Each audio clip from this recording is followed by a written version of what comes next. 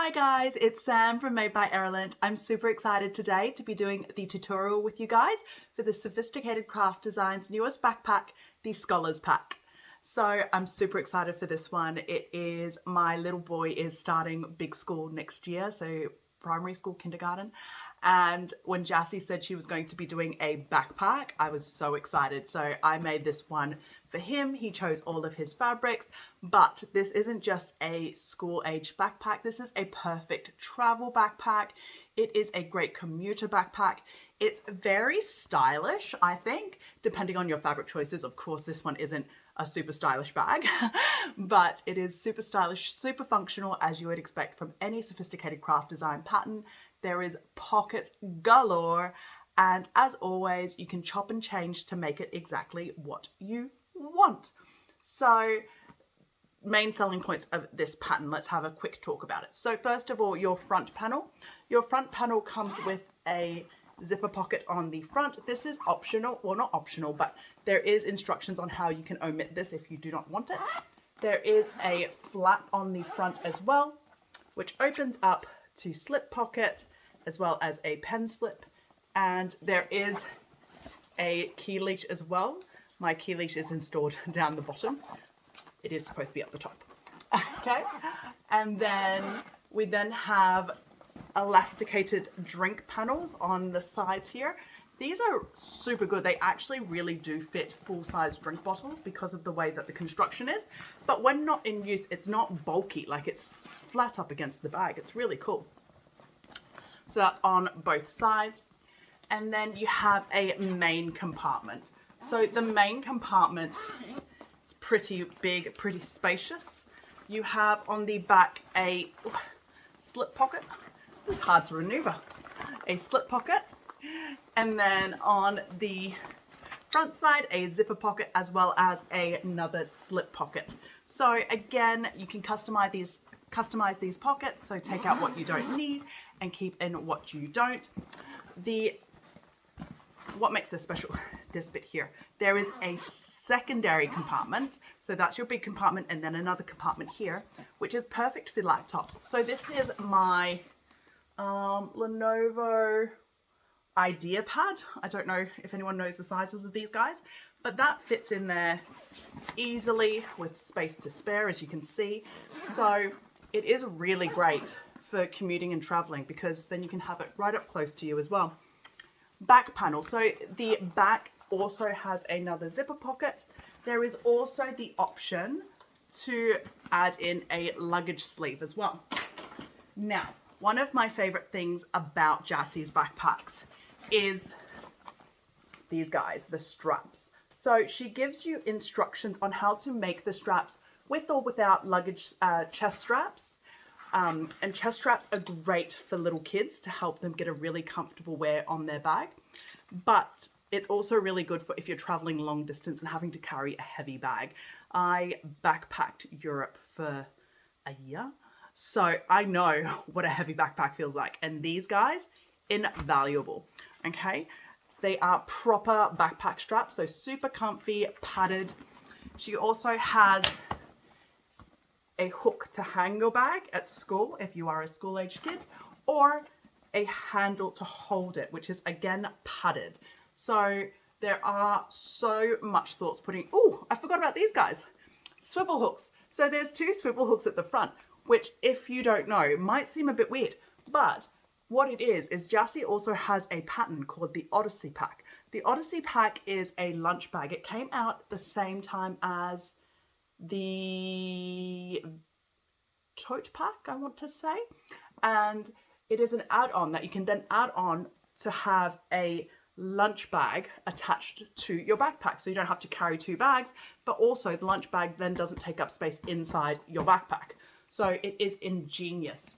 All of those little features is what makes this bag amazing. Now let's talk difficulty ratings. Okay, this is not a beginner make, straight up, not a beginner make. I will put it up there with the Pandora series. The only thing that makes this maybe easier than the Pandoras is the size. Because it's so big, it's actually easier to sew together and the final bindings. But it is big, okay? So it does mean that you are, you've also got bag feet. I forgot about the bag feet. Yeah, so it means you are combating with a few different things, okay? So that's something to bear in mind. Now, it is a super fun make. It is a long sew, but bear with me. We'll have some fun with this one. So thank you for joining me. It's Sam from Made by Erlen. Let's get sewing. Yay!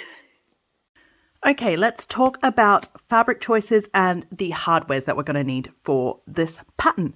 So first of all, for this one, I am going to do a vinyl faux leather and waterproof canvas, water resistant canvas exterior.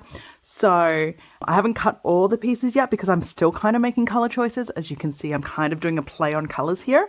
So I'll be using vinyl faux leather for all of the side and the base. And then for the front and back panels, I am using a water resistant canvas. This is a water resistant canvas that I have gotten from Inklings and the Kraken here in Australia. I love their water resistant canvas because, well, first of all, water resistant canvas. Second of all, it doesn't fray, so I don't need to interface. If you are using a fabric that requires interfacing, so whether it's because it frays or because it's super thin, make sure you interface it before you cut. So that's all of these. I'm also using the same water resistant canvas for my inside slip pockets as well, just to give it a little bit more oomph. Now for the linings, I am again playing with colors. So for the linings, I am using a mix of 3 colors. So most of it is, most of the main lining bits would be this, which is a Sewfisticated Twill by Sewfisticated Supplies. I think this one is Barbie Pink, I think it's called. I'm also using black and a Vibrant Vu waterproof canvas in Poseidon. So all of these are from Sewfisticated Supplies. Like my exterior, it's all waterproof, it's all non-fray. I don't need to interface. Biggest reason why I do it. I hate interfacing. So yeah, so that's what I'm using for all of my linings. There is a fair bit there, as you can see. Now, moving on, stabilizer. So stabilizer is one of the things I haven't cut yet, mainly because what I learned from my other make is that the amount of stabilizer you need really is dependent on your fabric choices. So Jassy in the instructions has really clear and really obvious guidelines on what kind of stabilizers to use or the different types that there are available.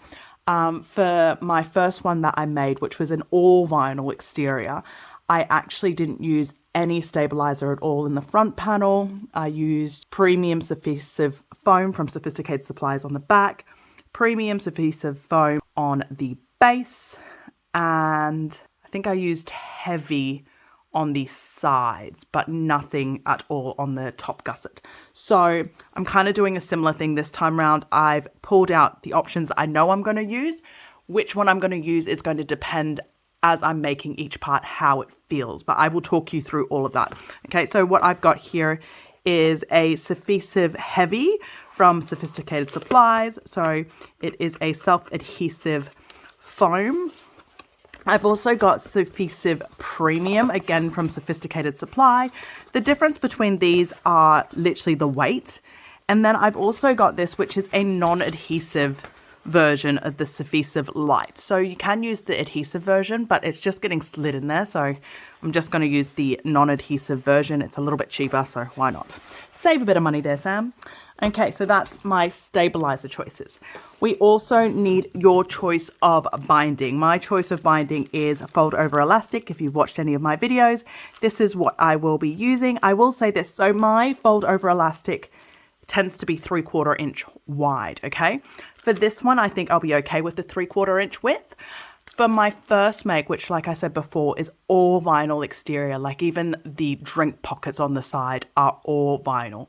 So it got really thick. So it would have made the sew a lot easier if I had 1 inch wide fold over elastic. Okay, so if you are binding for the first time, hopefully you're not binding for the first time with this pattern, but if you are binding for the first time and you were to use fold over elastic, make sure you know what width or how thick your materials are, okay? When your materials are really thick, going for a wider fold over elastic like 1 inch helps.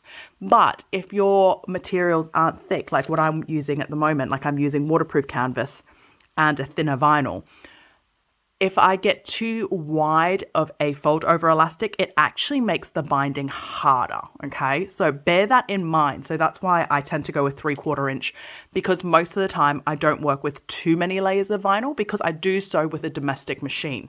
So thickness and bulk is something that I'm very wary of. Okay, enough talking. 3/4 inch fold over elastic, that's what I'm using. But use your binding of choice. So whether that is handmade bias tape, whether it is, I don't know. There's plenty of different bindings out there, but my weapon of choice is fold over elastic. In this pattern, Jassy also does give us 2 different methods to bind. Because I am a fold over elastic user, I will only be doing the normal binding method. But definitely check out the other version where you attach the binding a different way. It's all in the instructions, and it's actually pretty clever. If I wasn't so stuck on my ways with fold over elastic, I would have given it a try, but I'm an old dinosaur when it comes to binding, and this is how I like to bind. I know that sounds horrible, but yep. Okay, zippers. So there are a fair few zippers on this pattern that calls for 1 or 2 zipper pulls, so it's up to you. Personally, I don't like putting my zipper pulls onto my zipper tape until I am ready to sew it. Biggest reason is because as I'm reading the cut list or the pattern instructions, it doesn't click to me until I see what I'm doing. So I like to have a better idea of what everything is, where it all looks as it puts together, as to how many zipper pulls I'll end up needing, okay? If you have to buy zipper pulls, just think about it a little bit more and buy it according to the pattern. Jassy's patterns are really well written. One of my favorite things about Jassy's patterns are she has a pattern overview. So for this pattern, it is on page 4 and 5, unless they've changed between recording and you guys seeing it. But it is pattern overview exterior and pattern overview interior and back panel. And in that, she explains exactly what every single pattern piece is, which zipper is what, and it points to the completed bag. So you can actually look at that to make your design decisions, okay? So with this one, I am again playing with zipper tape. So this is actually just a roll of green, a roll of pink, and I've just taken one of each side and merged them together to make double colored zipper tape and black. So I'm using a little bit of different colors here as well. We also need some webbing.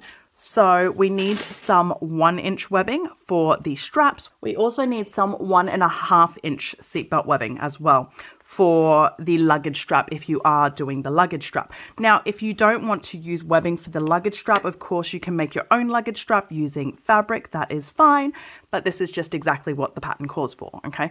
Right now I've got black pulled out. If it changes during the video, I am sorry. I tend to do things like this and change my mind over what colors I want to use, but at the moment I am leaning towards black. Okay, I also have this. This is 3D air mesh. So 3D air mesh, this is something that I get from Sewfisticated Supplies. I am going to be using this for the underside of my backpack straps. In the first backpack that I made, I also used it for the back panel, okay? 3D air mesh is really good for backpacks. It's what you see commercially available on commercial backpacks because it is spongy and it allows a little bit more airflow. So for the first backpack that I made that for my son for school. He tends to heat up.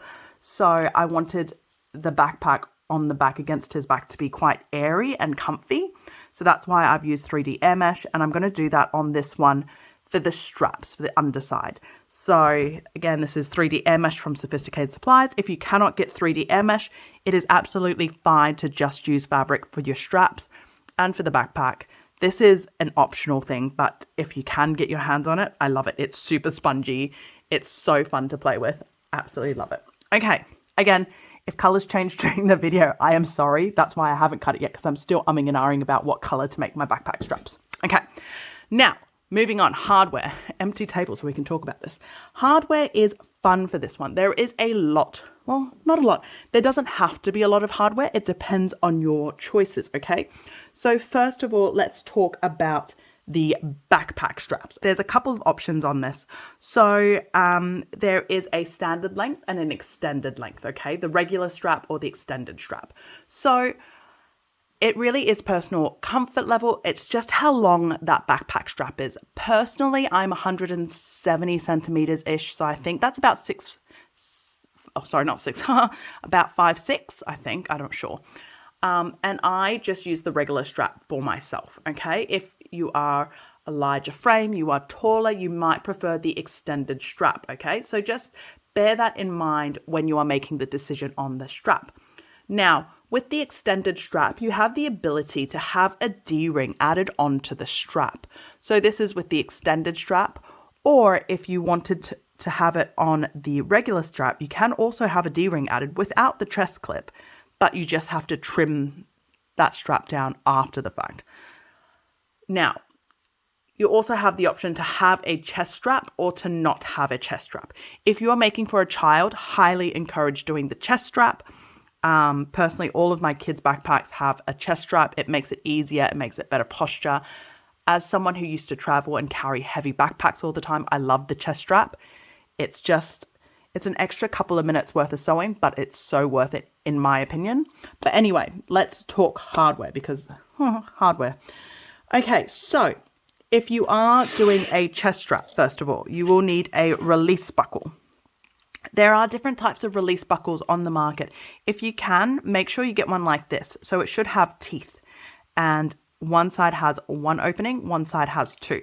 Okay, my first one that I made only has that. See how it's only got one side there and there's no buckles. So with stuff like this, you'll then have to add a tri-glide to make it adjustable, okay, which can be done, just not ideal. Okay, so if you can, make sure you get a release buckle that has the teeth and it looks like that. Okay, now, so this is if you do the chest strap, you need the release buckles. If you don't need this.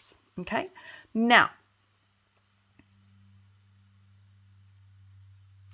continuing on, ladder lock buckles. So this is an option for you. You can either use ladder lock buckles or just Jassy has here rectangle rings. So what she is talking about is the sliders that have the adjustable, the adjustable slide. Yeah. So you cannot use these ones. Okay. You cannot use these for the backpack. It has to be with the adjustable, or if you can, get the ladder lock buckle. Personally, I love the ladder lock buckles. I think it looks a lot more professional. It looks like the store-bought bags and it locks beautifully. It's a lot more user-friendly. But if you have these and you didn't want to spend any more money on hardware, then yes, please, these work as well. Okay. Now, ladder lock buckles. So we've talked about ladder lock buckles. We've talked about release straps. This is optional hardware, and they are your swivel hooks, 3/4 inch swivel hooks. So for these, it is one for your key leash and two to have on the front of your backpack. So these are amazing, especially if this is going to be a school backpack or a travel backpack, because you can use these hooks to then attach other bags onto your bag. Super duper great. If you have the Odyssey pack by Sewfisticated Craft as well, that's another great add-on for this pattern because of that. Okay.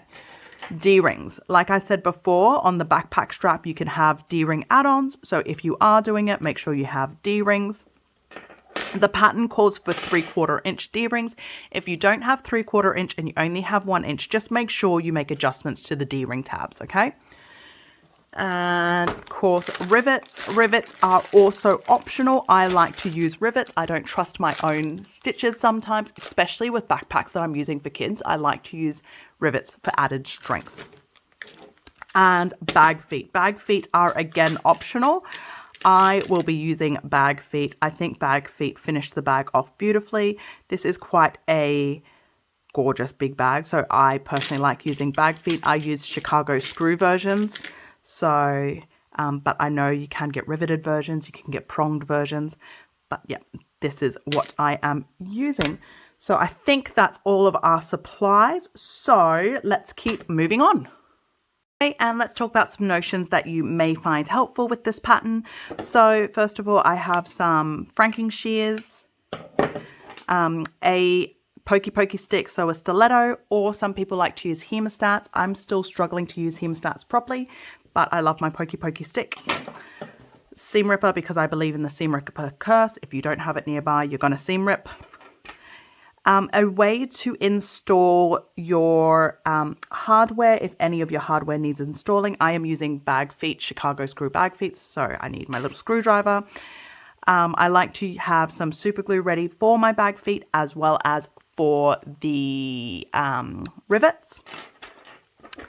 A lighter to singe off your zipper tapes, fold over elastic, threads, whatever else there is. Painter's tape. Double-sided tape. Sorry, my double-sided tape is filthy. A handy ruler to use near your sewing machine. Fabric-safe pens that match the type of fabric that you're using, as well as clips. I want to say lots and lots of clips. For some reason, this is all the clips that I have left. So have more clips than what I have. That's my best.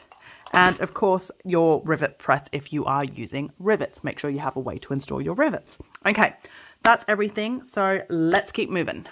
So first of all, we're working on the interior panel. So we're going to grab our slip pocket. So this is our slip pocket pieces, which is our C3 pieces, okay?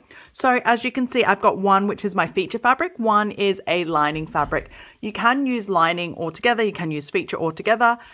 I just like to use two because on the inside you can't see it. So, okay, so my feature fabric and my lining, we're going to match them right sides together. If it is directional like mine, take care of your directional pieces. So right side is this side. And so right sides together, match it up. They should be the same size. And then what we're going to do is we're going to sew these two pieces together along the two sides, so the two short edges, as well as along the bottom, okay? So we're leaving the top unsewn. We're just sewing the two short edges and the bottom together. So we're going to do that with a 1/4 inch seam allowance over at the sewing machine.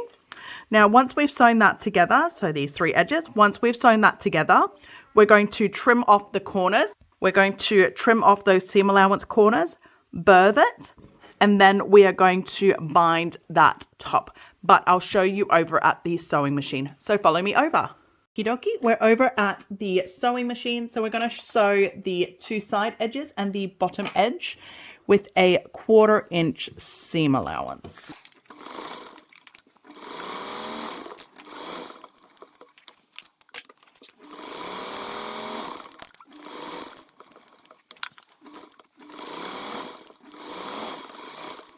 Okie dokie.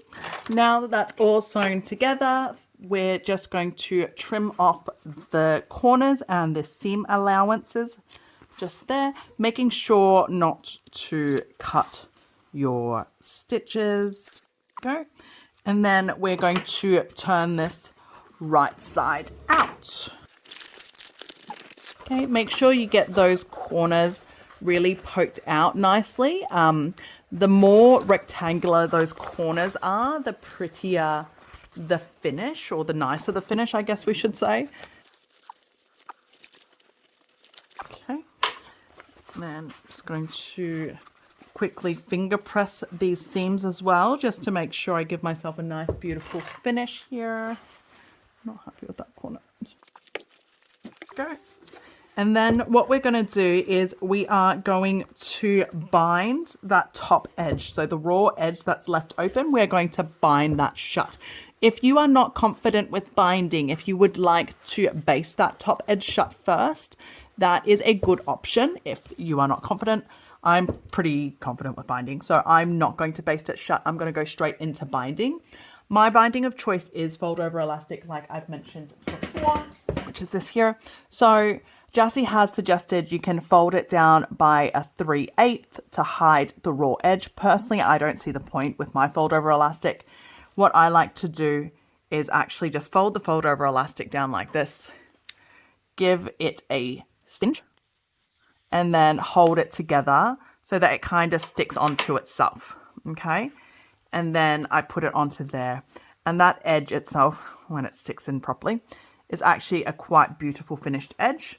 And then I'm just going to sew it on. If you are not confident at binding, you want to use double-sided tape to stick it down first, you can. It's completely up to you how you get this binding on. For me, fold over elastic and just sewing it straight down straight off the roll is the easiest way for me to do it.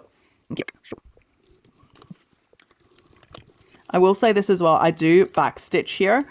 It is better practice to not backstitch, just to give a cleaner finish, but I don't mind the backstitch here, to be honest. I don't think it actually is that big of a deal. Okay, again, if at the end, if you wanted to fold it under so that you have no raw edges, you can do that. Personally, like I said before, I find it easier for me to just singe it. It gives me a better finish for me. So what I then now do is I cut off the excess, but leave a little bit extra on the edge there. So it's not right on the edge, as you can see there. It sticks out a little bit. And then I grab my lighter. I don't know where my normal lighters are. You don't have to use these fancy lighter beamy thingies. You can just use a normal lighter and it does exactly the same thing. And then you just singe it and stick it together. And that gives you a beautiful finished edge, just like that. Okay, so let me just clean up these seams and these edges, and then we'll head back over to the overview and we'll keep moving along. Okay, next step, we are working on our zipper pocket for the internal lining. We're grabbing one of our main lining pieces, which is C. If you are like me doing two different colored linings, this is for the main compartment, the big compartment, okay? So piece C, and then we need the two zipper pocket lining pieces, okay? So this is C2. Now, you can either transfer the markings for the zipper pocket across, or you can manually draw it. So Jassie's got the zipper box in the pattern pieces, but she's also given us the measurements. So that's the zipper box marking there. So I've already transferred it on. We are going to then match. What we're going to do is we are going to grab our lining piece. Double checking which side's the right side. Yep, there we go. And we're going to match it right sides together with the zipper pocket piece. Again, there is a measurement as to how far down you can measure it up to, or there is markings on the pattern piece. So you can either use the markings. Personally, I like to use a ruler. I can't bring a ruler into the frame, so I'm going to quickly use a ruler now, put it into place, and then I'll put you guys back on. Okie dokie, I've just used a ruler, measured it into place. So that's where that's supposed to go. Now, a great way to get this to hold its space as to where it should go is painter's tape. So just go grab some painter's tape and I'm going to stick this zipper pocket down exactly where it's supposed to be. And then what I'm going to do is I'm going to take this over to the sewing machine and we're going to sew along the two long lines of that zipper box. We're not going to sew those two short edges, so just the two long lines. And then we're going to cut the zipper box open, flip it right side out, add the zipper tape in, and keep going. But I'll talk about that over at the sewing machine. So let's head over to the sewing machine and get that zipper box sewn down. So follow me over. Okie dokie. Back over at the sewing machine. So we are just going to stitch along those drawn lines, like I said before. So you're right on those lines. I'm just taking a second to mark out where my needle is. There we go.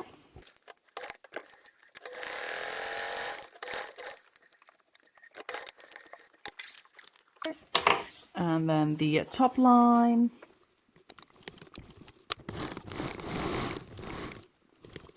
Sorry if you see my head, I'm just double checking where my line is drawn to. Go. Okie dokie. So now that that's sewn down, I'm just going to trim those threads off. What we're going to do is we are going to cut that zipper pocket open, okay? So I like to fold it together and then just use scissors to make a little cut in the center there and then cut along. You can use seam rippers, you can use whatever you like really. I just like to use scissors. I've worked out because I've always got my thread scissors here. It just makes it easier to just use my scissors.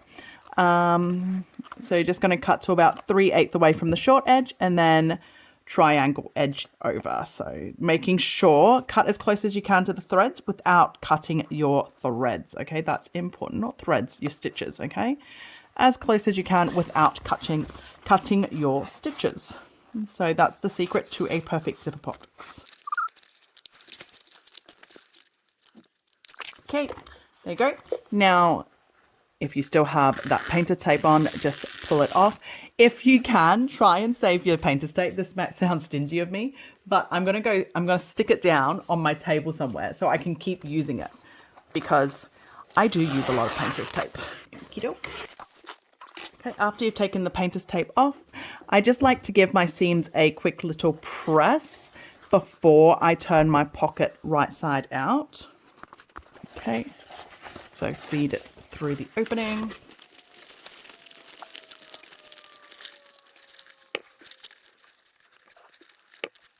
Go.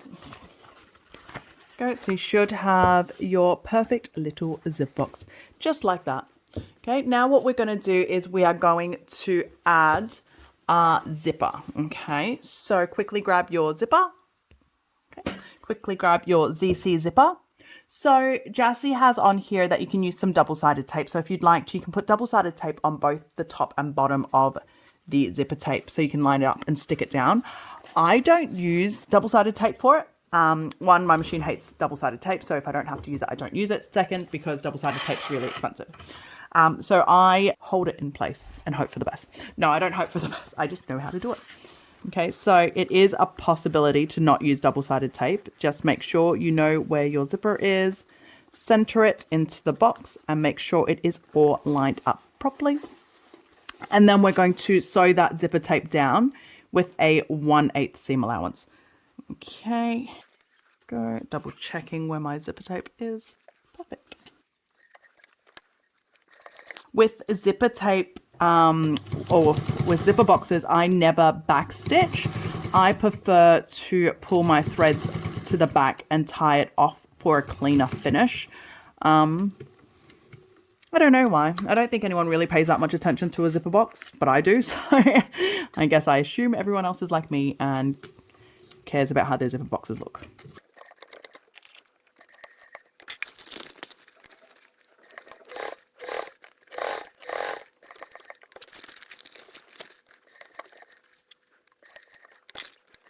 There we go. So that's my zipper onto my zipper box. I'm just going to move my sewing machine out of the way a tiny bit to give me a little bit more space to work with here. So, like I said before, I like to pull my threads through the back. I think it gives me a cleaner finish to tie it off that way instead of back stitching. So, just quickly do that.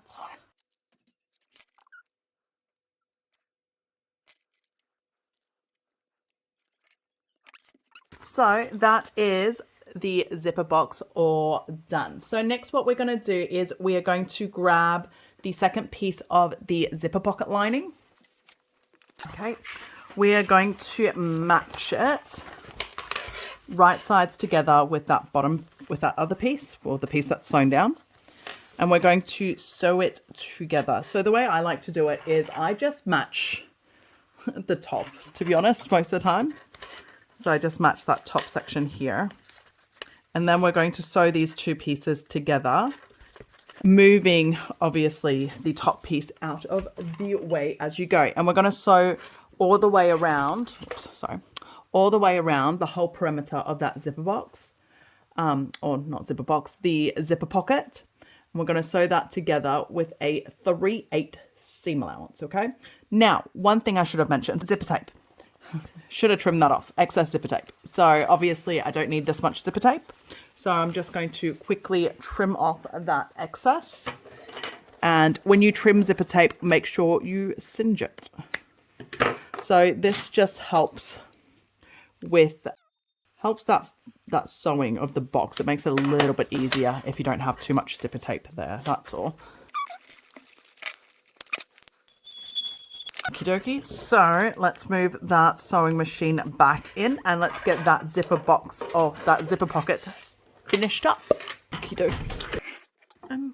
So we're doing this with a 3/8 seam allowance, and like I said before, we're going to sew it. So we're going to sew it with the lining, the main lining facing up, but just move it out of the way as we go. Okay, so I like to do the top edge first. I don't know why. It's just what I like to do. And 3/8 seam allowance Again, making sure you move that lining out of the way. So we're only sewing the 2 zipper pocket fabrics together, please.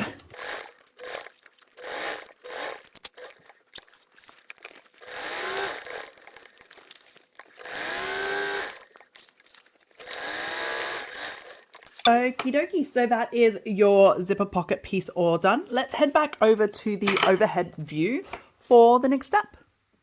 Okie dokie, so that is the main lining with the zipper pocket all done. That's all done there. So what we're going to do next is we're going to grab that slip pocket that we had done before. And there is, again, like before, there is markings on the pattern instruction as to where you're lining this up to on this piece. So you can either use the pattern instructions or you can grab a ruler and line it up that way. Like I've said before, I like to use a ruler. Obviously can't do it on camera, so I'm just going to quickly do that. And this is why I save my painter's tape. I'm going to measure it up, line it up, and then I'm going to use painter's tape to stick it down. Now, one thing to be wary of, if you are using fold over elastic like I am, I don't like to stick my painter's tape onto fold over elastic. Sometimes it gets stuck and it kind of pulls it a little bit and makes it ugly. But yeah, okay, so let me quickly measure it and I'll be straight back. Okie dokie, so I've measured it, that is exactly right. So it is a measurement from that bottom up and then of course centered. Okay, I'm just gonna actually add this piece here too. Why not? I've got it there. Okay, so now what we're going to do is we're going to head over to the sewing machine and we are going to top stitch this down. Okay, so we're just going to go around that whole edge with a 1/8 seam allowance. Okay, obviously do not do the top bit. I don't know why my hand went over there. So top stitch along the side, bottom, come back up. Now, there is options as well. So for me, backpacks, I like to be extra cautious. So you can either do a second line of stitches next to it as well. So you can either do 2 lines of stitches, or one thing that I like to do is just add a rivet on the top there as well. So I will also do that, but I will talk to you about it. Follow me over to the sewing machine. Oh, one quick thing. Make sure you move the zipper pocket out of the way while you're sewing this down, okay? Do not sew the zipper pocket down. Okay, let's head on over. Okie dokie. Let's bring the piece over. Now, again, make sure your zipper pocket's out of the way. So what I've done here is I've actually just flipped it straight. There it is. So it's folded and completely out of the way. And then we're going to sew this zipper pocket down, or this slip pocket, sorry, with a 1/8 seam allowance. I'm leaving quite long tails to make it easier for me to, to tie it afterwards. Oh, English, Sam. Make sure you have your hump jumper as well. As you get to the painter's tape, of course, remove the painter's tape. Don't sew over it. I mean, I guess you probably could.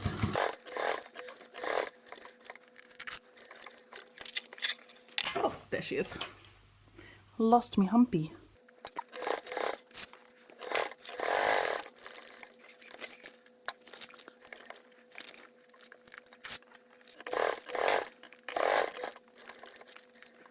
Okie dokie, that's all done and sewn down. So now what I'm going to do is I'm going to quickly pull the threads through and tie it off. I just think it gives a cleaner finish, that's all. And then I am not doing a second row of stitching because I am actually going to, so if you wanted to, you could actually do a second row of stitching inside this row of stitching just to help really secure it.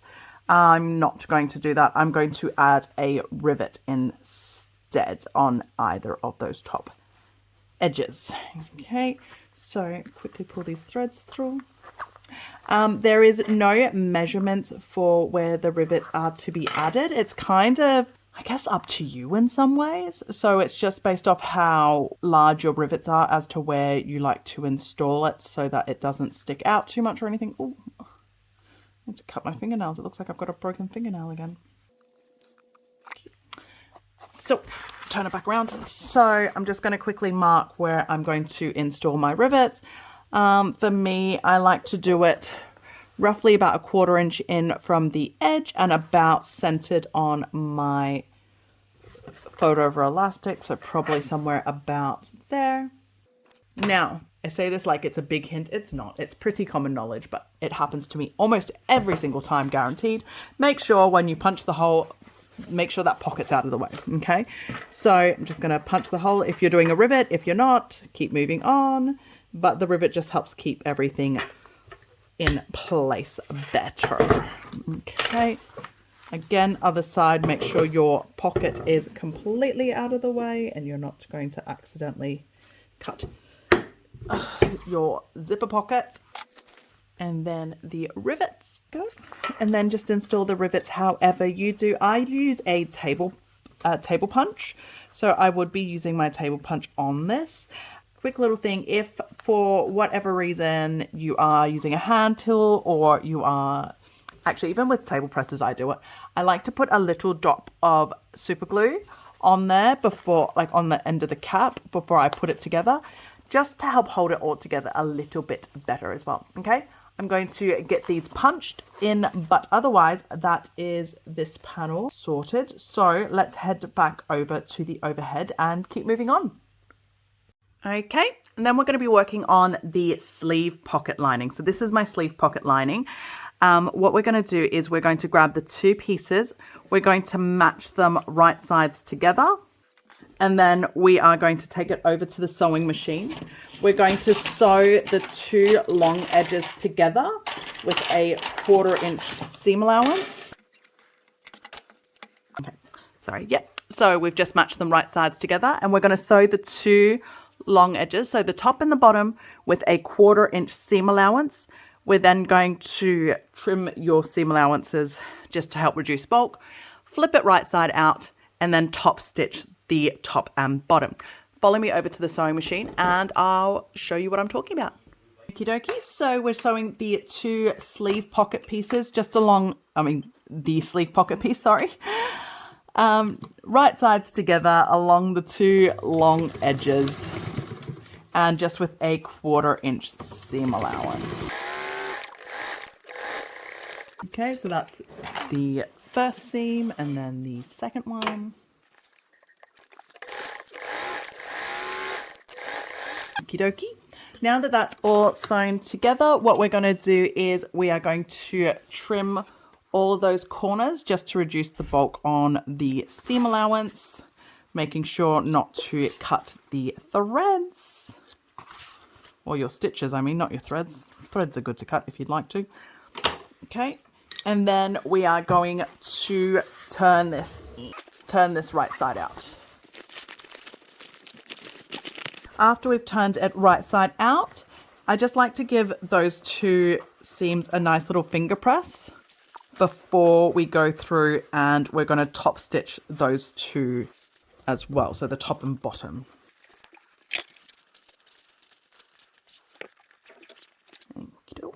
Okay, so like I said, we are now just top stitching those two sides that we just did. So we're top stitching with a 1/8 seam allowance.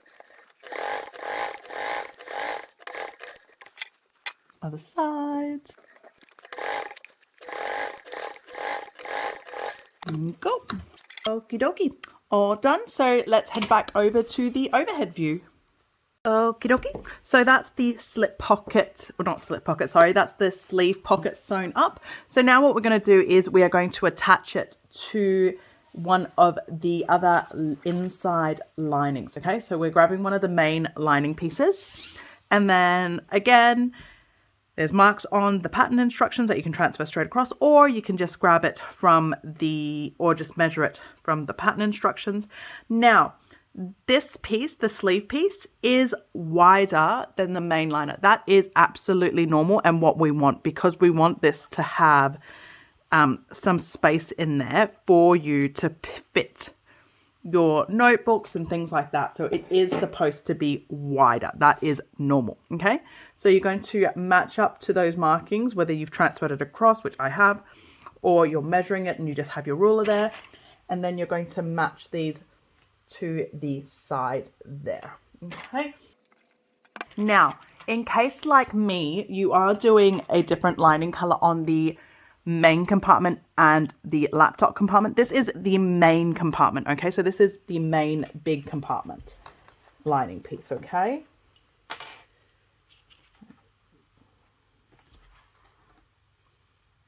Okay.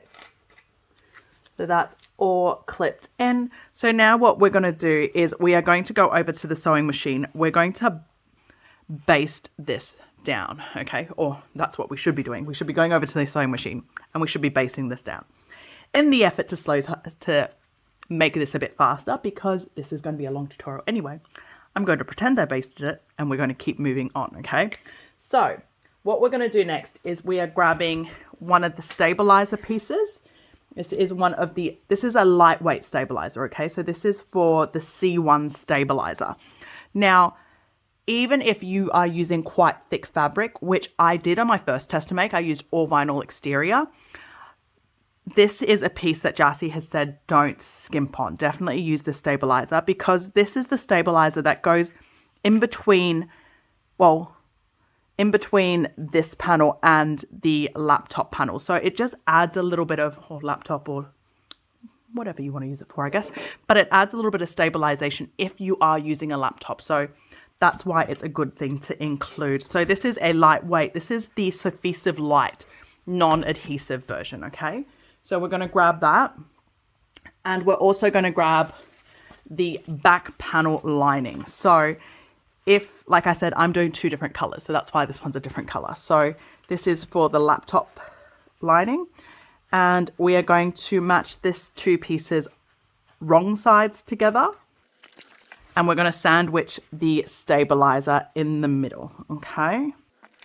Just like that. I'm going to clip that all in place, and then after we've clipped it all into place, we're going to take it over to the sewing machine.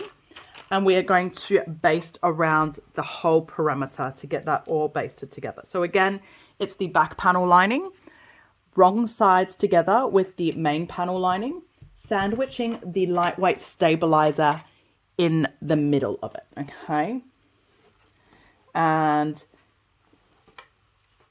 if you did already baste this down, that's a bit easier. If you haven't, that is fine too. It's just a quicker little way to save a bit of time, especially since I'm changing camera angles every time I do that.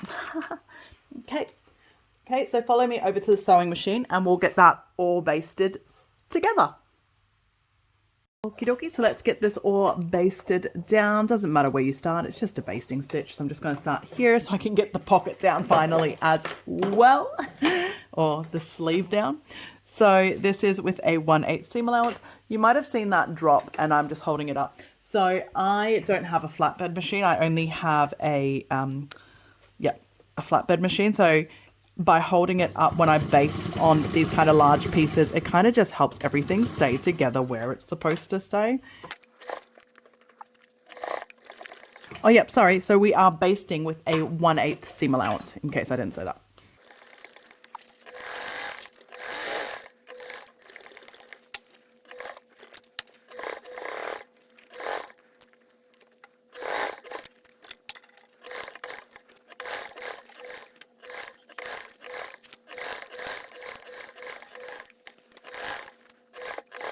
Okie dokie. So that's that panel all done. So let's put this aside and we'll keep moving on. Okay, right now we're going to be working on the front panel zipper pocket. Okay, so I am doing this tutorial as per the pattern with the front zipper pocket. If you didn't want to do the zipper pocket, skip ahead a couple of chapters and you can meet us up from there. But otherwise, this is to do the front pocket, okay? Now, if you wanted to add a logo tag, now is the time to do it. Jassy has given us an option to add a logo tag to the front exterior if you like. I don't do it because I don't have any, but if you are to do it, now's the time to do it. And all the instructions are right there in the pattern instructions to be installed onto your bottom zipper pocket exterior piece. Okay, so that's your piece AA. Okay, so if you're doing it, do it now. Otherwise, let's keep moving on.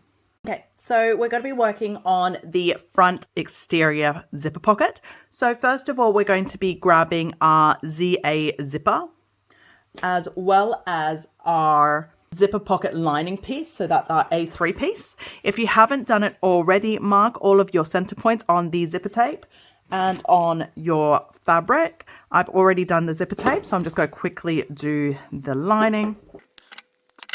Okay, and then what we're going to do is we are going to match the zipper to the lining piece, both right side up. So this is the right side of my fabric. This is the wrong side. Both the right side up, center to center. And then we are going to take that over to the sewing machine and we're going to base that zipper down. Now, Jassy does have on the instructions to get your zipper pull on now. You can. I like to do my zipper pull later and hope that I remember. So let's hope I remember and I'm not the idiot who forgot the zipper pull again. But you can put your zipper pull on now if you'd like. I like to do it later because it makes it for easier sewing. Okay, so what we're going to do is we're going to head over to the sewing machine. We're going to base this down with a 1/8 seam allowance. After we've done that, we're going to grab the external zipper pocket piece, which is AA. I'm going to quickly mark those centers now as well instead of doing it over there. Okay, and then we are going to match that down again to the center point. And then we're going to sew this down with a 1/4 inch. We're then going to trim the seam allowances, flip it right side round and top stitch. But we'll do it all together over at the sewing machine. So follow me over. Okie dokie. So let's just get this zipper basted on to the lining. So just a 1/8 basting stitch. Okay. Go. Now that that's done, what we're going to do, like I said at the top view, I'm just going to move this a little bit more, is we're going to grab our exterior piece.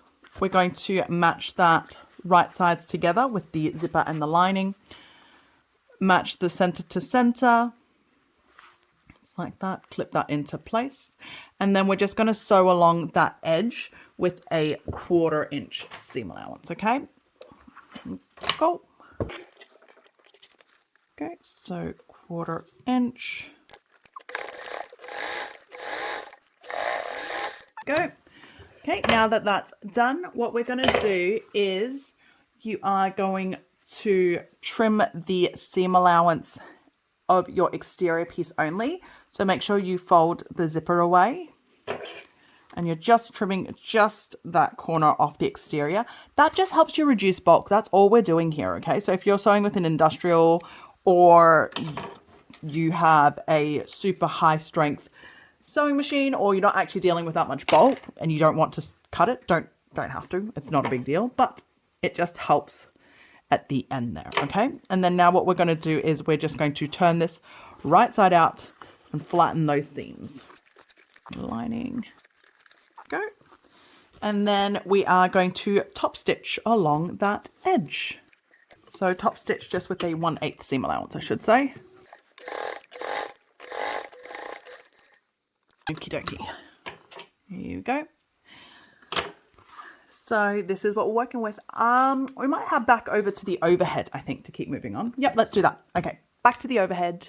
Okie dokie. So we've just done that zipper. We've turned it right side out. We've top stitched it. So now we're going to grab the zipper pocket lining piece, which is A4.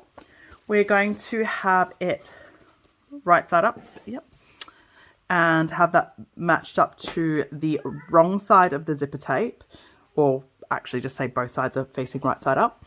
And we're going to match center to center with the top section of that zipper tape. Let me just quickly find that center point. Okay, so that's right side up to that there. And yes, I do know I still don't have the zipper tab on yet. It's okay. I will do it. I will not forget. I promise. Don't make promises you can't keep, Sam. I'm going to try to remember. Okay, so that's all clipped in place. And what we're going to do is we're going to head over to the sewing machine. We're going to baste that down. After we've basted it down, we're going to grab our front panel zipper pocket exterior, the piece A, the top piece. And we're going to match it right sides together, center to center, just like that. And then we're going to sew that together with a 1/4 inch, just like we did on the bottom.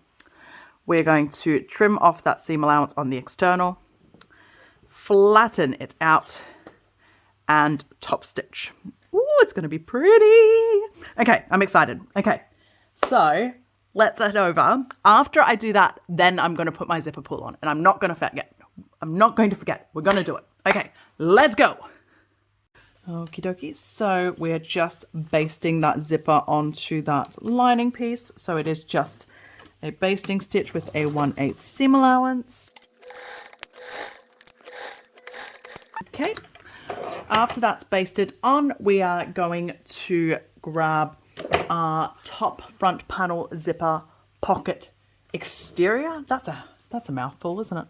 Like I said before, we're grabbing that, and the bottom of it is going to be matched to that zipper, right sides together, center to center.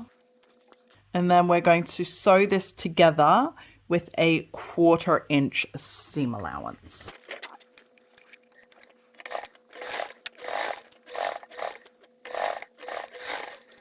Okie dokie. After that's all sewn together, like we did on the other side, we're just going to trim off the corners there just to help reduce the bulk of the external only. Do not cut your zipper tape and do not cut your threads. Here we go. And then what we're going to do is we're going to flip that exterior top panel open, but not the lining, okay? It's just the top, and we're finger pressing that, okay? So the lining is still down the bottom and just the top is being flipped. And then we're going to bring that back in and we are going to top stitch it. I just undid my thread. 2 seconds. Okay. Threaded back, and then we are top stitching that. So top stitching that with a 1/8 seam allowance. Okie dokie. There we go. So that is your front exterior panel pretty much done. We'll head back over to the overhead, I think. I need more space. Yep, let's head to the overhead and keep moving on. Okie dokie. So this is what we're up to with our front pocket. So I was talking to you guys earlier about stabilizers and how I don't make choices till I get to where I'm going to with this pattern.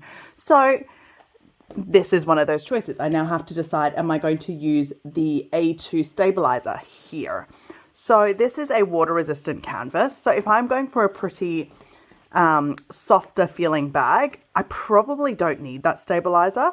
Because like, as you can see, this is obviously just the one layer of stabilizer, and obviously on its own, it doesn't stand up, but it's going to have a layer of twill, sophisticated twill behind it. They'll add a little bit more structure. And as you can see, the side with the pocket is actually quite good. So I'm very on the fence as to whether I'm going to do it. I am though. I am. Because I really like a very structured bag. Like, it's my personal preference. I love structured bags. So Jassy does say use a lightweight stabilizer. So I've cut out, look what I prepared earlier, a piece of, this is a non-adhesive Sewfisticated foam, in the light by Sewfisticated Sophisticated Supplies. So I am using this, okay? So what we're going to do now is we're going to grab that front piece that we finished. Almost finished, almost forgot. If you don't have the zipper pull installed yet, like I do, now is your last chance. Get that zipper pull on. Okay, grab the zipper pull. Okie dokie, zipper pull. Go. So this is your absolute last chance to get it in, get the zipper pull in without joining the I forgot my zipper pull club. And to be honest, why would you not add it in now? There is nothing stopping this zipper pull from being a beautiful zipper. Okie doke. Okay, so now what we're going to do, depending on whether you're using the stabilizer or not, we're also going to get our lining piece A1. We are going to sandwich the stabilizer, and then we are going to match the lining and that exterior bit that we've sewn up, wrong sides together, okay? Sandwiching the stabilizer in the middle if you are using a stabilizer. Okay, we're going to clip that all together, and then we're going to head over to the sewing machine and we're going to baste it all together. Okay, So follow me over to the sewing machine and let's get that sewn up. Okie dokie, so let's get this basted together. There's no reason for this, but I like to baste just on top of the zipper. Actually, I guess there is slightly a reason for it. It's just so I can close off the zipper, because it's kind of like celebrating. Yes, I remember to put the zipper pull on.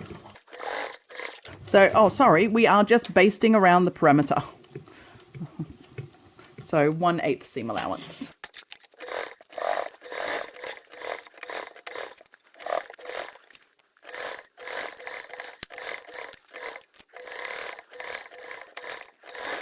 Okie dokie. That's all basted together. So let's put that aside and we'll keep moving on. Okie dokie. Moving on, we are working on the front panel gusset. So we're going to grab our ZB zipper as well as our top gusset lining piece, B1. So I've got both those pieces here. Now, first of all, put your zipper pull on. Actually, I'm supposed to have 2 zipper pulls. Why do I only have 1 here? Okay, put both your zipper pulls on. Give me 2 seconds. Okay, I'm back. 2 zipper pulls. So if you haven't done double zipper pulls already, it's just about putting 1 on either side. That's all. Super easy. So get your 2 zipper pulls on. And then first thing we're going to do is we're going to find the center point of the top gusset lining piece as well as on your ZB zipper. So grab your ZB zipper.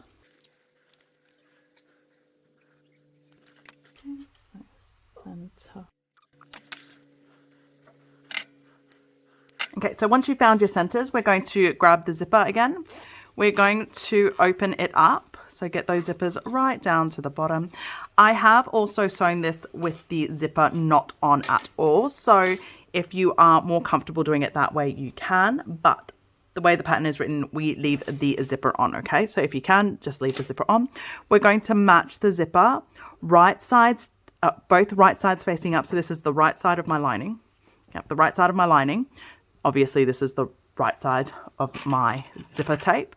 So both facing up, we're going to match center to center. And then we are going to clip the zipper all the way down, just like that, okay?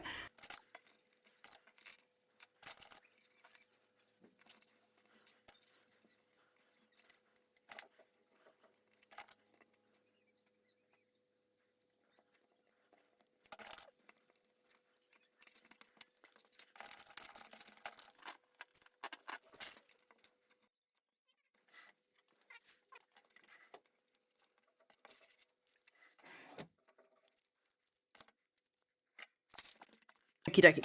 That's all clipped into place.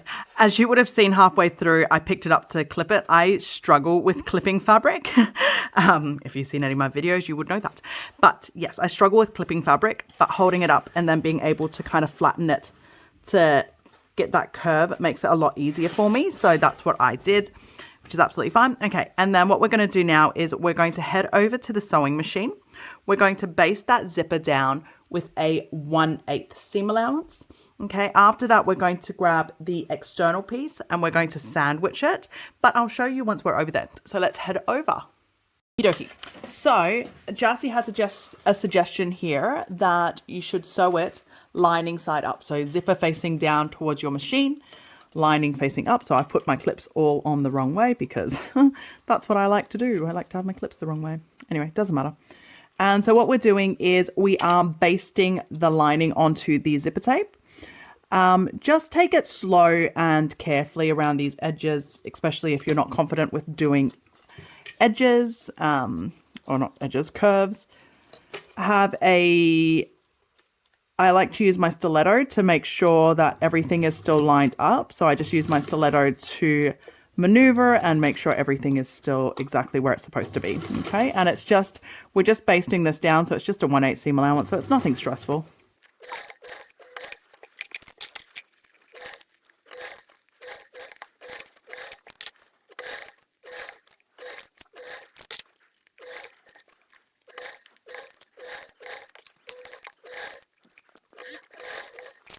Okie dokie. So that felt like a pretty good sew. So I'm just going to double check that there's no puckering around my lining, which there isn't. It's all super smooth. The zipper is all super smooth. There's no folded. Everything is on exactly the right way. So what I'm going to do now is I'm going to head back over to the overhead because I think the overhead's a better idea. Yep, let's head back to the overhead. Okay, so that's the top gusset lining piece. Basted with the zipper. That's what it looks like. So now what we're doing is we're grabbing the external and we're going to match it up. Before we match it up, I'm just going to quickly mark out my centers just to make this a bit easier for me. Okay, and so all we're doing is we're matching it up, sandwiching the zipper. And we're going to clip that all together. Now, again, in the pattern, Jassy leaves the zipper tape attached. For me personally, I do find it easier to not have the zipper tape attached. So do it what works for you. But if you are going to do it with the zipper tape, it's actually not a bad idea to just have the zipper tape kind of out of the way a bit, just like this.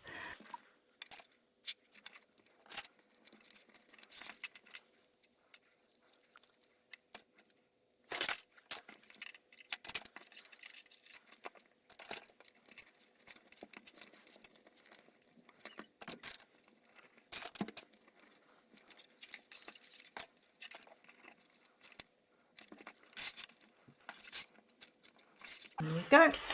Okie dokie, so that's all clipped together. So now what we're going to do is we're going to head over to the sewing machine and we're going to sew it down with a 1/4 inch seam allowance, okay? With a 1/4 inch seam allowance, sorry. After we've sewn that down, we are going to use pinking shears to just cut the external only, not the lining or the zipper on the seam allowance. And then we're going to turn it right side out and top stitch the whole thing. Okay, but we'll talk about it when we're over at the sewing machine. So follow me over. Okie dokie. So we're going to sew this together with a 3/8 seam allowance, like I said before. I like to sew it with the external up. It doesn't really matter, to be honest, I don't think. Just going to move that zipper pull out of the way at the start so I can get my zipper nice and close. So this is with a 1/4 inch seam allowance. The biggest thing to be careful of is your material type, how stretchy it is. So the vinyl that I'm working with is a bit of a stretchy, well, it's not actually a stretchy vinyl, but it is very thin. So I'm just trying to be very wary that I'm not stretching it as I go because you don't want to stretch it out of place.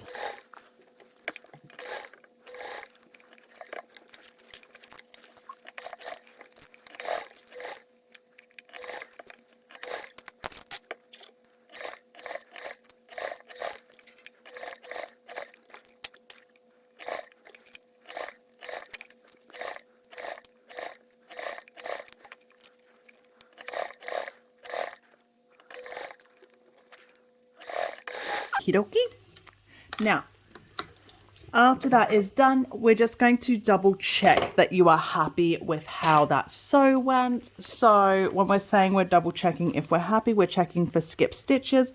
We're checking to see if there is any puckering at all along the seam line, which there isn't. It all looks super smooth and beautiful, just like that.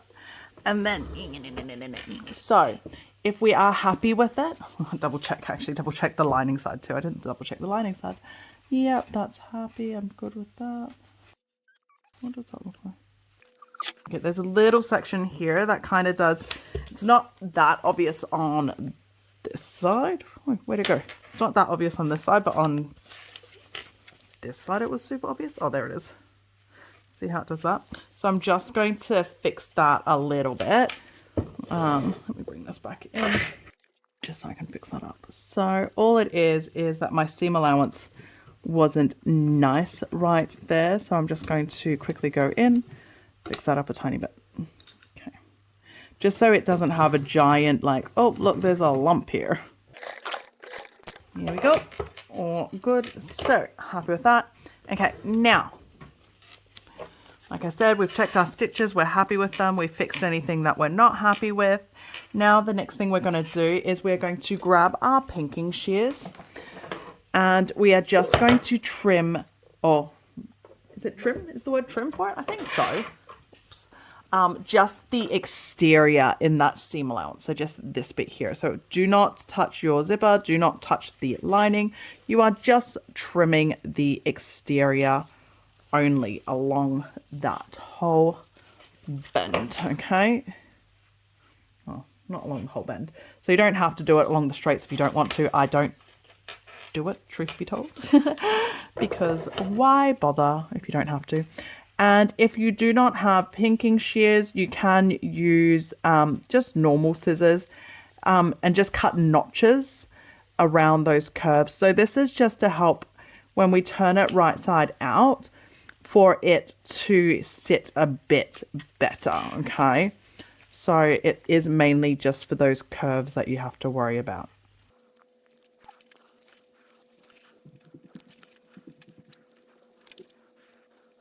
As you can tell with how I'm doing, it doesn't have to be perfect. It doesn't have to be beautiful. It's just on the inside. Okay, and then what we're going to do is we're going to turn it right side out and flatten those seam allowances so that we're able to top stitch. So I like to just quickly put a clip on the bottom edge there, a clip on the top corner there, clip on the center points. Just because I have a center point, right? Corner. There we go. Okay, once we've got all that together, what I'm going to do next is I'm going to top stitch. I'm going to change my thread color. I don't think I want to top stitch with pink. I think I do want it to just be black. I don't want it to stand out too much. So I'm going to change my thread and come back, and then I'm going to top stitch along that. So let me quickly go change my thread and we'll keep going. Okie dokie. Just change the thread. So now I'm just going to top stitch it. Yep, so we're just top stitching. I like to top stitch the actual top stitch section, so like the bit that shows first. So I'm just going to top stitch that around this zipper bit. So we're top stitching, so it is just with a 1/8 seam allowance.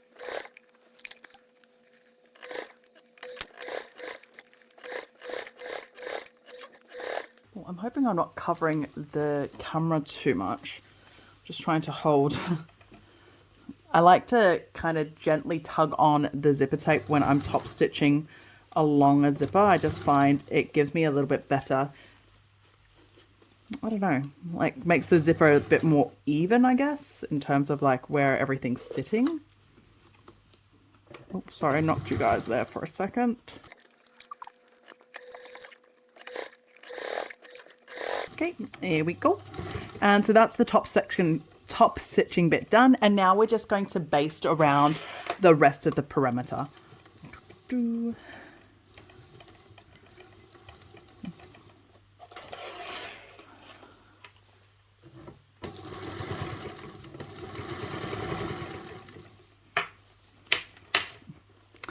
I find that once I get the top stitching section done, I like to have the zipper done up.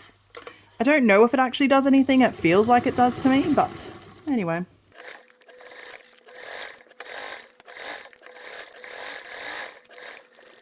Okie dokie. Let's head back over to the overhead and we'll keep moving on. Okie dokie. So now that we've sewn that top gusset exterior on as well, this is what we're looking at. You should have top, exterior, lining, and the zipper all attached. So next what we're going to do is we are going to grab the bottom gusset lining piece, which is BB1. We're going to match it right sides together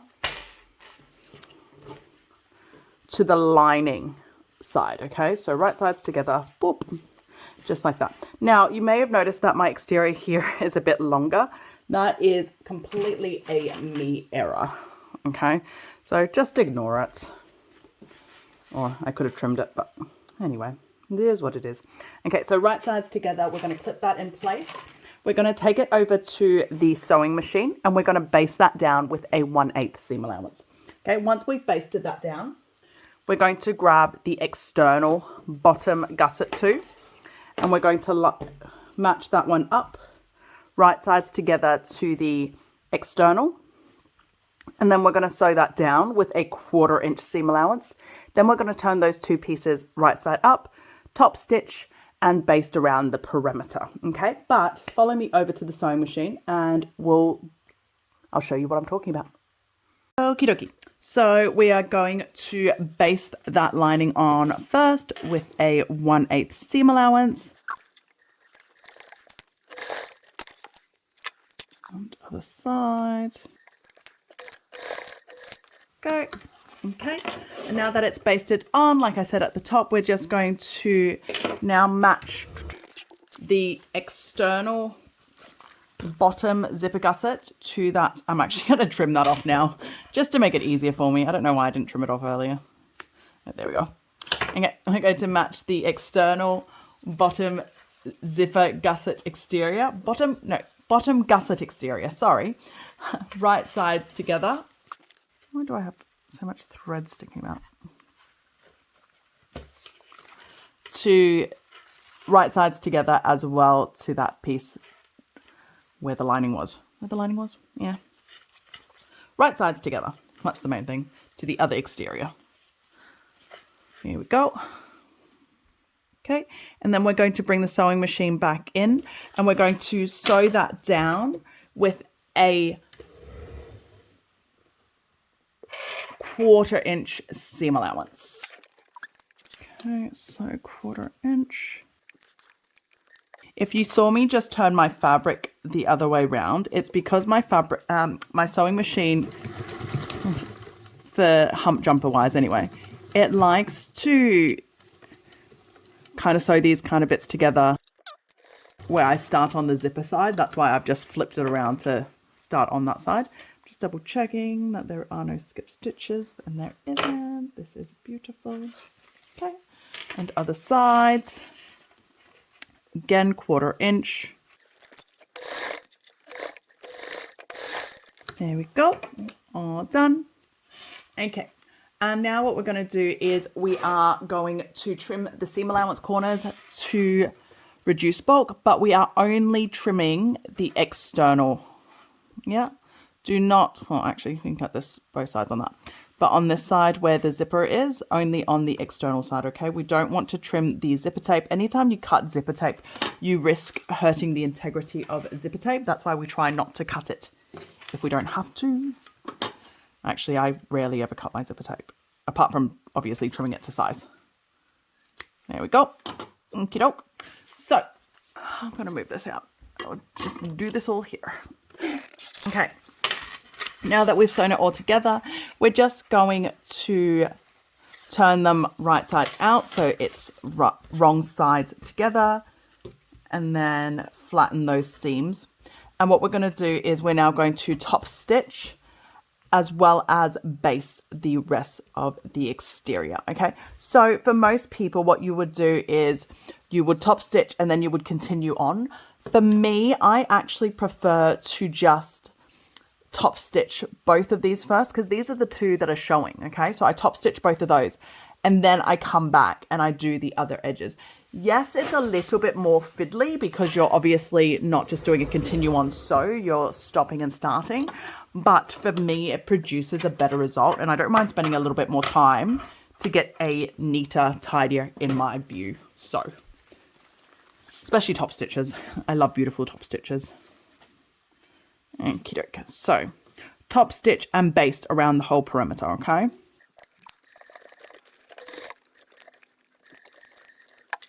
and then the other side.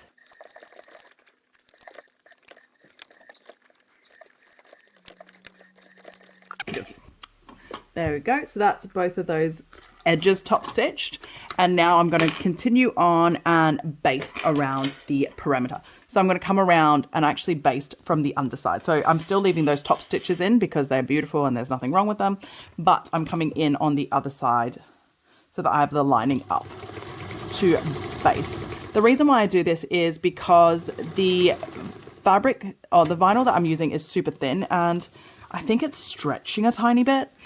So And I know my Vibrant Voo doesn't stretch. Well, yeah, it doesn't. So by having the Vibrant Voo on the top, it kind of just will hold everything in its intended shape better. Yeah, straight away this is sewing heaps better. Everything's actually lining up how it's supposed to line up. Happy with that. So that's just something to keep in mind if you've got like a stretchier fabric or a thin vinyl like I do. There we go. Okay. And then I baste the inside bit too.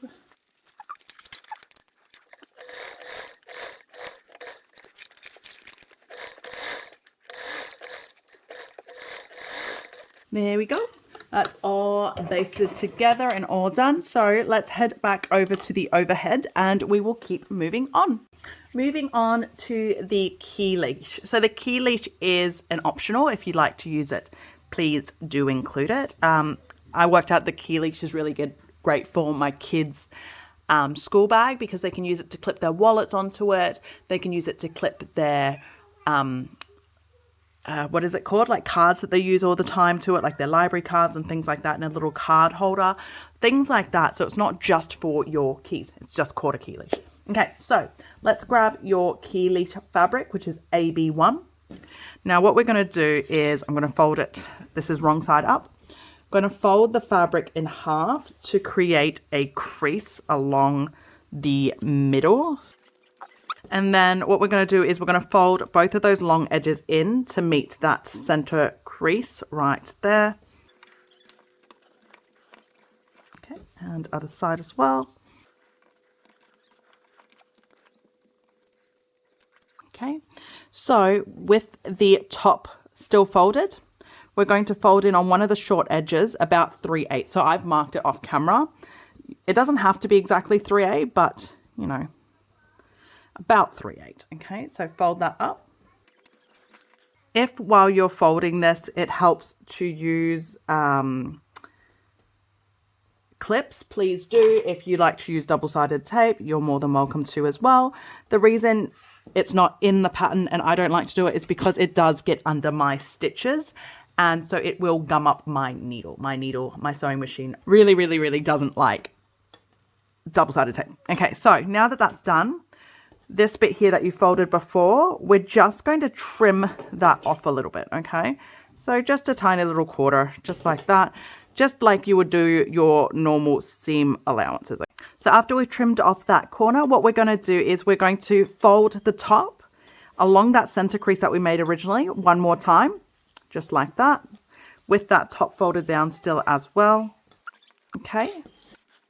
And then this bottom fold where we've cut out a little bit of the seam allowance, we're going to tuck that in under here. You can use an awl, just uses the word awl. I use my pokey stick if you need to help fold it in nicely.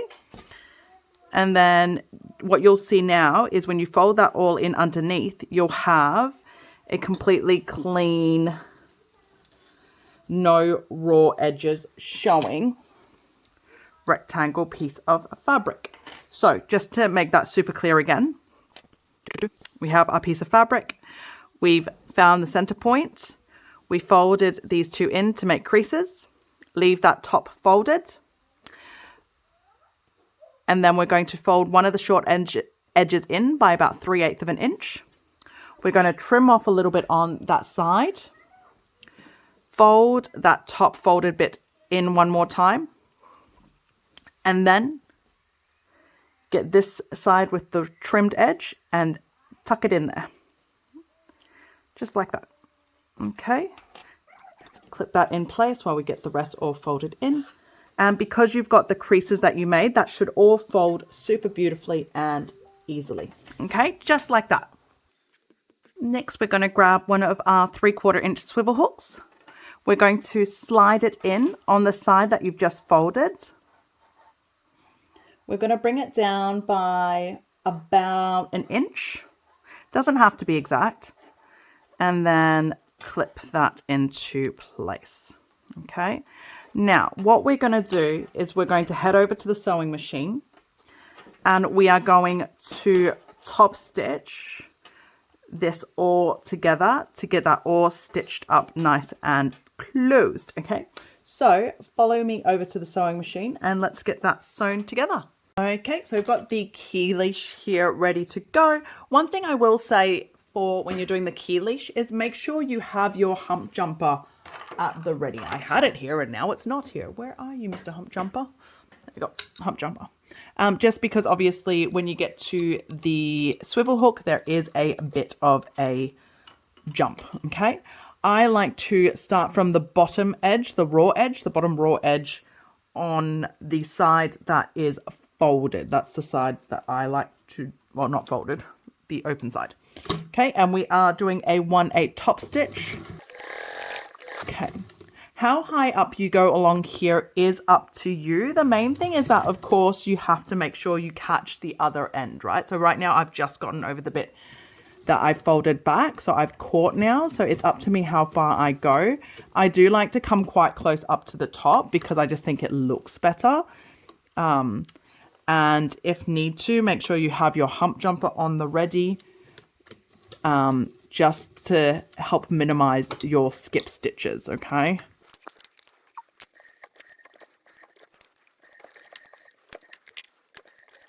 You might have seen that I was going really slow on that top section. It's because I am listening out for my machine. I've been having skip stitches a lot more recently. My machine's due for a service. So I slow down to hand crank to listen for skip stitches. Okay, so that's all done. So double check that you're happy with the stitches. There is nothing, no skip stitches. It's all sewn down. So we'll keep moving on. Okay, moving on to the slip pocket piece AB2. So grab your piece together. We're also going to grab some elastic. There is a measurement in the pattern piece, so grab that measurement worth of elastic. And if you are doing your label tag as well, now's a time to grab that as well. Now, your label. So my one at the moment, there is no right side or wrong side. As you can see, both sides have my my brand printed on it. But if your logo does have a right side and wrong side, because my test to make, the first one I did, does, you want to have it wrong side facing up. So this is the right side, this is the wrong side, okay? There is a measurement in the pattern instruction. You're going to line it up there and you are going to clip it down to just underneath that measurement, okay? Again, if there is a right side or wrong side to your label tag, this is the wrong side. This is the back, okay? The back is facing up right now, okay? Now, we're also going to grab a piece of elastic. This is to be used as a pen loop. If you're using fold over elastic like me, a fun little thing to do is to actually singe it while you've got it folded together. So let me quickly grab my lighter. So if you singe it while it's folded together, it just means that it's one less thing to come undone because the singe kind of melts it together so it holds in place. So you're getting that fold over elastic. If you're using fold over elastic, if you're using normal elastic, that's fine too. But if you're using fold over elastic, make sure you singe the end. So you're just going to fold it in half so the raw edges meet. And then you're going to match that up to the mark that's in the pattern instructions, okay? So what it should happen is that these two pieces would be symmetrical. So they're exactly opposite sides to each other and matching. This is the top of my piece and this is the bottom, okay? So that's all measured up. And then next what we're going to do, so you can either baste this on now or you can keep moving on. I'm going to leave it and not bother basting it because I like to cheat death. No, not quite.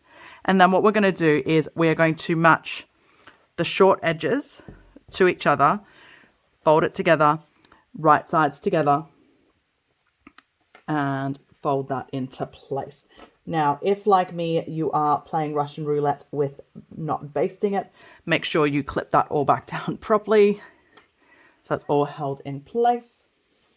Okay, and now what we're going to do is we're going to head it over to the sewing machine and we are going to sew on these two edges, the two side edges, with a 1/4 inch seam allowance, okay? Once we've sewn that, we're going to trim off the seam allowances on the corners to reduce bulk, turn it right side out, and then we are going to bind the top so the raw edge is closed. But let's head over to the sewing machine and get those two sides sewn down first.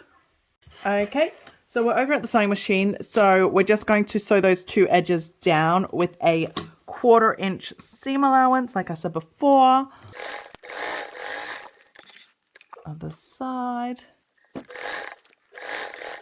Okay, once that's done, what we're going to do is we're going to quickly trim off those seam allowances on the corners there to reduce bulk, making sure not to cut your actual threads. Okay, so do that on both sides. There we go. And then what we're going to do is we're going to turn this right side out. Okay.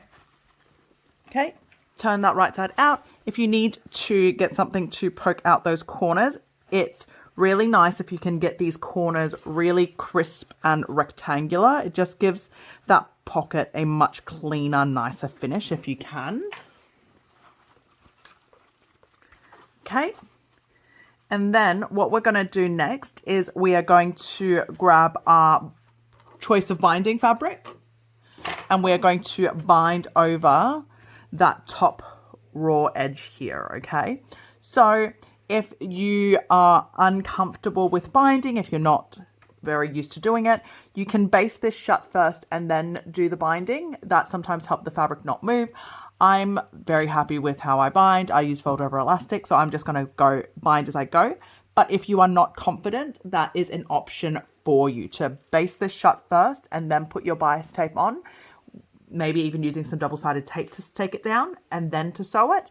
But for me, I'm just fold over elasticing. So I'm just going to keep going. So let me grab that fold over elastic over here. Okay, so I've got my fold over elastic now, which I'm going to use for binding. So you can, if you wanted to cinch that edge, fold under so that there's no raw edges showing. I found for myself with fold over elastic, it's not necessary. But I like to come out a little bit more than what is needed and then I trim it off. Or another option you can do for the starting bit is you can cinch it, fold that down first. So fold the fold over edge together first. Cinch it, hold it together. So that kind of glues it together and creates a finished finished edge there. Okay, and then slide it straight onto that edge there. Okay, and then we're going to, whether using fold over elastic like me or using binding bias tape, this is the same bit. We are just going to sew this on with a 1/4 inch seam allowance. Okay, so 1/4 inch seam allowance just on that edge there. Depending on how confident you are with your back stitching as to whether you backstitch, best scenario is to not backstitch personally, because obviously when you backstitch, your stitches will show, and this whole piece shows. Okay, so pulling to the back and tying it off is better practice, but I have backstitched. Okay, so again, like what I did on the other side, what I'm going to do is I'm now going to cut this off slightly longer, because what I'm going to do now is I'm going to get the lighter, I'm going to singe it and then stick it together using the melted singiness, if that makes sense, melted singiness. There you go, see, so that creates a closed edge. Okie dokie. So that is your slip pocket. So we'll keep moving on. So we'll head back over to the overhead view, I think. Yep, let's head back over. Okie dokie. So that is our slip pocket all done. So now what we're going to do is we're going to attach it to our main lining, well, to a main lining piece. So grab another main lining piece in. This is the one for the front pocket, if that makes sense. So if you are color coding like me, the front pocket. Okay, and this is just a piece of painter's tape because, like I said before, I can't bring a ruler onto the camera, so this is just a ruler placement mark for me. So all I've done is just I've measured it with a ruler and then I've just placed a bit of tape down. So again, the measurements for where you're placing this is both on the pattern pieces as well as a as a measurement in the pattern instructions, so choose however you like to use it. So this is my pretend ruler, which is just painter's tape, and it is a measurement down from the top, and we are centering it, so just make sure you grab the center. I had that and then I lost it. Excuse me if my head pops in. And just placing the bottom of it up against that measurement that you took before. And then again, like we do with the slip pockets, I'm just using some painter's tape to help hold it down before I sew it down. Again, I don't like painter's tape on my fold over elastic. That's why I've purposely missed the fold over elastic bits. Okay, and stick it all down. There we go. So what we're going to do is we are going to top stitch this down with a 1/8 seam allowance along the short edges and the bottom, leaving of course the top edge open. Like with the other slip pocket, if you'd like to do a second roll of stitching, you can. I am going to do a rivet on either side here just to help reinforce them. It's not necessary, but I like to do it. Now, next thing, if you are doing the key leash, grab your key leash over now as well. And your key leash is going to be attached to the top, okay? So you can kind of put it wherever you like. In the pattern, it's kind of just a little bit over on this side. It doesn't really cover anything there, so I'm happy with it there. And we're just going to also base that onto the top there. Okay, so we're going to sew this down with a 1/8 and we're going to base the key leash on as well. Now with the key leash, this is a warning to you guys. Make sure you actually sew that on quite tight. I know it's just a basting stitch, but I will back stitch it because on my first make I didn't, and the key leash fell off and I didn't realize until I'd finished the bag binding and all. So if you don't want that to be you, get that key leash on. Okay, so let's head over to the sewing machine. Okay, so let's get this sewn down. On this one, I don't like to back stitch. I like to pull the thread across to the back and tie it down. So we are just sewing this on with a top stitch onto the lining, the slip pocket onto the lining. This is with a 1/8 seam allowance. Obviously there's a height difference, so if you need your seam, your hump jumper, make sure you've got that ready.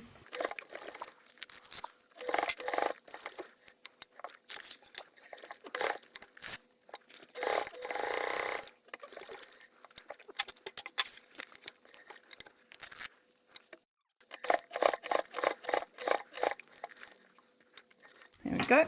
Before I go and tie that off on the back, I'm just going to quickly also baste that key leash on. Like I said before, I've already had this key leash fall off on me once before when I was doing my other tester make. So this time round, I've learned my lesson. I'm back stitching it. So this is just a basting stitch, but a very secure basting stitch. Okie doke. There we go. That's done. Let me just quickly move this a little bit so I can get to the back to tie this off.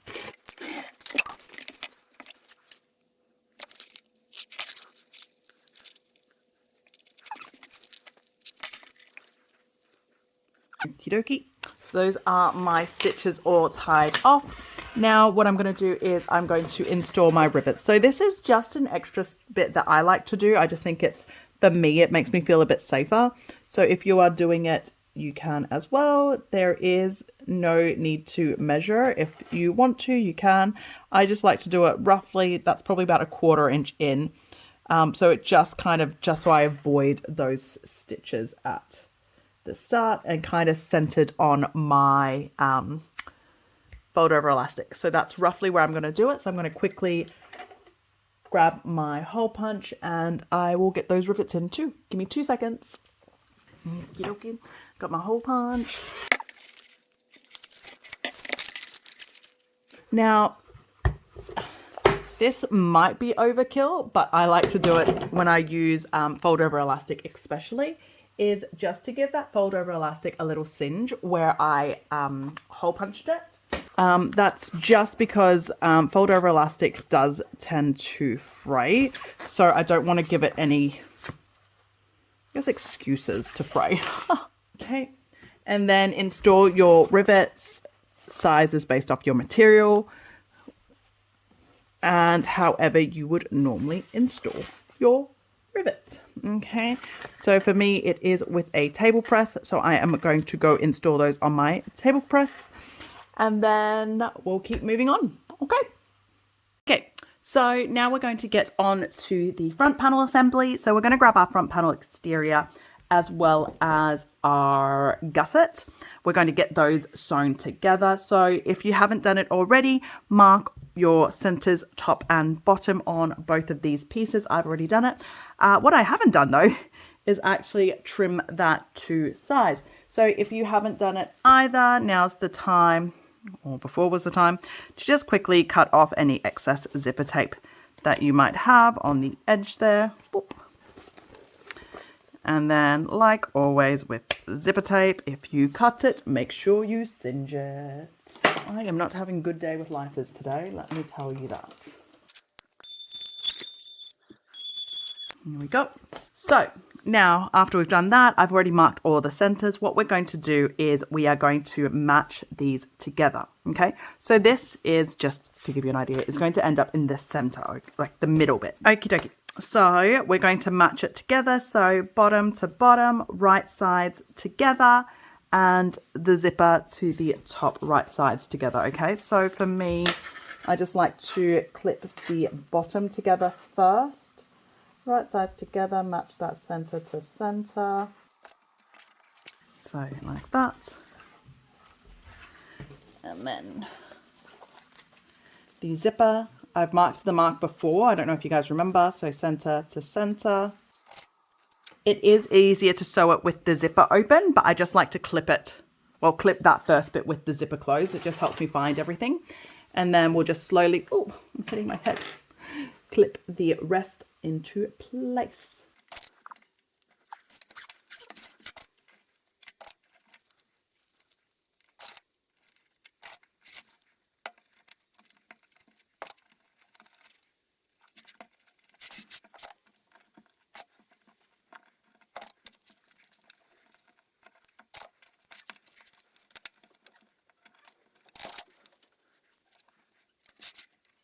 So what you saw me doing just there is just double checking that this seam here lines up to the same, to where that seam lines up on the front. So that's not a necessary thing, I guess, but like for me, it helps reaffirm that I'm clipping everything in the right spot, if that makes sense.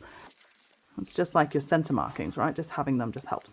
Now, you will notice that I haven't clipped these corners. The reason is I like to just, when I'm over at the sewing machine, use my stiletto to slowly pull it in so that it lines up beautifully as I sew. That's just how I find it easier. If you want to clip, please clip it. But there we go. That's all clipped on. So we're going to head over to the sewing machine and we are going to baste all of that together with a 1/8 seam allowance. And then after that, we're going to grab our bias tape, or your binding of choice. For me, it's fold over elastic.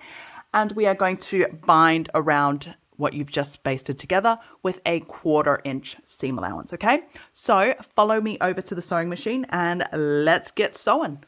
Okie dokie. So we're going to baste that zipper gusset on to the front panel. I like to start from the base. There's no reason or rhyme as to why. It's just, I guess it's got the biggest straight, so that's where I start. So this is just a basting stitch, so it's just a 1/8, so nothing too stressful about it.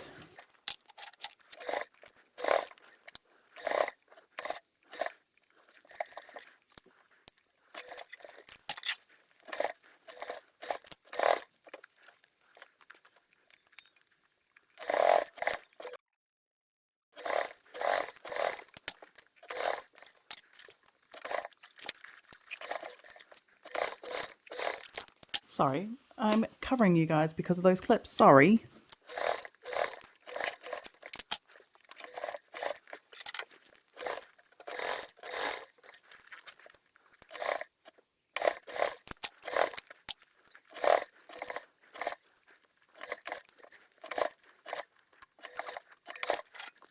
Okie dokie.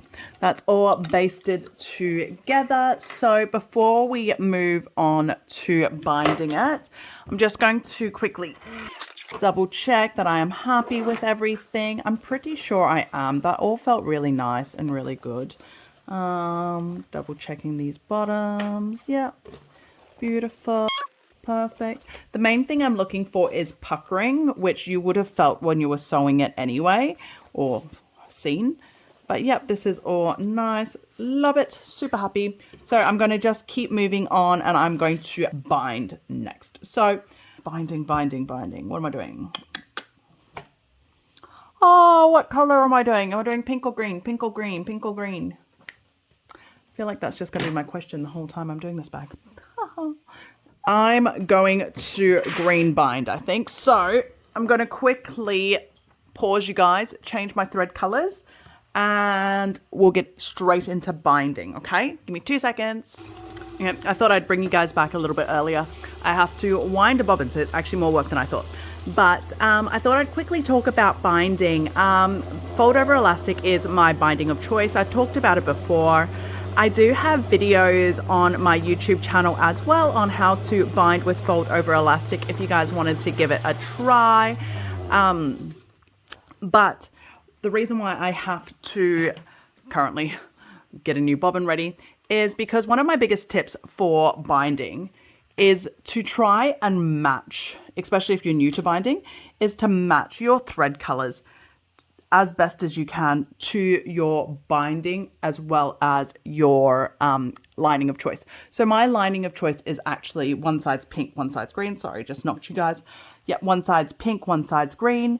And I'm using bright green binding. So that is not something I recommend if you're new to binding. I definitely recommend trying to match your binding color to your lining colors and your thread colors to match. Because what that does is it means if you have to go over a place a couple more times, if you have to go back and redo because you've missed some of the binding, it's not as obvious, okay? So that is my biggest tip to binding.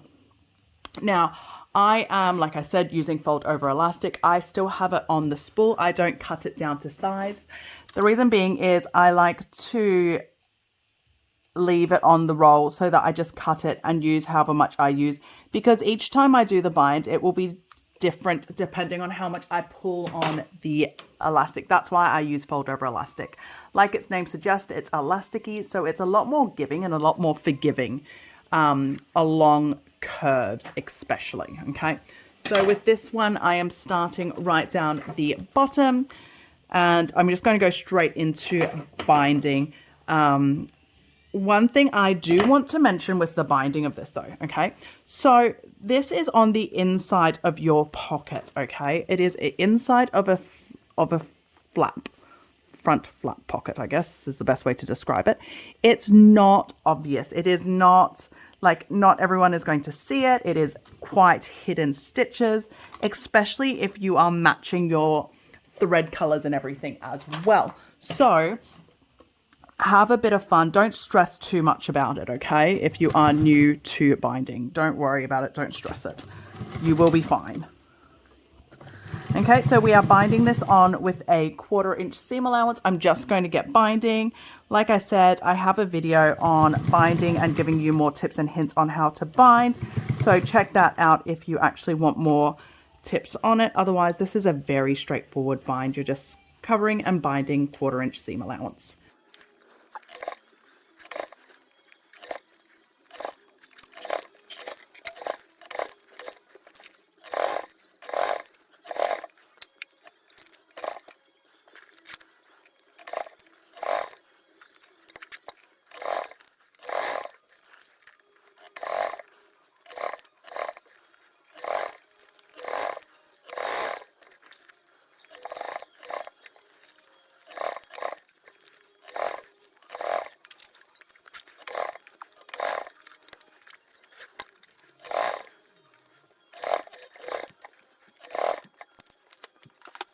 Okay, as I come around closer to the end, where I can actually see where I'm finishing, this is where I actually cut my fold over elastic down.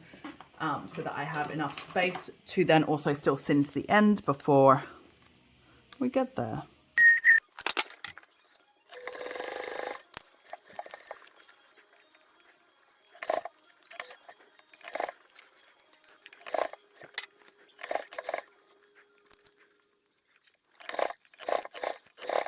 Okie dokie.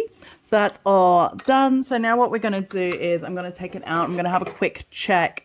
I'm pretty sure we got it all. It felt right. It felt really nice, but I'm just checking the underside. So this is where I'm double checking to see if I caught the underside of the fold over elastic the whole time around, which it looks like I have actually. That was just a bit of loose thread. There we go. Perfect. We're all caught. Okay. So that's all good. So we'll head over to the overhead and we'll keep moving on.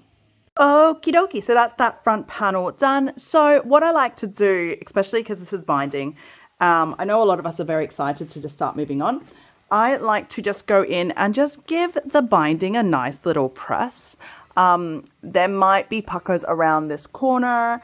That is very much dependent on your fabric that you've chosen. So this vinyl that I've used is a super thin, super stretchy vinyl. So I expected puckers and there are some puckers, but it will be fine.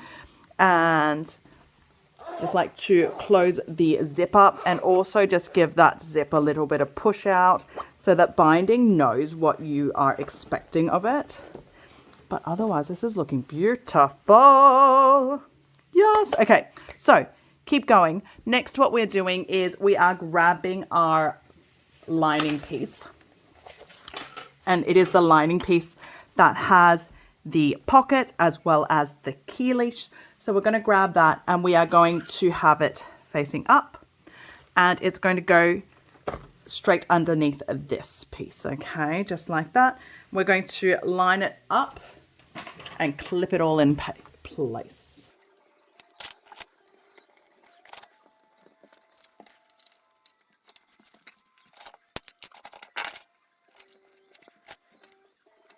And then we're going to take that over to the sewing machine and we're going to baste them together, okay? So I'm just still trying to clip it together. Okay.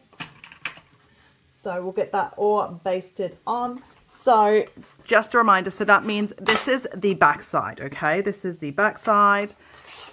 And then when you open this zipper pocket or this zipper, you will see your key leash and your slip pocket right there. Okay. So follow me over to the sewing machine and let's get that basted down.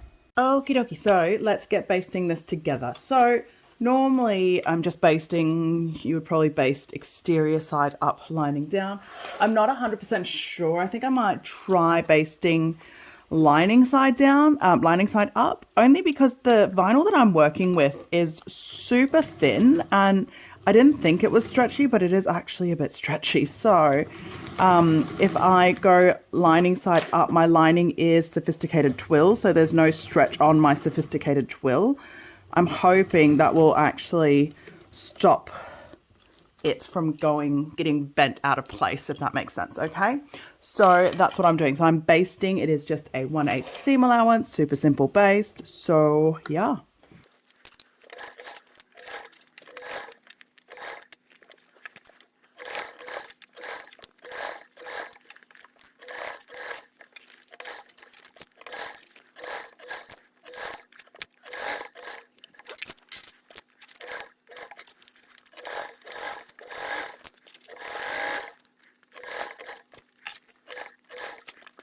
Okie dokie, so that's basted all together. So let's head back over to the overview and we'll keep moving on. So that's the front panel. We've now got, oops, that pocket bit inside with the key leash. Make sure your key leash is attached at this point. Like I said before, on one of my test to makes, the key leash came undone. So make sure it's actually attached. Oh, why do I have loose threads? Let me just quickly cut those loose threads off first before I keep moving on. Okay. Oh, knocked you guys, sorry. Okay, so now what we're going to do is we're going to grab our other C lining And this is the one that has the zipper as well as the slip pocket, okay? And we are going to put these wrong sides together. Now, before you actually clip this all in place, you have to decide whether you want stabilizer in this section or not.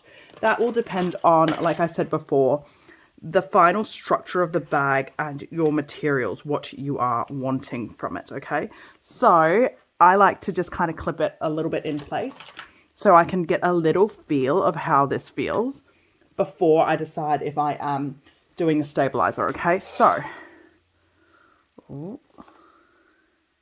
okay, that's flopping, which understandable. So now I have to decide if I want that flop or not. Because bearing in mind that we're also going to have, obviously, a gusset all the way around it. And the gusset, the bottom part, I will have stabilized. The top part, I won't have any stabilizer in the zipper gusset because I'm using vinyl exterior. So, do I stabilize? I'm kind of, at this point, I am in the middle point as to whether I add the stabilizer or not. So, when in doubt, stabilize. Jassie's going to cringe when she hears that because she hates when I over-stabilize. One of my friends, Milena, in the UK, she's always guilty of over-stabilizing as well. Both of us are the same.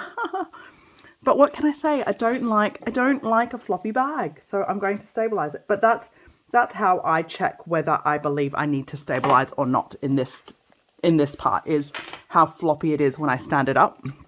Okay, so I am using a non-adhesive light foam. So there we go. So we can't pick on me. So I'm still using a very light stabilizer. It's just enough to let me feel like I'm not going to be having a floppy bag, okay? So we're sandwiching that in between the lining and the exterior, wrong sides together of the lining and the exterior, and we're going to clip it in place. And then like we did with the pocket, or that lining on the inside, we're going to head over to the sewing machine and we're going to baste this all together with a 1/8 seam allowance, okay? So get this clipped in place and we will head over to the sewing machine. Okay, so follow me over. So we're just basting this on. So again, 1/8 seam allowance. Again, I'm doing it from the lining side because of my stretchy vinyl, but normally I would be doing it from the exterior side, okay? Oh, not from the exterior side, sorry, with the exterior side up.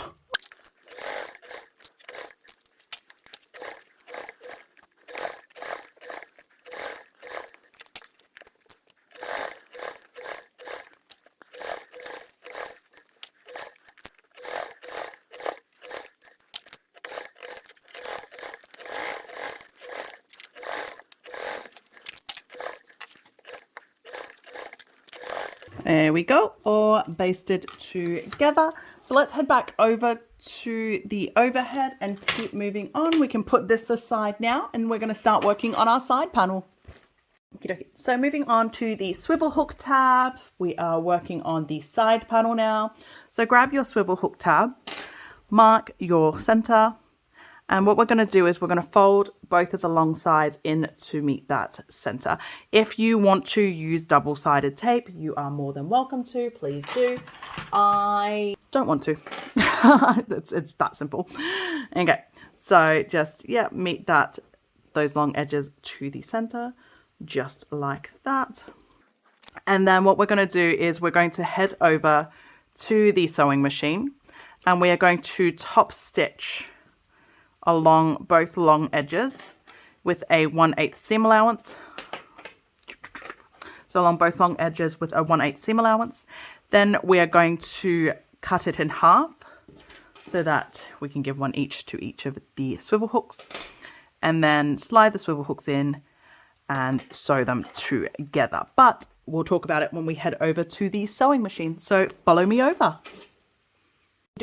So we're just going to top stitch this. I think on the overhead I said we're just top stitching the two long edges. I think in the instructions Jassie's actually got around the whole perimeter. So let's just do the whole perimeter.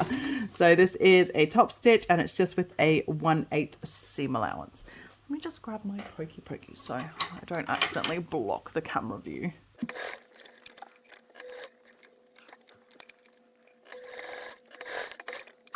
I didn't do the bottom one.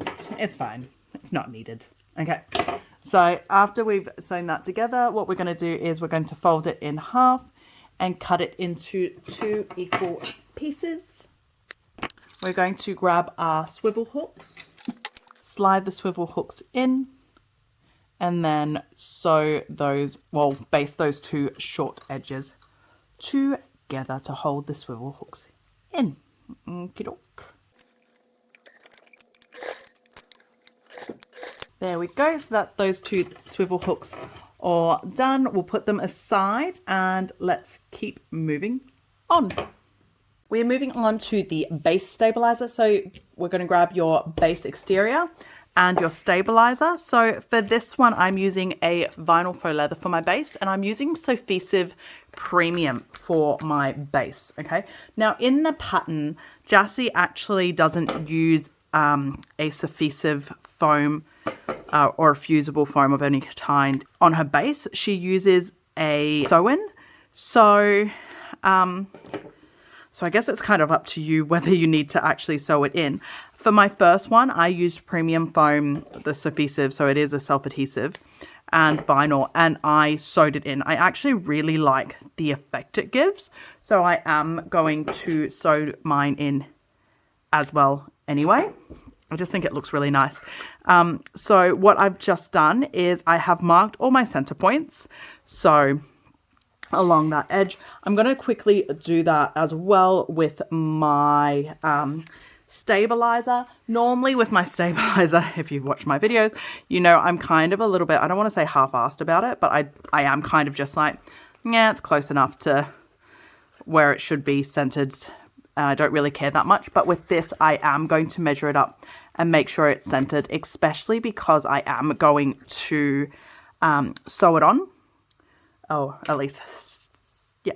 Anyway, so what we're doing is we're going to apply your stabilizer however you do. If you are using a sew-in like Jassy, then you don't need to stick it down like I am. But if you are using a adhesive, then this is what I am doing.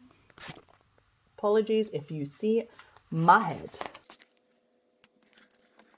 There we go. So once that is on, what we're going to do now is we are going to actually sew it on. So obviously mine is a self-adhesive, so it is already attached. I don't have to sew it, but I really like the look that the pattern gives with this sewn on lining. I think it just elevates it and makes it look that little bit more sophisticated. And what we're going to do is we're going to sew this on with a 1/4 inch seam allowance. The seam allowance isn't from the exterior. The seam allowance is measured from the stabilizer. Okay, so the way Jassy sews it, she actually sews it stabilizer up. You can do that absolutely fine. My first one I didn't, because truth be told, my sewing machine doesn't love it.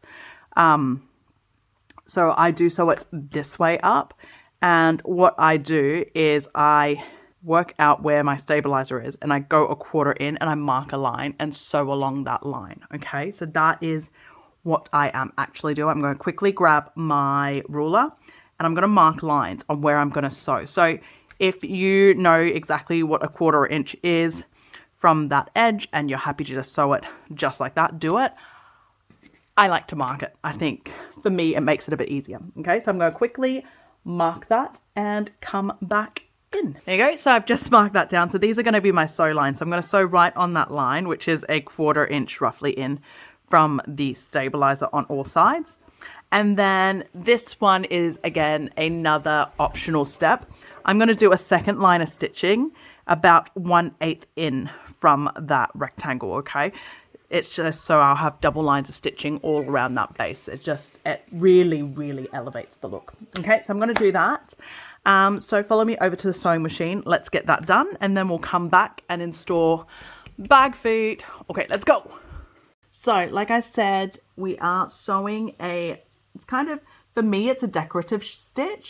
Obviously, if you're you are not using a sew-in foam, a fusible foam, sorry, then it's not. So if you're using a sew-in foam, then it is actually a stitch to hold it together. And I am sewing on the line that I drew on. If you didn't draw the line, then it is a 1/4 inch seam allowance based off the stabilizer, okay? It's based off the stabilizer, not the external piece.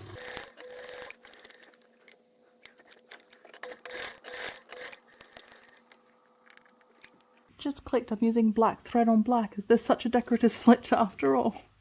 Anyway, it's being done.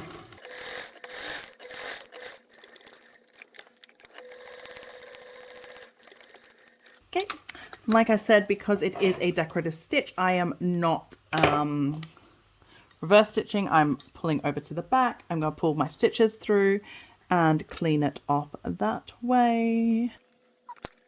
Oh, not clean it off, tie it off that way, sorry. Okay, and now I'm going to go back in and do another line of stitches, 1/8 in from that stitch line. But what I am going to do, I think, looks like a skip stitch, but it's not. What I'm going to do is I am actually going to, oh, should I change threads? I'm going to change threads. I'm going to change threads because at the moment you can't see it. So what's the point of decorated threads if you can't see it? Okay, give me a second. I'll change the threads and we'll come straight back. Just changed that thread, so I am going to start again. Okay, well, not start again. I'm doing 1/8 in from that original stitch line that I did, and this is with a 1/8 seam allowance. Well, 1/8 from that first stitch line that I did.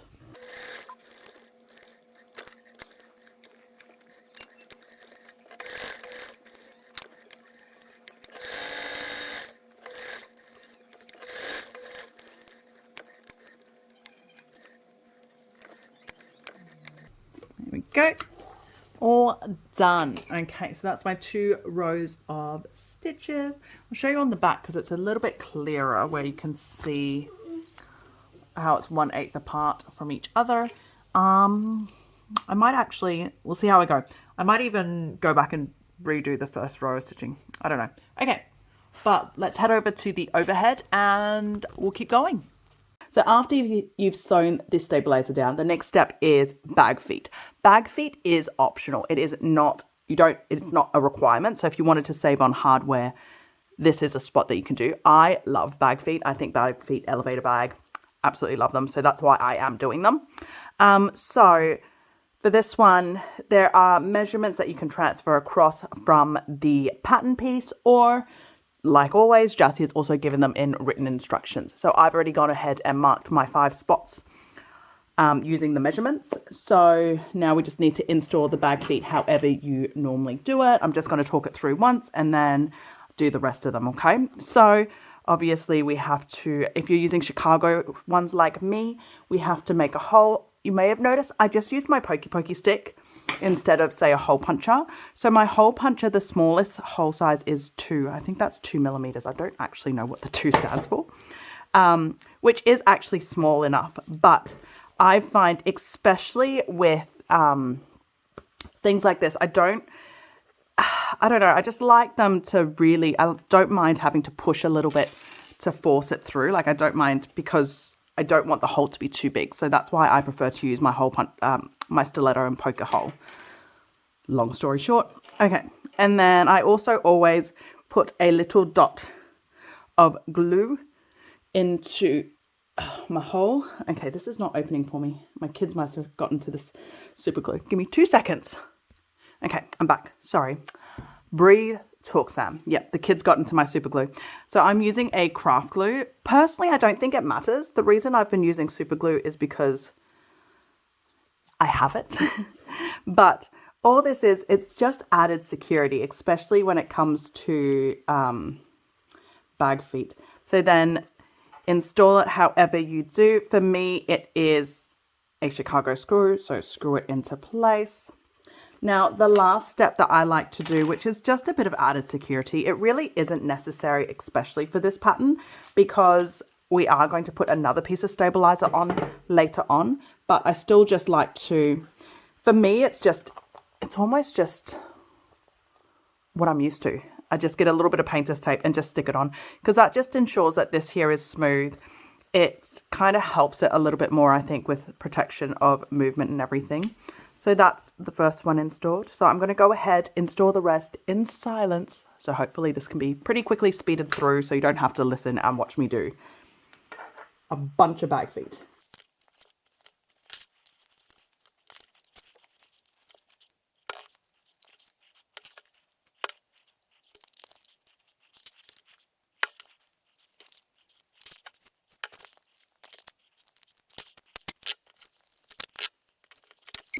There we go. So that's the bag feet all installed. So we'll put this aside and we'll keep moving on.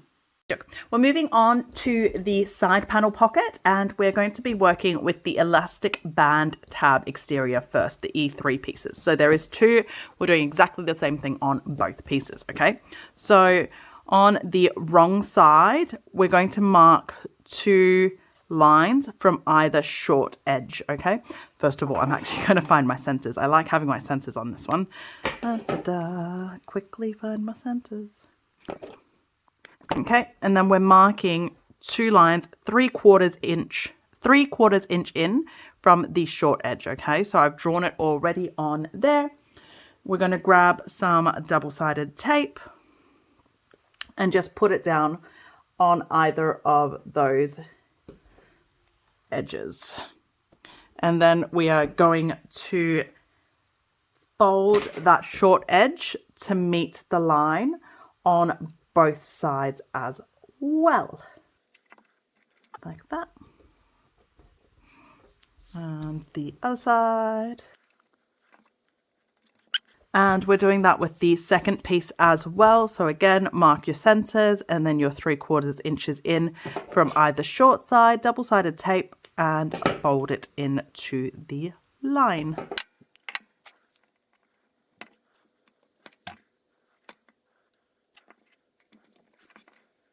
And now what we're going to do is we're going to head over to the sewing machine, and we're just going to top stitch on both of those edges that we fold down with a 1/8 seam allowance. And then after we've done that, we're going to bring the long edges together, wrong sides together like that. And we're just going to baste that closed, okay? But follow me over to the sewing machine and we'll get working on those two. So let's get these two. So this is being top stitch on either of those edges that we have taped down. So it is just with a 1/8 seam allowance, just as a top stitch. I'm going to quickly do the other side as well, or the other piece as well. And we're doing that, remember, on both of those short ends, okay? Both of the short sides. So I just did one side, now the other side. Okay. Now that that's done, what we're going to do is facing the wrong side, we're going to match the long edges, wrong sides together, just like that, and baste that shut. Okay, and that first piece as well, quickly doing the same thing, basting those long edges together. That's all done. So let's head back over to the overhead view and let's keep going. So now that we've finished those band tab exteriors, or those band tab exteriors, we're going to grab our side pocket exterior E1 pieces. So I've got these two. We're going to line the band tabs along the top edge, center to center. Okay, just like that. So raw edges matching center to center, just like that. Okay, and we're doing that on both pieces. So if you'd like to baste that down first, you can go across to the sewing machine and quickly baste that down. I'm going to add the next step because that's how I roll. No, it's not. Anyway, so on the right side of the exterior piece, that goes down like that. And then we're going to grab our lining pieces, okay? And then our lining pieces are going to be right sides together with the exterior. And we are going to be sandwiching the band tab, okay? So if you were basting this down first, obviously you'd just be basting this on its own, but I am doing this whole thing at the same time, okay? So Baste the band tab down. After you baste the band tab down, we're going to sew along that top edge with a 1/4 inch seam allowance, okay? After we do the 1/4 inch seam allowance, we're going to turn it right side out, and then we are going to top stitch around the side panel pocket, okay? But I will talk you through it over at the sewing machine, okay? So follow me over to the sewing machine. So exterior, lining, and the band all clipped together, and we're sewing that all together with a 1/4 inch seam allowance.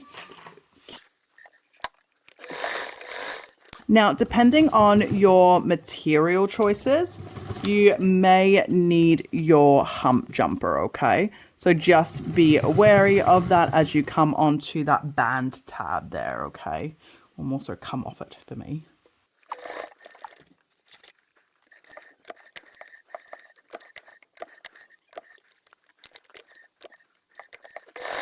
There we go. Okie dokie. And the other side as well.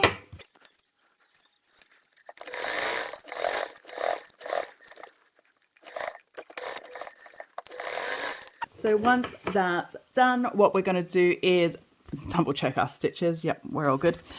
We are going to trim off the, let me move a little bit more space. Okay, we're going to trim off those seam allowance corners to reduce bulk. And then we are going to open it right side out and finger press those seams. Now the tab should be facing up like that, okay? So we do want the tab to be facing upwards. Just giving it a really good press. Okay, so you'll end up with something like this, okay? Let me quickly do it on the second piece too, because after we do this, what we're going to do is we are going to top stitch the top edge, and then we're going to base stitch around the whole perimeter to baste it shut. Okay. Okie doke. So let's bring that sewing machine back in. We are going to, once again, top stitch and then, oh, knocked you guys, sorry. Top stitch and then baste it shut. So I always like to do the top stitch line first, so the line that you will see first, because that is the pretty line. Again, make sure you have your hump jumper if you need it. And then baste around the perimeter with a 1/8 seam allowance.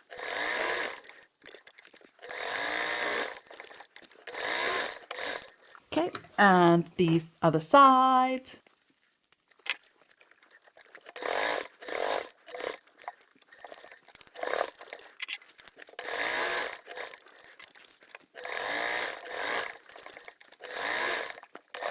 That's all done. So let's head back over to the overhead and we'll keep moving on.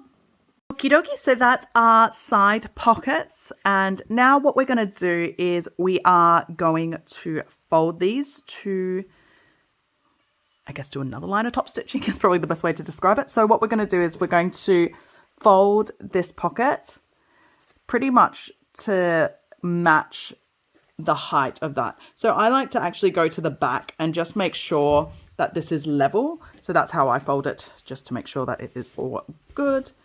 Just like that. Give that a little clip if you'd like. And we're doing that on both sides, okay? So we want both sides to match that in the height. There we go. And then we're going to head over to the sewing machine and we're going to top stitch along both of those edges, okay? So let me just quickly get this one ready as well. I'm really hoping, I had a vision in mind that one side would be, you know, the pink witch and the other side would be the green witch. Linda and Alphaba, sorry, I'm not singing. And it looks like, oh, I'm hoping I've done it. I'm hoping I've managed to make it happen. So let's see. Yes! Oh my God, I'm so excited. I'm so happy. Okay. Sorry, too much excitement. Oh, I'm so happy. Okay, so we're going to head over to the sewing machine and we're going to top stitch along both of those edges. Okay. Now, after we've sewn those two edges and we've top stitched, should I come back over here? I'll come back over here. Yeah, we'll come back over here. Okay. So let's head over, get those two sections top stitched and keep going. Okie dokie. So let's get these two sewn down. So we are top stitching. So with this one, make sure you leave long enough thread tail so you can tie off on the back if you'd like. I just think personally for this one, it's just nice to not have stitches. Personally for this one, you just don't want to have reverse stitches. And we're just sewing this up with a 1/8 seam allowance, bearing in mind, just be very careful of the of skip stitches because there is a fair bit of height difference everywhere here. Well, not everywhere, but at the bottom I do back stitch because that will get hidden, so I don't care. There we go, just like that. Go, and then the top I'm just going to pull it through, tie it, and then I'll probably even hand thread it back through depending on how it looks, to be honest. There we go. Okay, so let's do the other side as well as the other piece as well.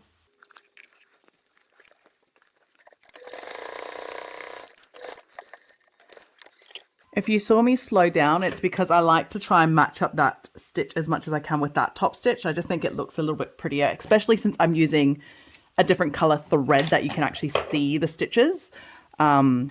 Most of the time, if you've watched my videos, you'll notice I tend not to focus on my stitches. I don't like them to be too much of a feature, mainly because I am a bit of a perfectionist. So if a stitch is even slightly out, it annoys me, let alone if I'm focusing it and it's really not. Yeah, anyway. So other piece 2, we're just doing exactly the same thing.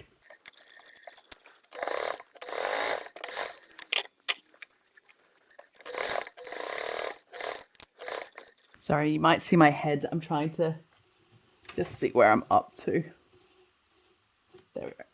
So I'm just going to, that's all sewn up. I'm going to tie off all of those thread ends on the back and then meet you over back at the overhead. Okay, so follow me over.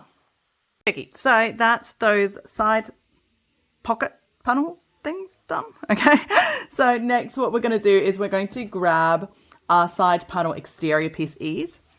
And I'm going to find the center point on the bottom here. I've already done it on the pockets, but I need to do it on these guys too. Okay, so let me quickly find those. And then what we're going to do is we're going to match the bottom of this with the bottom of one of these. Open up these sides, but we're going to match the bottoms center to center. So this should be that way, but it's just easier for me to do it this way. Okay, match that center point, and then after you've matched that center point, you're going to match these sides just like this. Okay, and then on the other side as well, just like that. And then this bit here would just fold down just to match, because you've already got those, so you know exactly where it's supposed to line up to. And we just fold it straight down. Super easy. Get threads out of the way though. Or thread tails, I should say. There we go. Okay.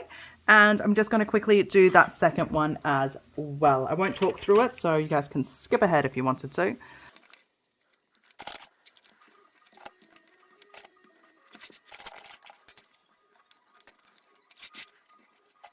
Okie dokie.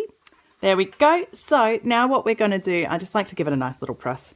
But now what we're going to do is we are going to head over to the sewing machine and we're going to baste along those 3 edges. So the sides, the bottom and the top, or the sides. and yeah, but baste that all down. Once we've done that, we're going to be able to insert our elastic and then baste that down too. But let's just get this done first, okay? So follow me over to the sewing machine. Okie dokie, so let's get these pockets basted on. So some of you know this about me. I normally like to sew with the pocket down and lining, sewing from the wrong side, because if the pocket fabric moves at all, it could really cause me problems. But this is a waterproof canvas that I'm using from Inklings and the Kraken here in Australia, and their waterproof canvas is just so beautiful. There's no stretch in it. It's so easy to sew. So with this, I don't mind sewing from the exterior side up, or the pocket side up, I should say. And the reason why it makes it a better sew is because when I'm doing it this way up, I also get to see what I'm doing a little bit better. Oh, sorry. So we are just basting, in case I didn't say that already. So this is with a 1/8 seam allowance. There we go. And then the second one as well.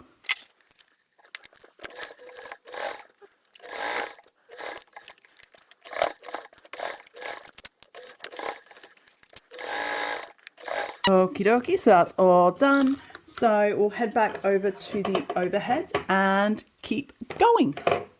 Okie dokie, so that's our pockets all basted on as well. So next step that we're going to do is we're going to grab our elastics, okay? So this is not fold over elastic. It cannot be fold over elastic. So I've got these two here. Ideally, I want to use this one. This is a 3/4 inch. It functions a bit better, but my worry with it is that it looks horrendous. Let me just... Yeah, I can't do that, can I? No, it's ugly.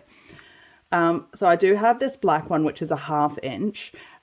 So it is probably a little bit narrower than I would like, but it looks a lot better. Actually, it's not that narrow. We're good. Okay. But if you have a choice, I would say personally go with a 3/4 inch. I don't. Well, I probably do, but I don't. Okay. So I'll quickly cut my second piece. So the measurements are in the pattern instructions as to how long to measure these.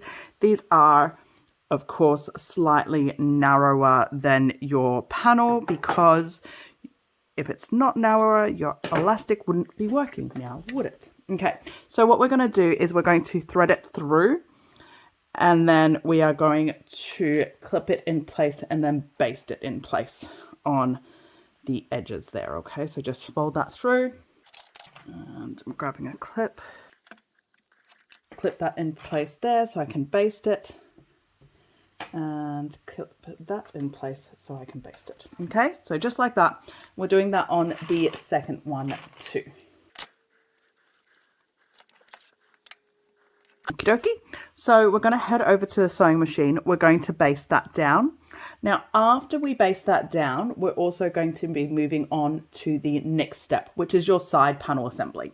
Okay, I'm going to get this all clipped up here instead of going back and forth. Okay, so the next step that we're also going to do after we baste the elastic in place is we are grabbing our base piece. We are matching the base piece, the short end of the base piece, to the bottom edge of one of those side panel pieces. Okay, just like that. And then we are going to sew them together with a 3/8 seam allowance. Okay, and we're doing that on both sides. Okay, so right sides together, short edge of the base gusset of the base piece to the bottom of the side pieces. Okay, so we'll head over to the sewing machine. We'll sew those down with a 3/8 seam allowance. Then we're going to turn them right side out, and then we are going to top stitch along the base with a 1/8 seam allowance. Okay, so follow me over to the sewing machine. We'll get those elastics basted on, get these sewn on, and then top stitch. Okay, follow me over. Okie dokie. So let's first of all get that elastic basted down on both of these sides.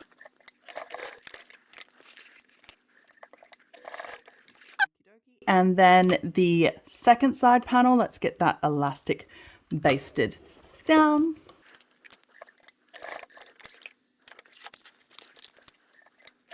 There we go. Okay, and then now we're going to sew that baste on. Like I showed when we were up on the overhead, I'm just going to keep sewing instead of moving us constantly for such a small little baste. Okay, so right sides together, short edge to the bottom edge of that side. And we are going to be basting this with a sewing this together with a 3/8 seam allowance, okay? So depending on the height, you might need a hump jumper. Something to watch out for as well is that you might have some change in heights of layers as you go through this, okay? Because the sleeves on this side, okay? So just make sure you are aware of it and grab your hump jumper if you need it. Okie doke. And then the other side, same thing with your 3/8 seam allowance.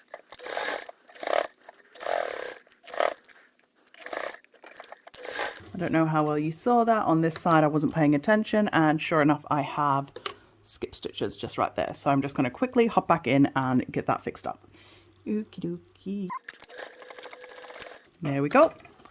All done. Okay, so now that those are all sewn together, what we're going to do is we're going to trim off those seam allowance corners to help reduce bulk a little bit. Doing that on both sides.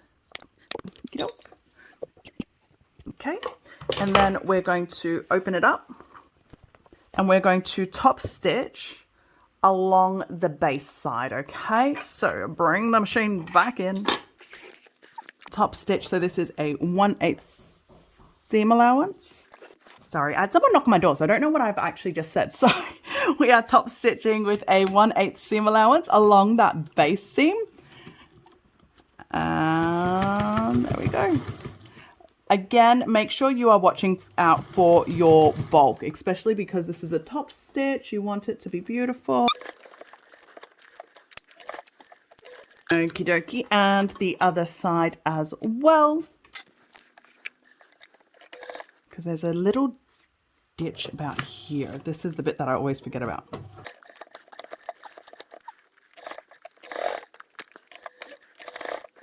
Okie dokie, that's all top stitched. So let's head back over to the overhead and we'll keep moving on. Oh, I'm so excited. This is looking so good. Okie dokie. So moving on to the grab handle, we're going to grab your grab handle exterior piece. So this is my piece here. I've already marked my center markings there as well. And we're going to flip it to the wrong side.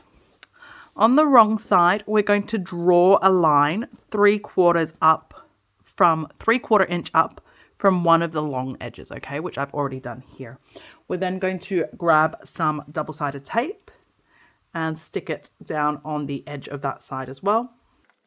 And then we are going to fold this edge. Whoop, I'm not good with double-sided tape. Go. And then we're going to fold this edge to meet that line that we drew before. Just like that. And then we're going to grab our stabilizer piece. So this is supposed to be a foam stabilizer. So I'm using, this is the foam stabilizer that you can buy from like just your normal craft shops here in Australia.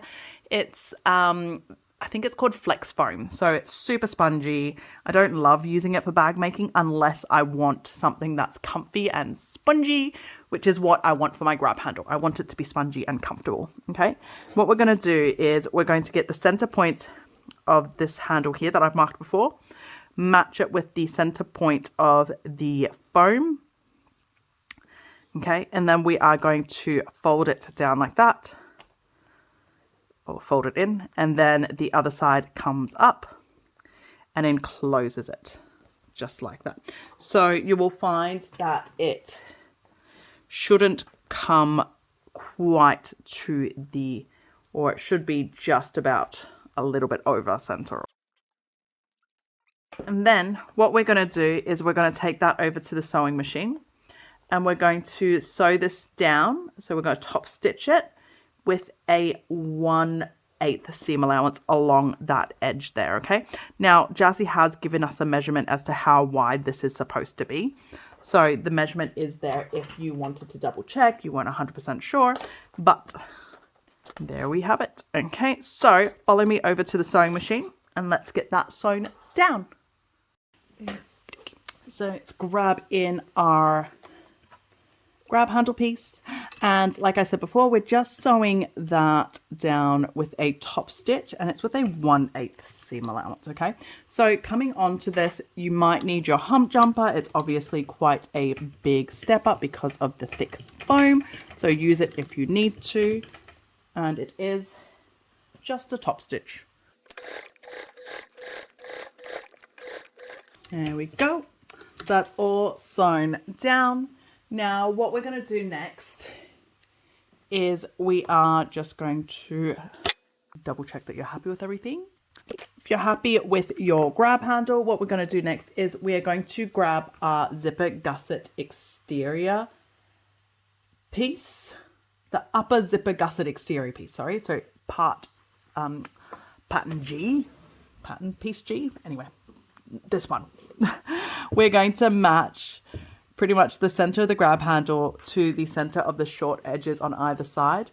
And we're going to leave about a 3/8 of an inch overhang. And we are going to baste that down. So I'm going to do that quickly because may as well do that while I'm here, right?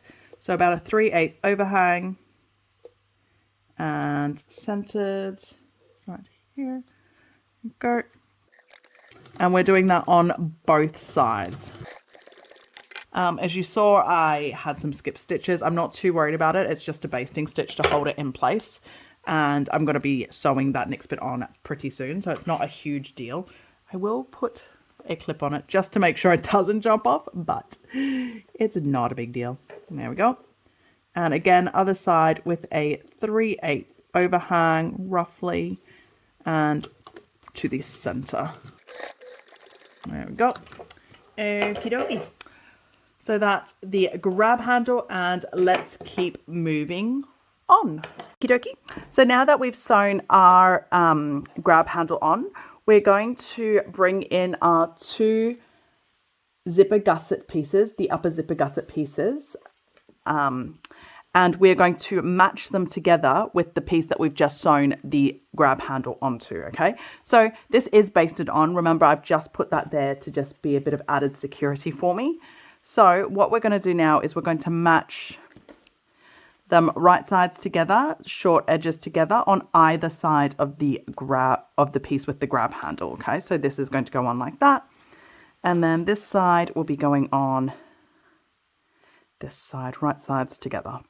Okay, so what we're going to do now is we're going to head over to the sewing machine, and we're going to sew those joined edges with a 3/8 seam allowance, so that's on both sides. And then we're going to open it up and then top stitch along that joined edge with a 1/8 seam allowance.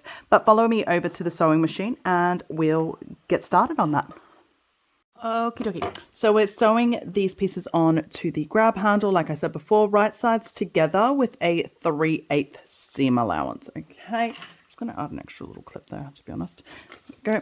Now, the biggest thing to watch out for when you're doing this is, of course, you are going to come across a giant hump. So have your hump jumper ready, because that handle is thick. Double check. I did have a couple of little skip stitches, so I'm just going to go back over that bit. And this came in a little bit. I'm not sure why. Okay. So 3/8. Skipped. That one skipped.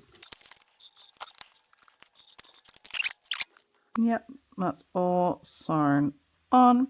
Okay, so other side.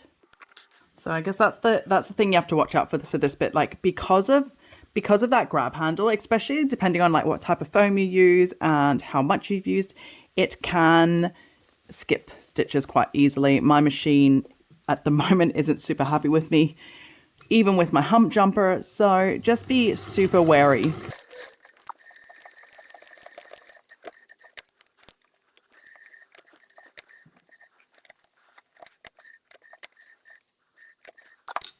Right now my machine isn't loving this section. So what I'm going to do, because I know I can do this with my machine, is I'm going to actually backstitch here as if I finished it off halfway up the stitch. And I'm going to turn it upside down and come in from the other direction. The biggest thing to worry about if you're doing something like this, like I am, is that your vinyl is a good quality vinyl that won't tear if you go over it too many times, okay? There we go. So as you can see, there's no skip stitches. They're all sewn together now. So now what we're going to do is we're going to trim those seam allowance corners. Do not trim the excess grab handle. Remember, we added that excess there for a reason, so do not touch that. Just trim off the seam allowances on these corners there. Okay, and then now we're going to open it up and we are going to top stitch along there with a 1/8 seam allowance.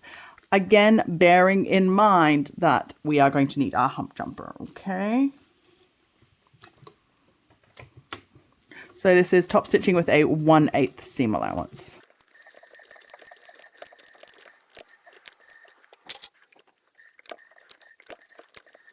Okay, so it's happening to me again where it just will not click from this side. So what I'm doing is I'm leaving long thread tails. I'm going to pull it into the back, pull the threads through this way to lock it off, and then I'm going to come in on the other way. So that's just a bit of a way that you can kind of, I guess, cheat a little bit if your machine really isn't loving the change in bulk. Normally it really is just a matter of using your hump jumper, getting that right angle. And my machine normally is great. The last few days she's not been very happy with me. So it is 100% my fault. Okay, so then now I'm just coming in from the opposite end. And then I'm just going to come back up and catch up to that thread. You might see my head come in as I try to match that up perfect. There we go. Here you go. So once I pull those threads in, see, you won't even see that it is a little bit, but it's really not noticeable that I've had to do that to make it work. Okay, so I'm just going to pull that thread in, tie it off, and then we'll do the other side as well. Actually, I'm just going to do the other side now, and then I'm going to pull the threads through because you guys don't need to watch me do that. That's boring.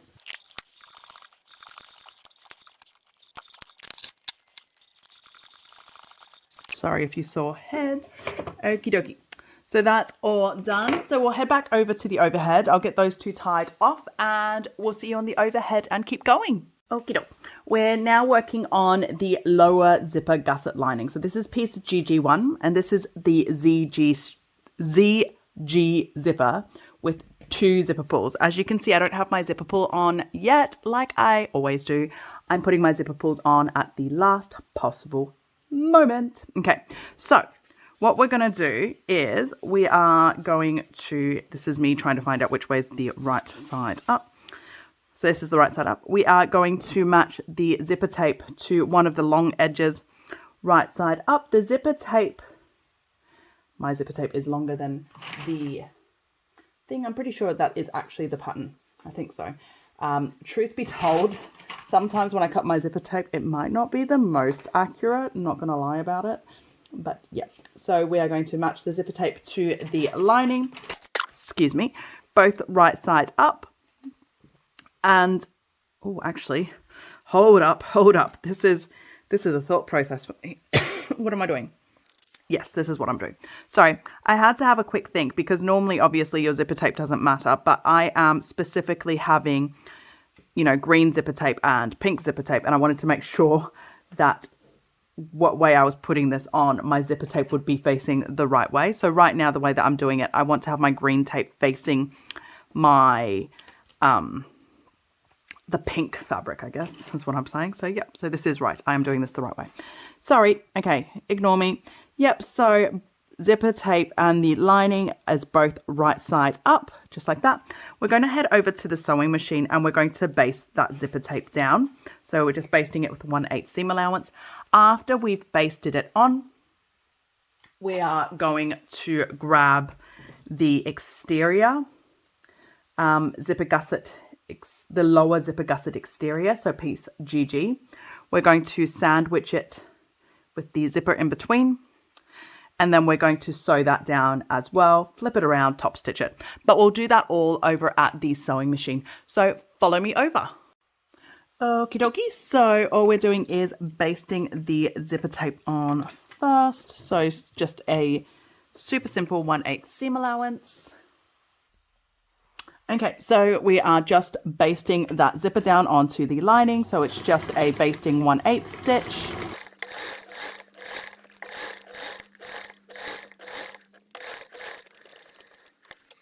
Okie dokie. There you go. So once that's done, like I said before, we're then grabbing the exterior piece. And we are just matching that exterior piece to it as well. And then we're going to sew it down with a 1/4 inch seam allowance. Okie dokie. Okie dokie. So let's move that machine in. Okay. Okay. So we're now sewing that on with a 1/4 inch seam allowance. So exterior to lining, right sides together, sandwiching that zipper tape.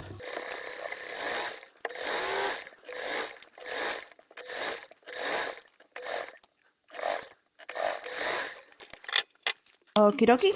So now that that's done, we're just going to finger press it and turn it right side out so that we could then top stitch along the whole perimeter.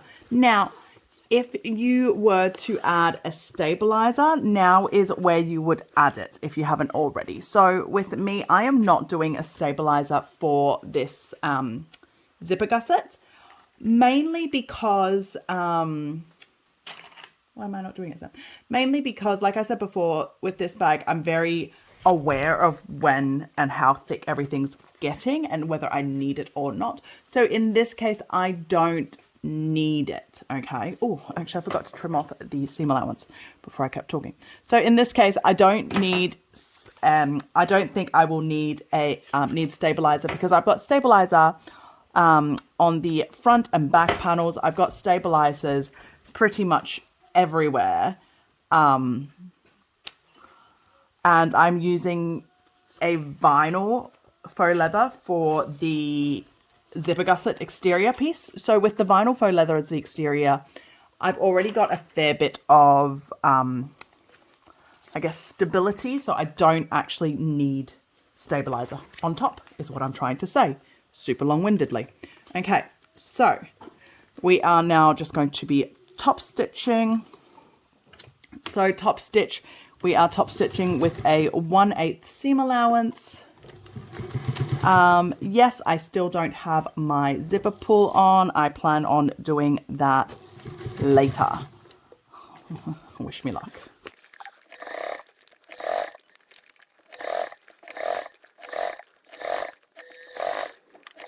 Okay, after we finish top stitching the seam, we are going to continue around and actually base the two pieces together as well. So again, this is a basting stitch, so it is just with a 1/8 seam allowance, okay? And because it's a basting stitch, I'm not too worried if you saw before that I had a little skip stitch because it's just basting, it's just to hold the fabric together.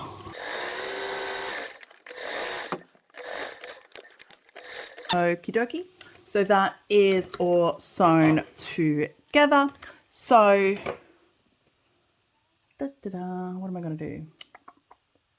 Yep, that's all sewn together. I'm actually going to head us back over to the top view so we can see a little bit better. So follow me over to the overhead. Okie dokie. So that's the lower gusset exterior lining onto the zipper. So next we're going to get the upper gusset lining piece.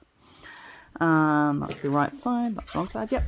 And we are going to have it both right sides up and on the other side, okay? And we're going to match that up to that. And we're going to baste it onto the zipper tape, okay? The reason I'm clipping on the sides here, which isn't where I'm sewing up here, is because it just helps me line it all up to make sure everything is flat and level. Okay, there we go. Yep. So we're going to go take that over to the sewing machine and we are going to baste that lining onto the zipper onto the zipper. And then after we've done that, we're going to, like we did on the other side, we're going to grab our upper zipper gusset exterior. So that's the piece with the handle and everything. And we're going to, maybe I should trim some of these threads first. And then we're going to line it up right sides together to the external piece. And we're going to sew that all down together with a 1/4 inch seam allowance, turn it right sides out and top stitch it. Oh my God, I'm so excited. Oh, this is looking exactly how I wanted. Okay. So follow me over to the sewing machine. We'll get the lining basted down first and then we'll move on to the external. Okay, let's go. Okie dokie, so let's get this lining basted on to the zipper. So that's with a 1/8 seam allowance, just a basting stitch. Okie dokie. And then, like I said before, we're now just going to grab the exterior. So the piece that had the handle that we had sewn on, we're going to match that right sides together with this exterior piece, with the other side's exterior piece, I should say. And then we're going to sew that all together. Well, not sew that all together, sorry. Sew along that zipper tape. So we're sewing the exterior onto that zipper tape with a 1/4 inch seam allowance. Okay, so just like that. So it should match exactly the same length, which this does. If it doesn't, look for your center and do center to center and then trim it off. But your external piece here should match up, this external upper zipper gusset exterior should match up exactly to your lining in length. And if it doesn't, it means something's gone wrong with your seam allowances. So you can quickly give that a fix. But otherwise, yep, we should fit perfectly. Okie doke, there we go. So let's bring that back in and we're going to, like I just said, sew it together with a 1/4 inch seam allowance.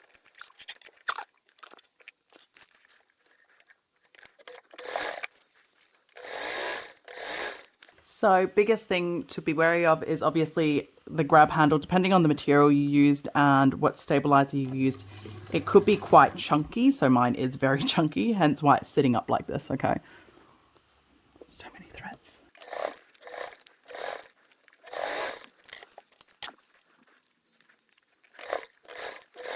Please don't judge me on the fact that I haven't trimmed all my threads. There we go. That's all done. So now what we're going to do is we are going to trim off, like we did on the other side, those seam allowance corners, but only on the external piece. So do not cut your zipper, just like that. And then we are going to give it a quick finger press and then turn it right side out, finger press, and then top stitch, okay?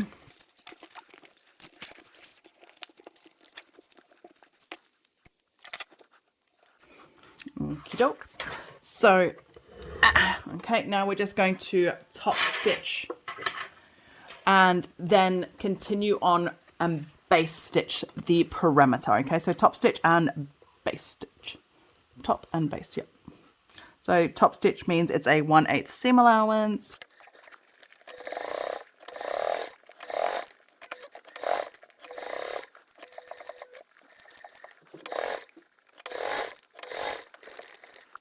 So right now we're going to go around and base stitch around the perimeter. So for most of you, you'd probably just keep going on like this. I'm actually going to turn the fabric upside down and do it from lining side facing up for the perimeter stitch, just because I'm not super in love with this vinyl that I'm using for the fabric. So if I actually have it with the lining facing up, I think it'll just prevent the stretching.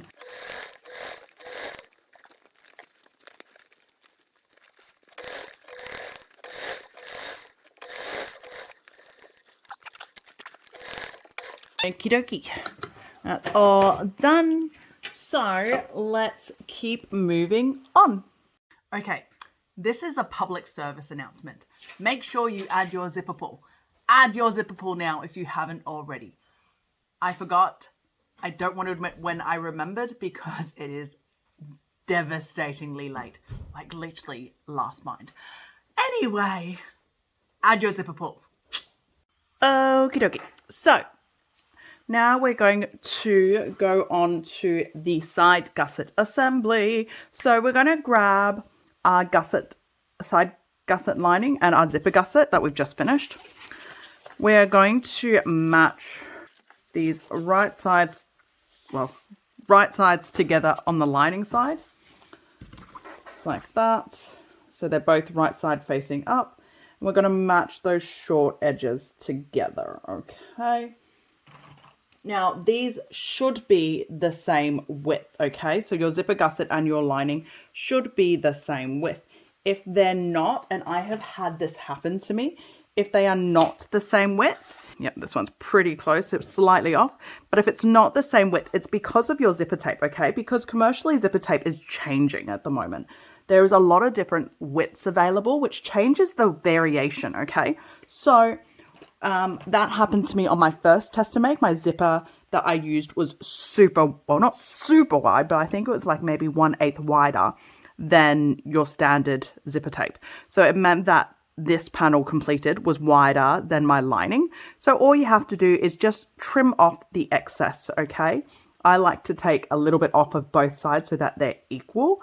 But if you didn't want to do that, I would trim this side, so the shorter side. But just trim them equally. I think that's nice. Okay, so we're matching these right sides together. Of course, the lining is longer.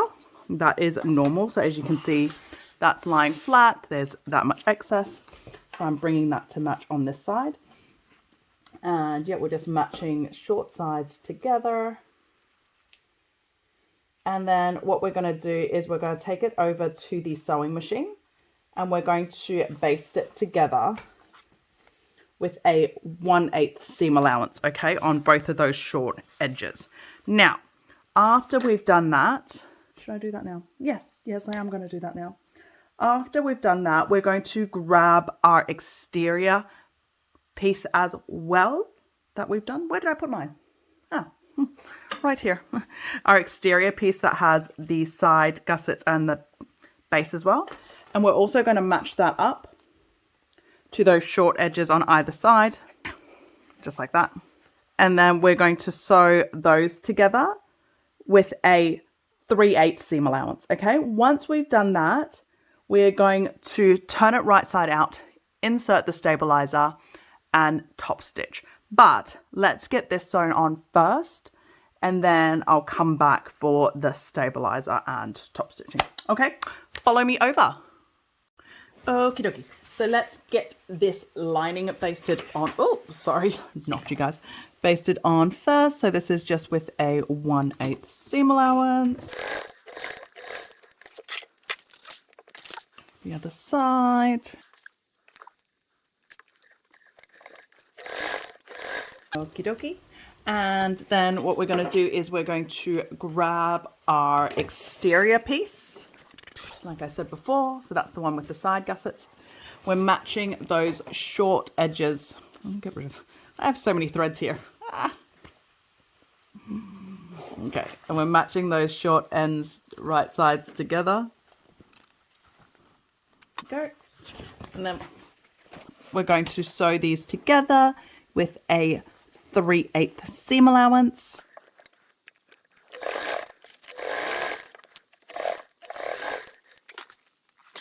And then other side.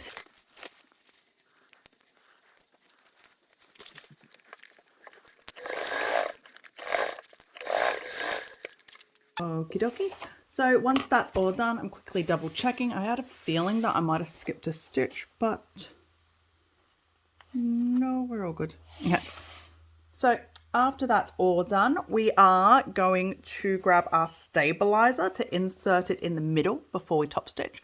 So I'm just trying to think. Yeah, I should have enough space here. I'll do that here. Okay. Okay, give me some space here. Okay, so what I'm going to do now is I'm actually going to trim off the seam allowance on those bits here. Maybe clean up some threads if I wasn't so lazy. That's not fair. Okay. If you have excess zipper tape, you can trim it off as well.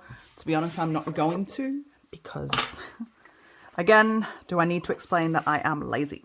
Okay, so depending on what the type of stabilizer you are using, you can actually just straight up turn this right side out and slot it in.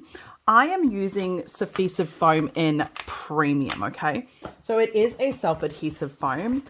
I have found it is easier to just adhere it as I go. So I've marked my centers and I'm just going to pretty much stick it straight on. So this is my foam. I'm just taking that backing off. And I'm going to pretty much center, and then just stick it on. Again, it doesn't have to be adhered. Jassy actually just uses a slide-in foam, a sew-in foam on this section here. But I just think mine is stick-on. Why not just stick it on? This might be why, because watch me struggle now. No, it's fine. I did it on my first one too. It's just now that there's a camera staring at me, right? Okay. So once it's in, we are going to get this. Why is this looking so confusing? Turned right side out. Okay. So that everything matches up. Like that. Yep. And this is what we should be working with right now. We should have a beautiful circle, just like this. Okay, now what we're going to do is we are going to top stitch those two seams here with a 1/8 seam allowance. We're also going to go around and baste that lining to the exterior, okay? Pretty sure I said it before, but if not, I like to top stitch those edges first and then come back and baste. It just gives me a prettier finish. Obviously, it's a little bit more time consuming, but for me, it's worth it. Okay, so that's what I'm going to do. I'm going to top stitch first. I might actually, I'm just going to change my bobbin thread actually. Okay. So first of all, top stitch. So this is a top stitch, so it is a 1/8 seam allowance. And like I said, I'm going to do the other top stitch first before I baste. So instead of going around and continuing on basting, I'm actually just top stitching the other one first. Okay.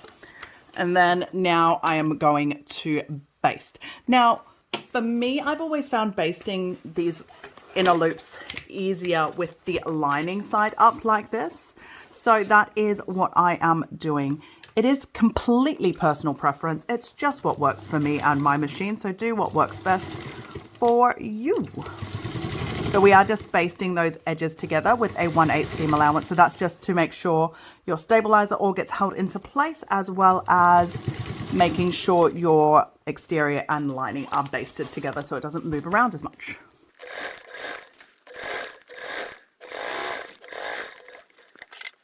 And the other side.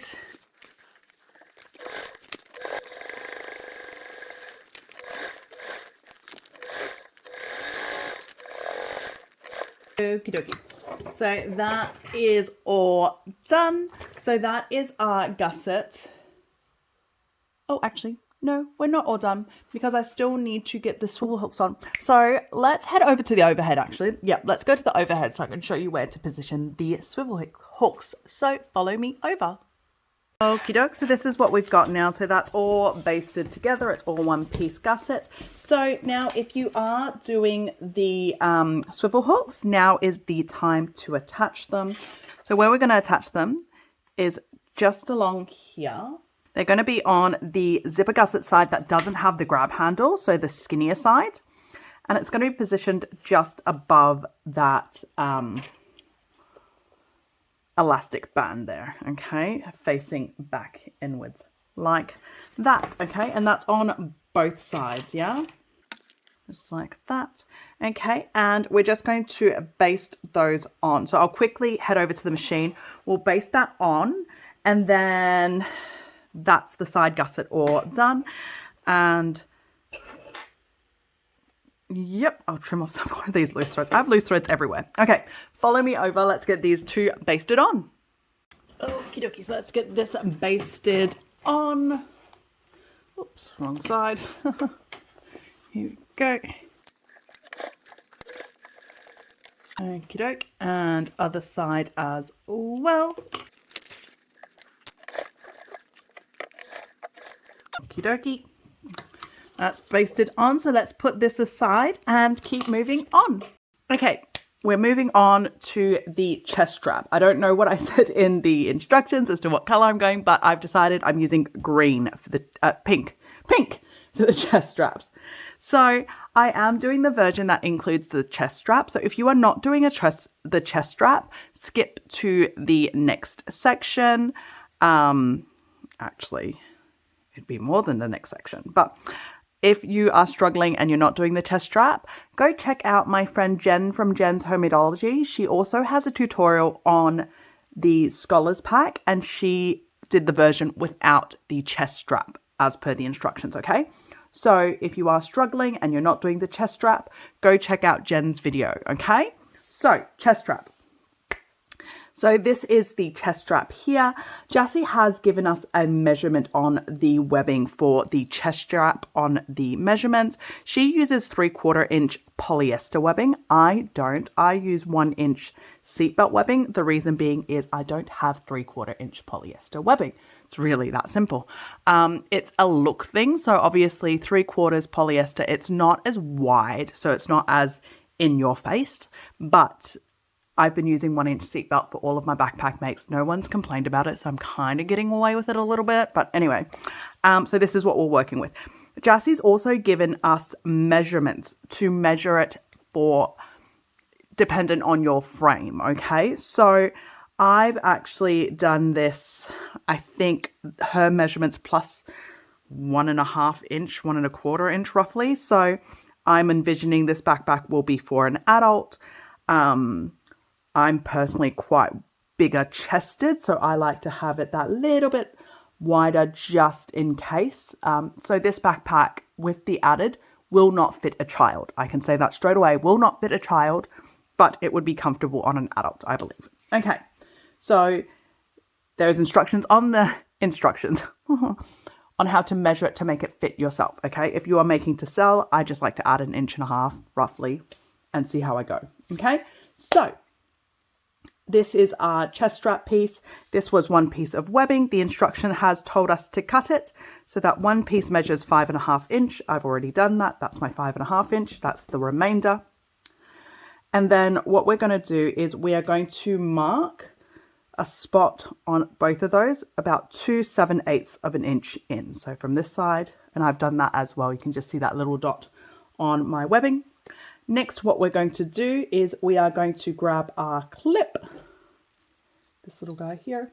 We are calling this A, this B, and the one that doesn't have the prongs is going to go into A, the smaller one. Okay, so I don't know if there is a right side or a wrong side. I'm going to say this is the right side, this is the wrong side, based purely on the fact that on the wrong side I've got two circles.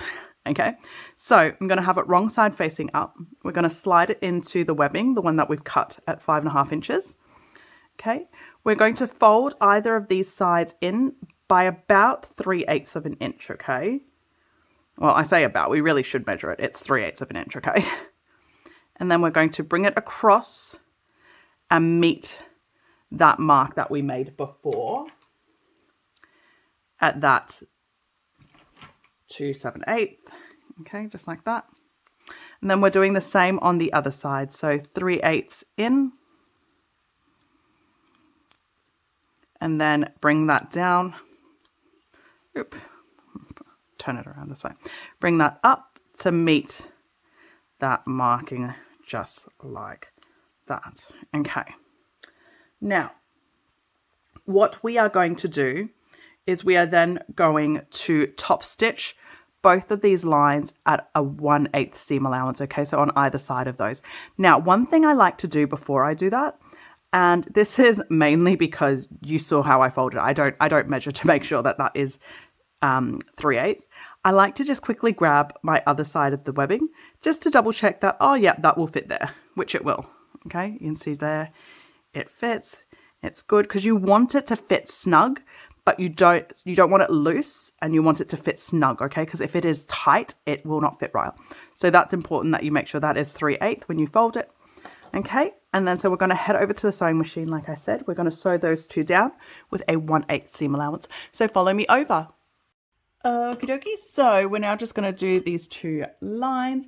Now, you can either do two separate lines or you can do a rectangle. Truth be told, most of the time I actually cheat and just do a rectangle because why not?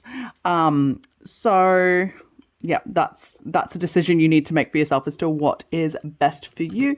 But we're doing it 1/8 on either side. Okay, if you need a hump jumper, make sure it is at the ready.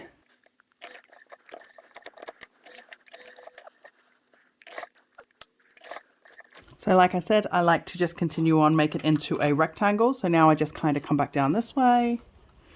Make sure this is still folded.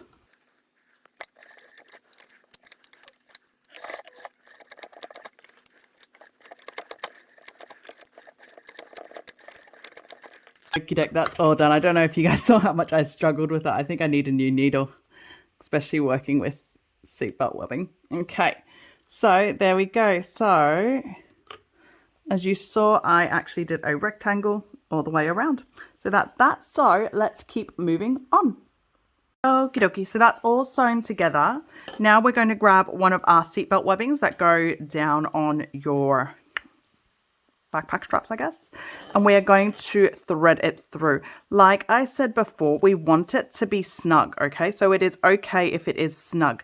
I've found it easiest for me to actually fold it in half to get it in first and then lie it back flat, okay? See, like as you can see, it is snug in there, maybe even a smidgen too snug, but over snug is better than not snug enough, okay? Because you don't want this to just pull up and down super easily. You want it to have a bit of tightness.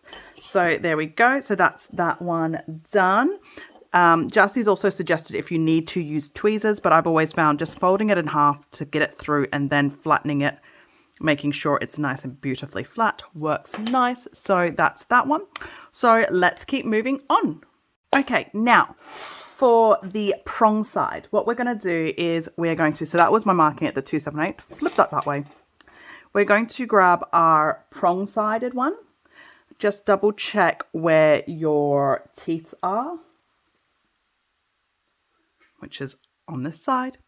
What we're going to do is we're going to slide the webbing through the first bit here. And then we're going to bring it under and through here. Just like that. And it'll go on like that, okay? And then we are going to fold this down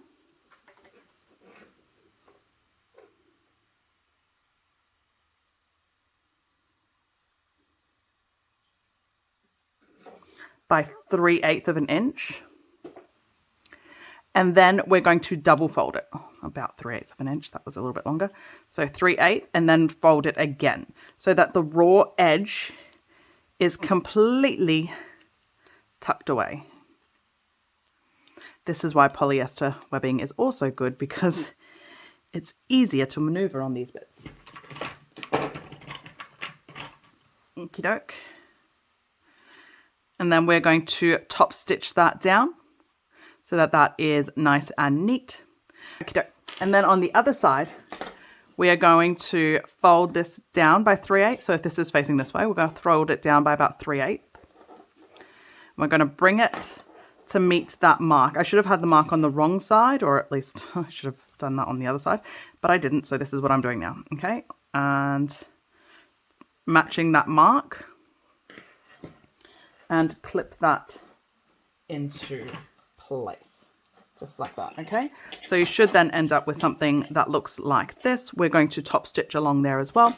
Before you sew it like you did on the other side, just double check that that will fit nicely and snugly, which it does.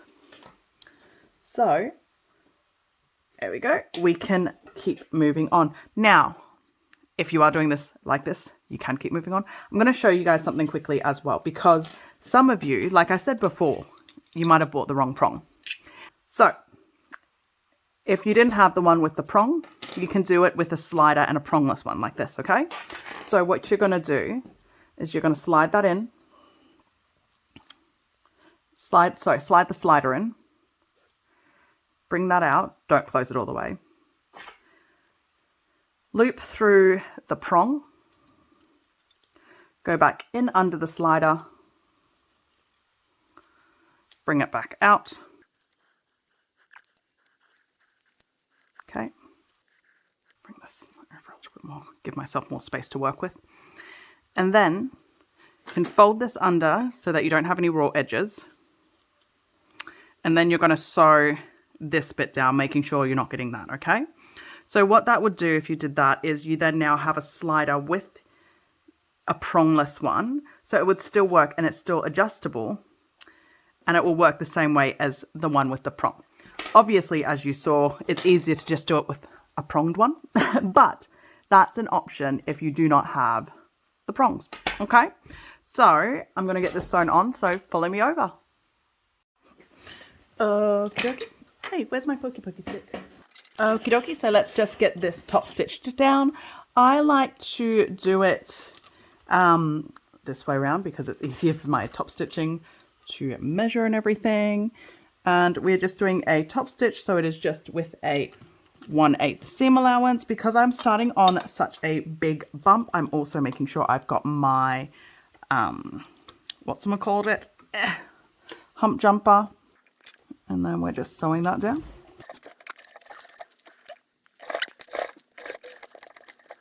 There we go.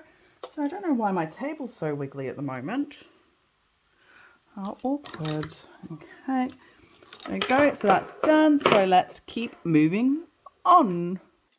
Oh, actually, no, don't keep moving on. I haven't done this one yet. I forgot that bit. Okay, so this bit, we also need to top stitch that bit down as well. Okay, so again, like I did on that side, I like to have it this side facing up, even though this is the underside, because to be honest, I trust my sewing. I trust my stitches to be straight and level, but by going this way up, I can actually see what I am sewing better. Okay, so again, we are top stitching, so just with a 1/8 seam allowance. I don't know why this keeps wiggling. Something is knocking my tripod all the time. Ugh. Sorry, this is me this time. Sorry, I had a bit of technical difficulties while I was finishing off that little bit there, but I did finish sewing this bit up, so that's all sewn together now. So let's head back over to the overhead and we'll keep moving on. Okie dokie, so that's that all sewn up just like that. So now what we're going to do is we are going to grab that seatbelt webbing like we did on the other side. We're just going to thread it through. Again, I like to fold it to get it through easier and then flatten it. There we go. Looks like that. Okay, so smooth it down a little bit more. There we go. Okay, so that's that. And so now what you would have if we bring the other piece in is, ta-da, your chest strap, just like that. Okay, now if you would like to add D-rings, okay, now is your chance to do so. Quickly grab my D-rings. Where are my D-rings? Okay, so if you did the chest straps, you're able to add the D-rings at the top here, okay, just like that. So if you don't want D-rings, that is fine. If you do want D-rings, you are able to add them to the top like this.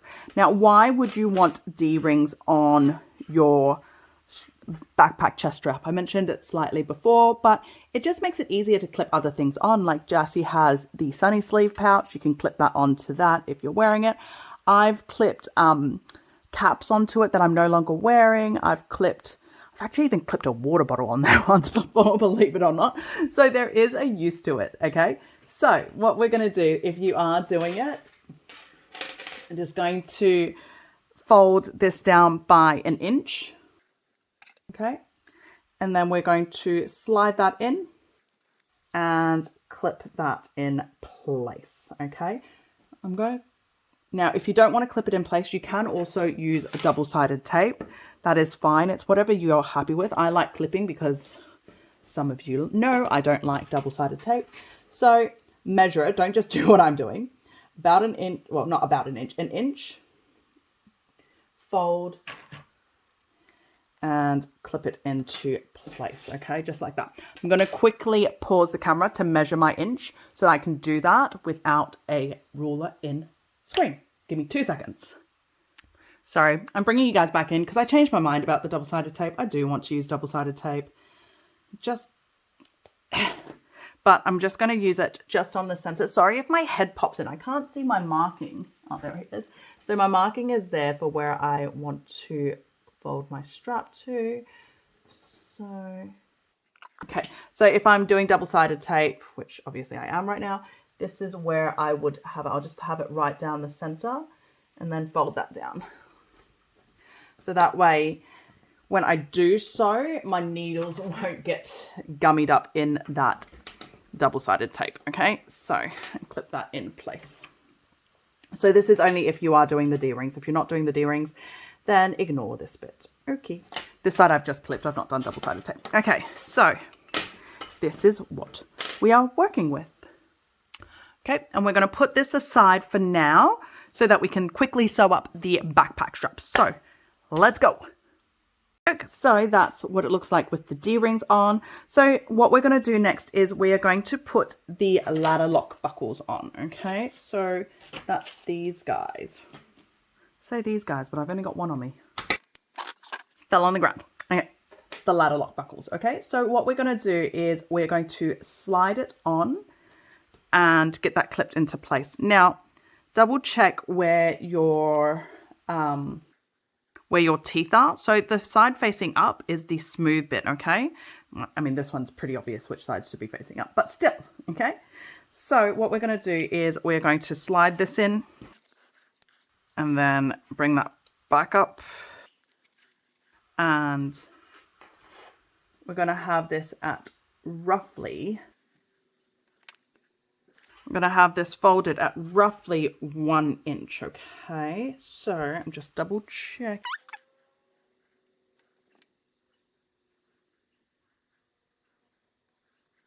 Okay, so next what we're going to do is we're going to grab our ladder lock buckles and we're going to just slide these on, okay? So it's going to just go in this way. So over the, make sure you know which way is top and bottom, okay? So this is the right way on mine. And we are going to slide it through over there. And then back under. Just like that. And you can move that up for a bit. And then same on the other side, okay? And then we're going to put that aside as we work on our backpack straps, okay? So let's grab our backpack straps in. Okay, backpack straps. So we've got our external, we've got our underside, and we've got our stabilizers. Okay, so I'm using vinyl on the outside. I can't remember if I said this in the beginning. So I've decided vinyl on the outside, 3D air mesh for the underside because it adds cushiony and makes it really comfy to wear. And then I'm also using this, which is like a super spongy foam. I think this is called Flex Foam. So it just adds a bit more comfort to that strap as the stabilizer. Okay, so we have had people insert the stabilizer now as they, well, not insert it now, but like made the stabilizer bigger and sewn it down at the same time. You can do it. I've personally found it harder. Okay, so I do it exactly as per the pattern. Now, what we're going to do is we're going to match the underside and the top side of your straps, right sides together. Okay, we're going to clip that all in place.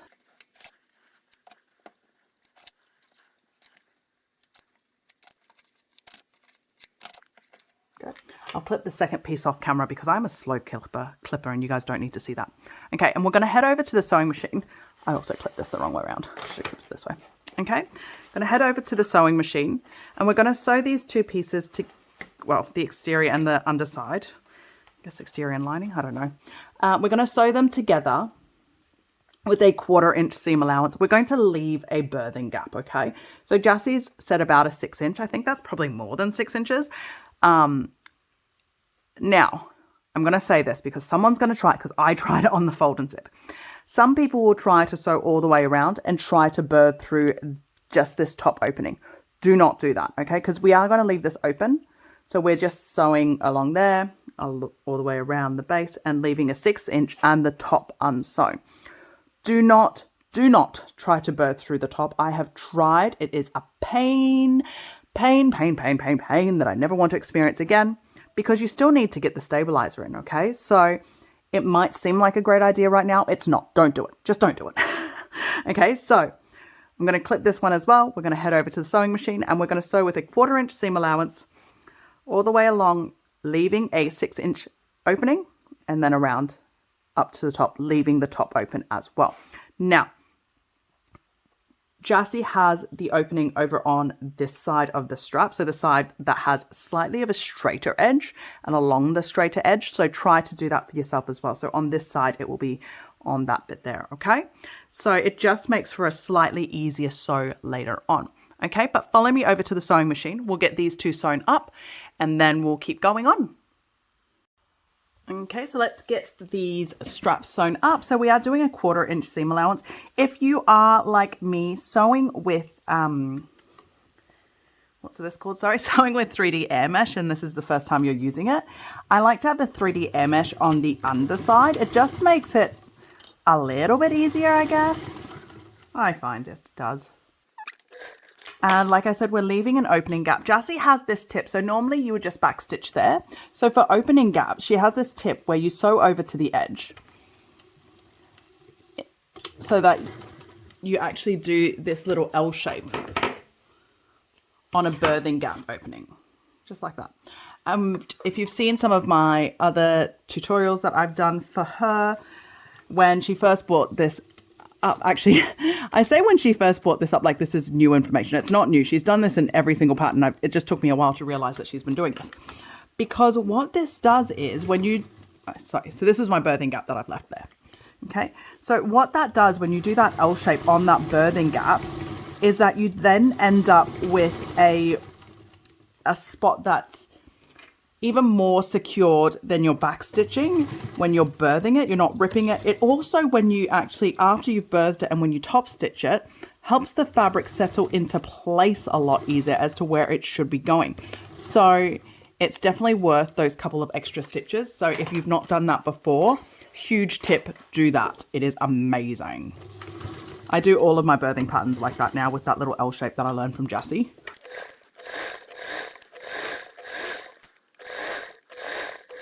Okie dokie, that's the first one. And then just quickly do the same for the second as well, making sure you remember to leave a birthing gap.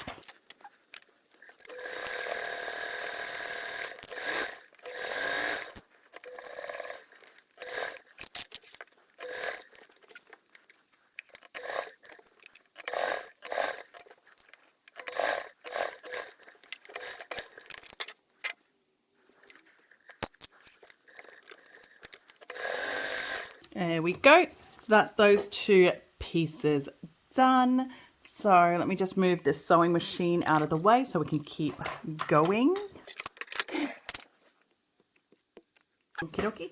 Gonna bring this back in. We're gonna grab our pinking shears and you are going to trim along the perimeter of this with your pinking shears, okay? So, but don't do the birthing gap, okay? Do not do the birthing gap.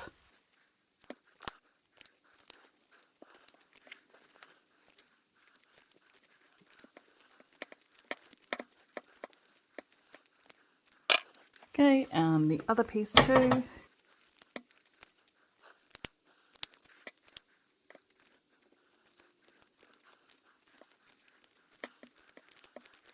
Okie dokie. Let me get rid of all of this junk. Okay, and now what we're going to do is we're going to birth it. So this is why I said at the start, don't birth from this corner. You'll hate yourself. That's why we always leave a gap, okay? So we're just birthing it. Wish me luck.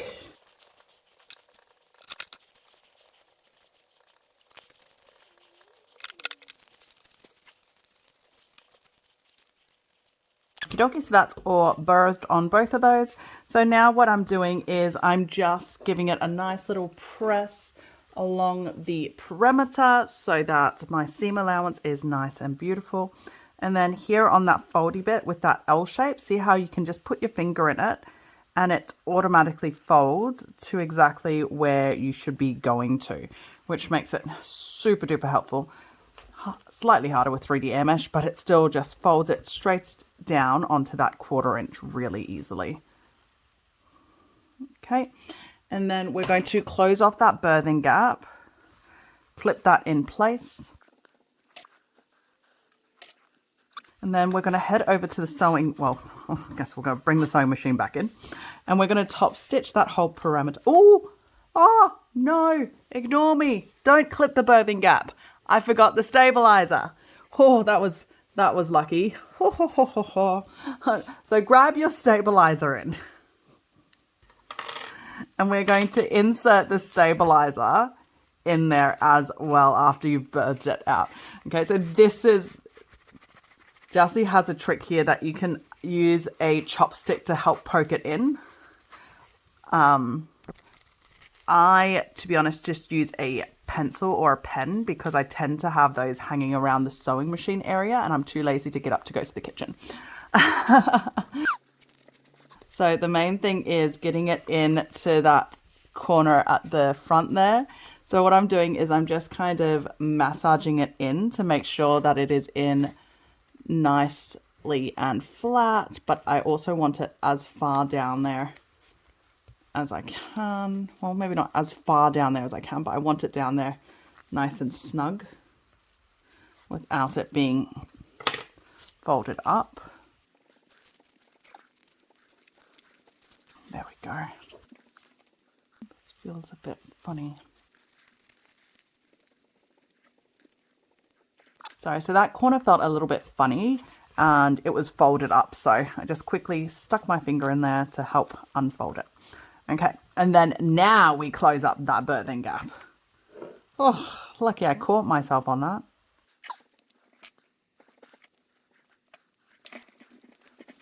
There we go. Okay, and so I'm going to do that on the other side, get that stabilizer in, and then get this all closed up as well.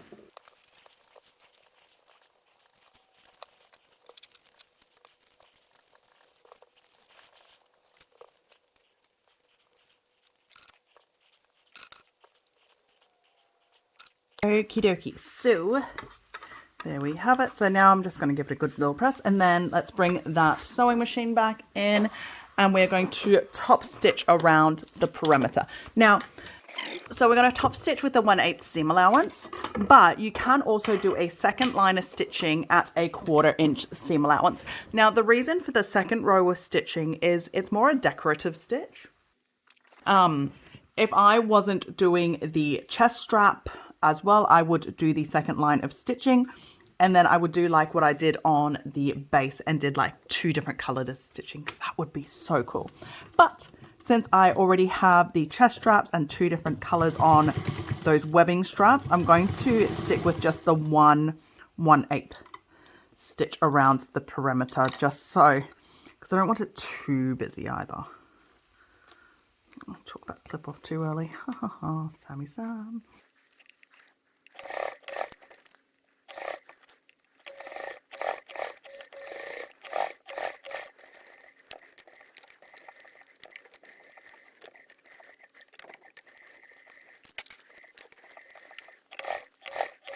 I don't know how much you guys saw of how I did that, that corner around the bottom there.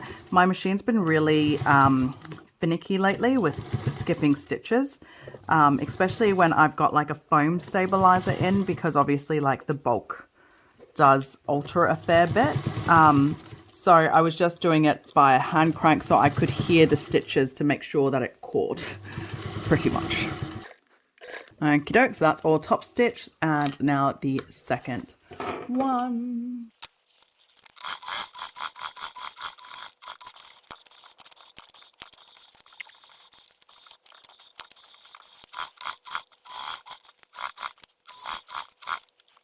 Okie dokie, that's all done. So we're all sewn together, and let's head over to the overhead and we'll keep moving on.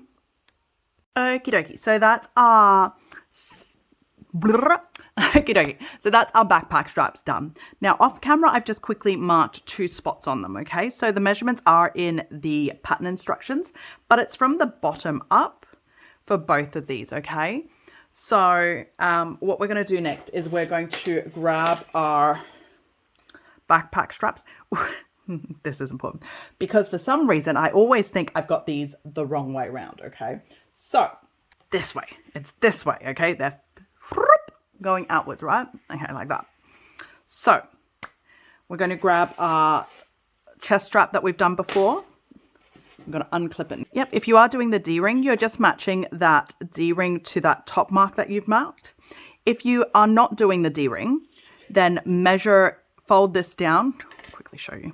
If you're not doing the D-ring, just exactly like what you did with the D-ring, but don't put the D-ring in. Fold that down by 1 inch and then match that there, okay? But since I am doing a D-ring, here's my D-ring. Okay, so I'm matching that there. Just like that, center to around the center of the clip, and matching my mark to that mark there. I'm actually going to get rid of my mark now because this is hard to get rid of. Matching that up there. I'm going to quickly grab this. I'm going to clip that in place there. You can also use clips if you've got big clips like these, because it's actually not that far away, okay? And then on the bottom, you are going to fold this bottom up, and it's going to match up to that mark that you made, the bottom mark, okay? Just like that. And then this part can come all the way down so that it's out of the way. Okay, double checking that is right. Sorry if you see my head, I'm just trying to make sure that everything is aligned and correct. And go. And more big clips, just like that. What we're going to do is we're going to head over to the sewing machine and we're going to do a box stitch, okay? So we're going to sew a box stitch around here and do the crosses as well. Now, Jassy doesn't have any instructions on how long or wide the box strip is, box stitch is. So I like to go about 1 inch. Because that then covers up the whole stitching on the underside, and I like to do them so that they're matching, so that, yeah, I measure it because I like them to match. You don't have to if you really didn't want to and you reckon that no one will see it, but I always do because I am paranoid like that. Okay, so what we're doing, same thing like that side, measure that up first, get rid of that mark. And now, if you do not have big clips like that, another tip that I have for you guys, because you all know I love my painter's tape. It's painter's tape. Stick it on. Okay. Just to help hold it down while you sew it all together, okay? And then match this like we did on that side. Pull you down. And Bob's your uncle. There we go. Just like that. So if you didn't have clips, big clips like that could hold it, painter's tape is another option that you can use, okay? So that's kind of held it all in place. So we're going to head over to the sewing machine and we're going to sew those box stitches down on both of these, and then we'll keep moving on. Okie dokie, so let's get these two going for the strap. make sure you have your hump jumper ready, as well as a way to measure your boxes, okay? Okie doke. So here we go. So we are box stitching. So whether you are starting from the bottom or the top, the main thing to watch out for is your bulk as to how close you come along to your hardware, right? Because the closer to the hardware, obviously, the more bulk you have to contend with. So I'm gonna probably go around here, and then this is a box stitch, okay? So I like to do my box stitches not with a top stitch length, which I don't know if that's correct or not, but I just find that way I don't know, they feel more secure, because that's the whole reason why you're box stitching, right? You want it secure. Okay. So right now, as you can see, I need to contend with this ginormous thing, which is really silly of me. I shouldn't be so close to it, but that's how close I've gone, because I like to play with fire. I don't know if you can see that I'm just maneuvering because I'm not 100% happy with the way that bottom is sitting. So I'm just pulling that in a little bit more. Okay, and then I'm coming in, like I said before, about a 1-inch box I like to do. So that's about here. Sorry if you see my head, that's just me ducking in to double check all of my stitches are still beautiful, which they are. I am happy. And head again. There we go. And then we're going back up.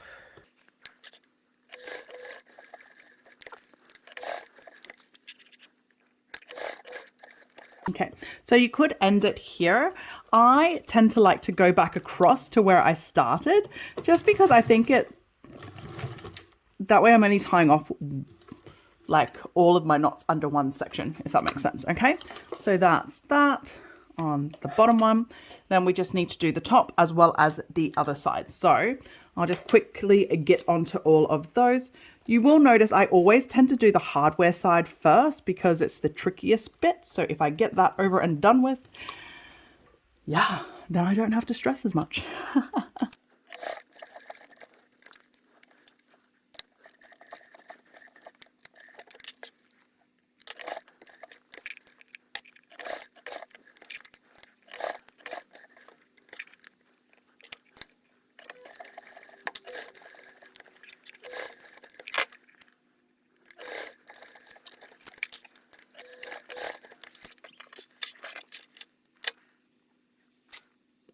Okie doke, and then the second strap.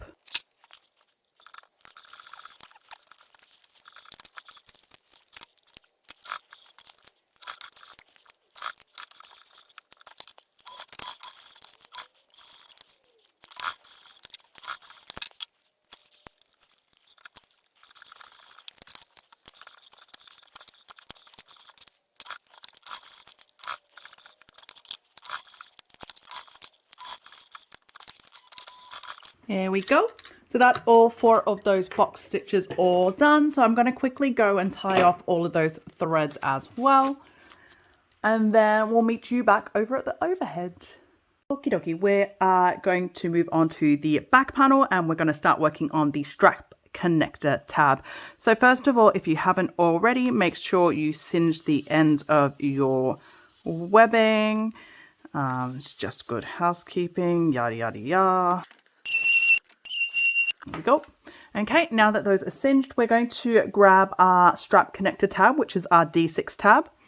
We're going to fold it in half on the long sides, along the long edge, right sides together, just like that. Okay. And then from the folded edge, we're going to mark a 1/4 inch. Okay. Normally I don't bring... Oh, I'm going to quickly do this off camera. I was going to say normally I don't bring things in, but I'll do it this time. But no, I can't do it. Okay, quickly mark it. Oh, straight back. Okay. In all that umming and ahhing, I don't even know if I said what we're marking. So along this folded edge, we're marking a 1/4 inch. Okay. Now, after we've marked that 1/4 inch, we're going to slide the 1 inch webbing in. Just like that. And it's going to go up against that 1/4 inch mark there. See how at the bottom and at the top it both matches? So that's what we're doing. And the webbing should extend about 3/8 out. Well, not about, it should be 3/8 out, okay? So for me, there. Okay, and we're going to clip that all into place.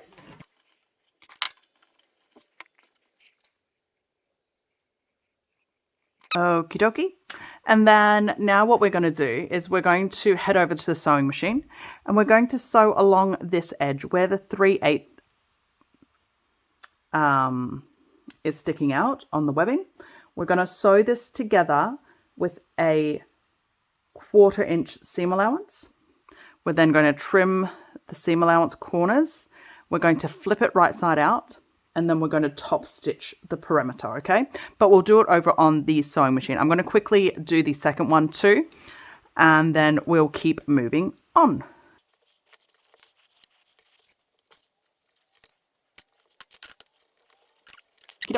So let's head over to the sewing machine and get that sewn down.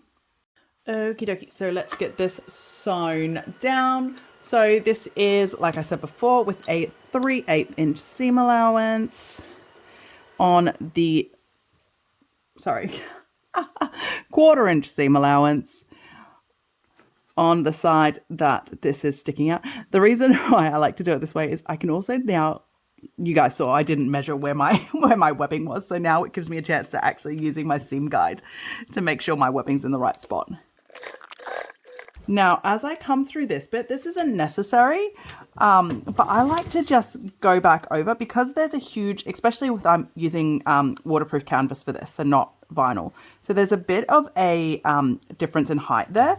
So I just like to go back over and quickly back stitch the bit where the webbing connects, okay? It's not necessary because you do top stitch later on as well, but it just makes me feel more secure, okay? And we're doing that with the second piece as well.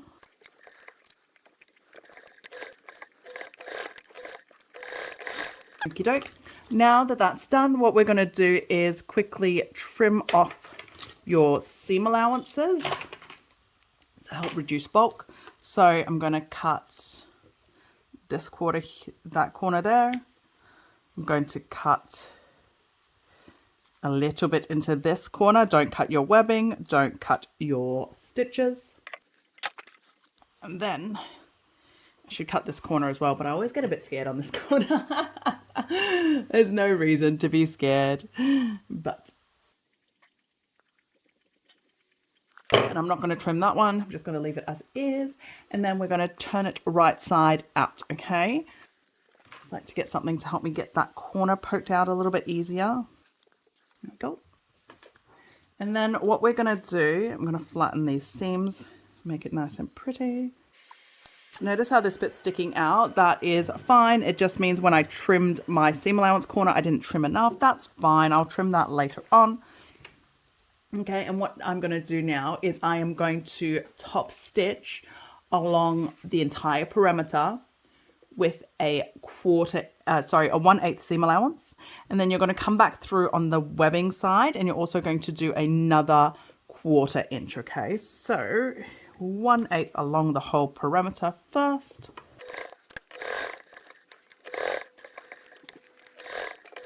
There we go. And then 1/4 inch along the webbing side only. Now, on my first test to make, I actually did a 1/4 inch along this folded edge as well. I just thought it gave it like a nice little finish. It is not necessary, but if you wanted to, why not? There we go. Okay, I'm going to do that with my second piece as well. Now, if you did have that little bit there, I'm just going to trim that off just like that. Okay, I'm going to finish the second piece off just like that as well. And then we'll head back over to the overhead and keep moving on.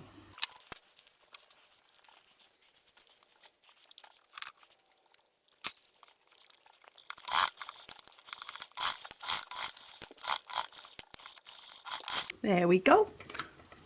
And we'll put these two aside and we will keep moving on.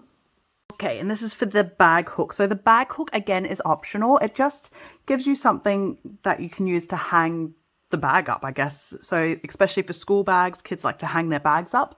It's a good option. It's not necessary, but it's a good option. I'm going to show you how to do it because I am doing a tutorial. I should show you everything. So we grab our piece of fabric. We're going to write down the center of the short edges. We're going to draw a line. And we're going to fold both of these edges in to meet that line. Now, I know a lot of you like to use double-sided tape. I am not going to use double-sided tape on this, but if you have to, do use it. But personally, I don't like to do it on this because you are going to sew over that double-sided tape, okay? Okay, so we're just folding both of those edges in so the long edge meets that center line or that center mark.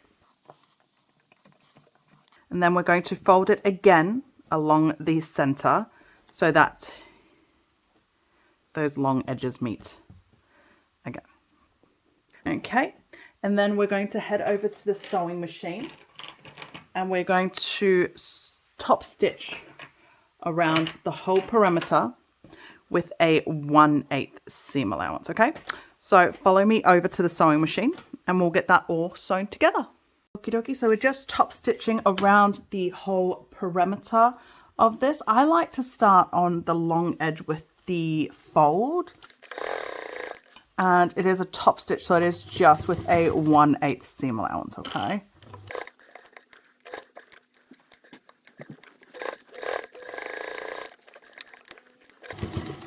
Okie doke, so that's all done. So let's head back over to the overhead. We'll put this aside and we'll keep moving on.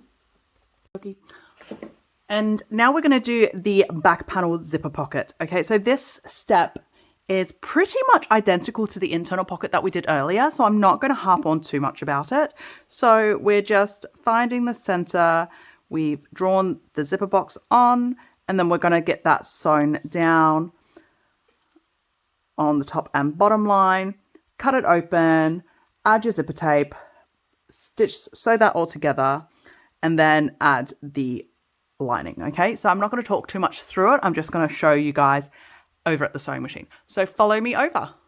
Okie dokie, so we're just going to get straight onto it. It's exactly like the interior one. So like I said, I'm not going to talk too much and we're just going to get sewing.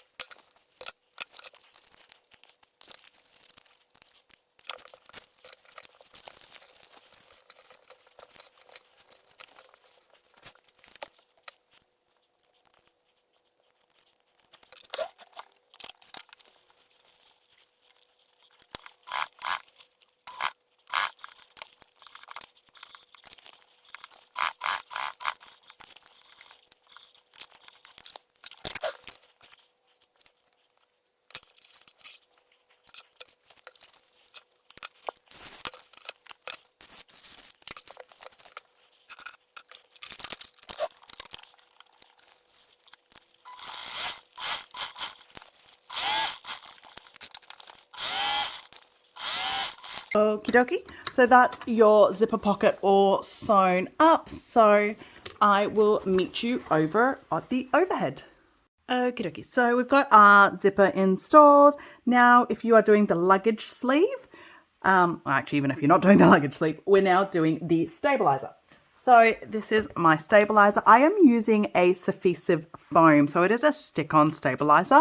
So normally what you would do is you would stick it straight on to the back like so. Now I am not going to do that because of my zipper pocket, okay?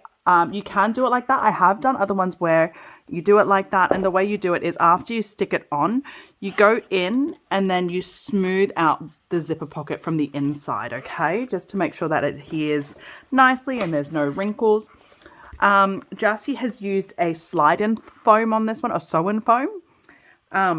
So I would normally, if I'm not doing the luggage sleeve, I would actually stick this. I would actually stick this onto the back side of my lining. But because I am doing the luggage sleeve, I want the stabilizer to be sewn down with the luggage sleeve, okay? So what I'm going to do is I am actually going to put this on upside down like this. So my sticky side will be facing up as if I were doing a sew-in stabilizer, okay? So the way that Jassy has us putting this on and keeping it in place is to grab some double-sided tape and stick some double-sided tape down on your stabilizer. Oops. So that you can then stick it on to your exterior fabric. Why do I have so many threads everywhere? Jeez. Sammy, jeez. Okay. Sorry if you see my head. I'm just trying to align this properly and make sure it is in a good spot. There we go. Okay, just like that. Okay, so that way my stabilizer is on there and I'll be able to use the strap, add the luggage strap on there, but it's not stuck onto the outside, so there's no stickiness to contend with the pocket or anything like that. Okay, now, so let's keep moving on. Luggage sleeve. So, luggage sleeve, this is my webbing strap. So you can use fabric as well. Jassy's given us an option to use fabric for the luggage strap. I am just using a 1.5 inch webbing. There is two measurements. Well, there is a measurement that Jassy has given us, but it's also on the pattern instructions where you just measure from the base up. So I've got those measured out here. And then we're going to align the webbing just below those marks there, just like that. And then we are going to take it over to the sewing machine and we are going to sew box stitches on either side. Okay, so we're doing about a 1.25 inch box stitch. So that's to help keep it nice and square and beautiful. Okay, so about a 1.25 inch box stitch on both of these sides with the cross and everything. And yep, so let's head on over to the sewing machine and get that luggage strap sewn down. Okie dokie. So let's get these sewn on with our 1.25 inch box threads. So the way I like to do it, because we are, okay, so let's get these box threads on. So I like to start from the bottom. We are sewing this down with, here we go. Now, bearing in mind, just something to keep in,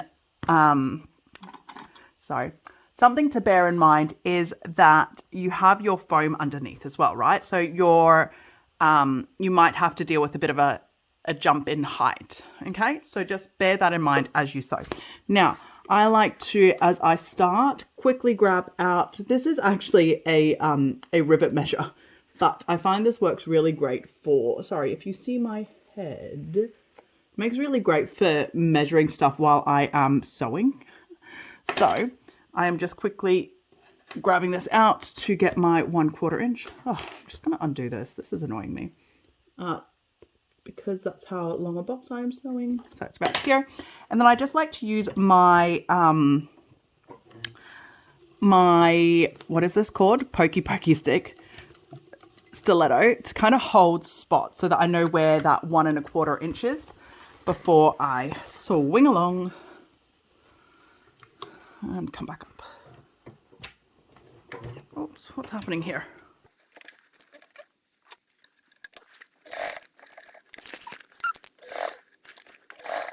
Then, because it's a box stitch, I am going to come back up into that corner.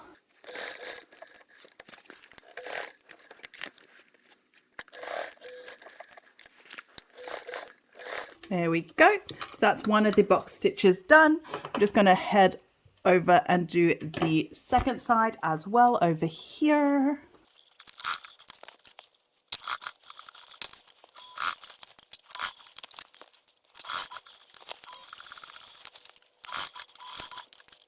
Okie dokie. So that's those two box stitches done for the luggage tag. So we'll head back over to the overhead and keep moving on. Okay, moving on, we are doing the strap backing, okay? So Jassy's actually given us instructions on how to do this either with fabric or with webbing, okay?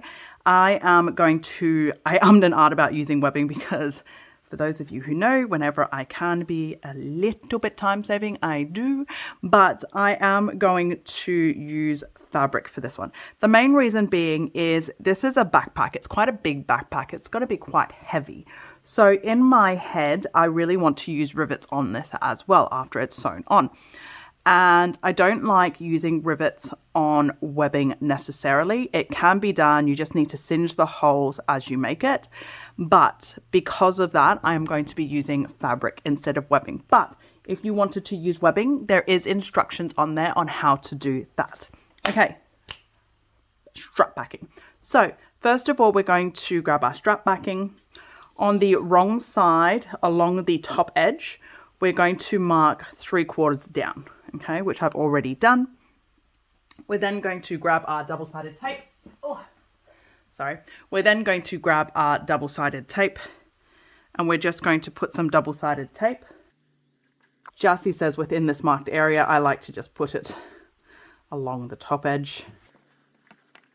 And then we are going to fold the long edge down to meet that marked line. Okie dokie, just like that. Ta-da! And then next thing we're going to do is we're going to grab our back panel. Here's what I prepared earlier. We are going to mark down 2 markings that we have in the pattern instructions, but also on the pattern pieces in case I need to tell you they're everywhere. And we're going to grab the strap backing, and the raw side, so not the folded side, is going to match up to those markings. So that's my marking there. I know you guys probably can't see it, but it's there. Okie dokie, there we go. And then what I'm going to do is we're going to head over to the sewing machine, and we are going to sew this down with a 3/8 seam allowance, okay? Now, here's a tip from me. I am not great at sewing when it's not along the edge. So what I'm going to do is I'm actually going to draw a sew line there. So I'm going to draw 3/8 in from this line and actually draw that down so that I have a line to follow as I sew. Okay, so I will do that and meet you guys at the sewing machine, and then we'll sew that down.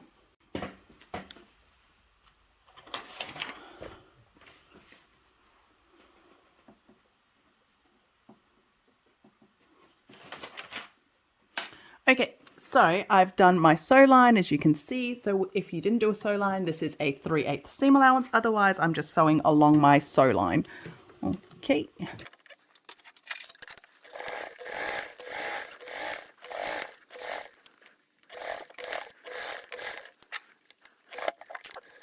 Okie dokie. So now that that is sewn on, let's head back over to the overhead. I'm just double checking here that I didn't have any skip stitches. Yep. Okay, I'm all good. Okay, so let's head back over to the overhead and we'll keep moving on. Okay, so we've just sewn that on using a sew line. Now, the next step we're going to do is our bag hook if you are doing it. So this is my bag hook here. Now, you can fold it in half just so you've got it just like that. So it is a actual hook. Now, actually, which way do I want it? I don't know. This way. Okay, so I've got a couple marks marked here already. So first of all, we're going to find the center mark, which is right there. And the bag hook is going to be placed on the center with about a 3/8 gap in between with about a 3/8 gap apart, okay? So the way that I do it, which I've got painted there, the way that I do it is I just literally find the center and I do 3/16 on either side. Sorry, that's confusing. So 1.5 of an eighth. So if you're doing centimeters, it's easy. It's 1/2 centimeter on either side of that center. Okay. Now, then going to match that to those 2 markings, and it's just going to be slightly above. Okay. So slightly above that sew line, and that's where we're going to place these. Okay. Now, if like me, you have an abundance of painter's tape, I like to use painter's tape to hold it down. For now, while I do this, making sure that I am not putting it down the wrong way, right? So I'm not twisting it. Twisting, that's the word. I'm just sorry if my head ducks in a little bit. I'm just not happy with how low down this is. So I just want to move that a tiny bit. Okay, so that's stuck down nicely now. Now, the next thing that we're going to do is baste this on. Now, because I am filming a tutorial and that means back and forth, I'm going to actually sneakily do the next step now as well. So the next thing that we're going to do, so if you aren't filming a tutorial, baste this down now. Otherwise, follow me and we're going to do the backpack strap placement. Now, Jassy has a few measurements for us for the backpack strap placement. The reason being is where your backpack strap is placed makes it more or less comfortable for the wearer. So I am going by a 2-inch gap there so in between the two. So from the center, I'm going 1 inch either side. Now, this is something I should mention because truth be told, even I freaked out when I first did it. So if you are doing a child one and you are coming in closer, which I did for my first one, it is okay if they overlap your strap backing, your hanging strap, okay? Your bag, that strap, that thing, okay? It is okay if it is on top of it, okay? So for this one, I am not, okay? I am going to just trim off these corners on my backpack straps because why not? They're annoying me and in my way, okay? So make sure your straps on the right side of each other. I like to do it by having my chest clipped together, so that helps me identify everything. And it is going to be upside down like that. I'm going to turn this sideways because my table isn't actually wide enough. Okay. And then I'm matching it just like I did on that side to this, okay? So once I got that, I'm unclipping the chest clip so that it is not tied down. Stick it down again. Just like that. And then same over on this side. Match that mark that you've made slightly above your sew line that you did before. And stick it down. Now I'm actually going to head over to the sewing machine. First of all, I'm going to baste all of these down. So the strap, the backpack straps, as well as the handle. I'll baste all that down with a 1/8. After I've done that, I'm going to fold this up like that.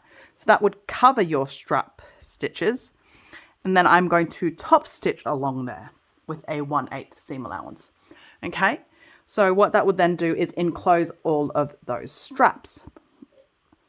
Now, after you've top stitched, you can choose to do another row of stitching right down the center if you'd like, or rivets.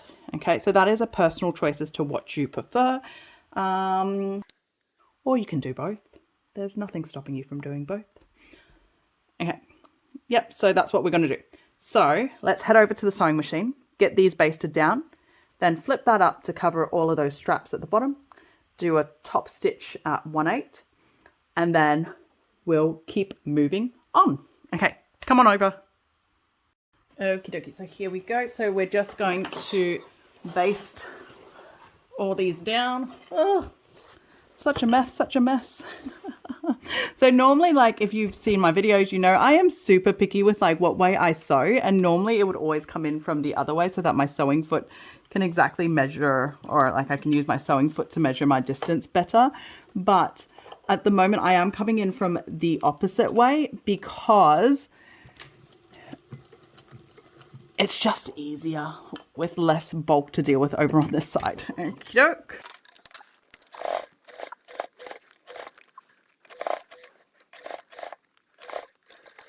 Okey-doke. So that is basted down with all of those straps. So like I said, now what we're going to do is we are going to pull this out. Where's my thread scissors? Yep. Now that that's all basted down, I'm going to take the painter's tape off because I don't need it to hold it down anymore. And then we're folding this up. Now I'm just going to, because I don't know how well you saw that, like there was a fair few skip stitches while I was doing this, which is not a problem, okay, because this is, like I said, it's a basting stitch, right? So I don't care about the skip stitches, but I'm just going to put a clip over here on my backpack straps against where they should hit on the back panel. So that just helps me make sure that as I'm sewing it, it is not moving and it's stuck exactly where I want it to be stuck. And fold this up, and then we are top stitching that down. Okay, so we are doing it with a 1/8 seam allowance. I am back stitching. I normally don't back stitch when I top stitch, but on this I am, because it's important that it holds. I am sorry if my hands are in the way. I can't find, oh, there she is. I was gonna say I can't find my pokey, but there she is. Now, making sure that you watch for bulk, right? Because obviously as you come up to these straps, there is a lot of differences in bulk. So you might have to, oh, just like that, that skipped.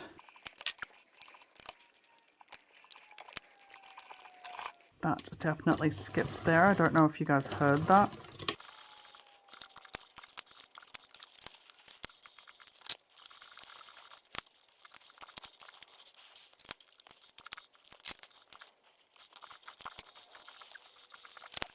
Okie dokie. So that's all top stitched down. I don't know how much of that you guys saw. I pretty much had to hand crank that. My machine's playing up a little bit, so I might have to give her a quick oil and sort her out. But before I come back, I'll also quickly install the rivets. So I am going to do rivets. So if you were to do rivets, the rivets are completely optional, but it's pretty much along the center where your straps are. Okay, so I'm gonna do 4, I think. So 1, 2, 3, 4 along the center of this. I'm also going to, I also need to top stitch the bottom. I haven't done that yet either. So I'm going to try and do that once I sort this machine out. Okay, give me 2 secs. Okay, there we go. Sorry, I've given my machine a quick little oil. She's a bit happier with me now. And then, so I'm just going to top stitch along this bottom edge too. So if your machine didn't hate you like mine did, you could have just kept going around in a circle, but mine is not happy with me at the moment. So this is how I am combating it.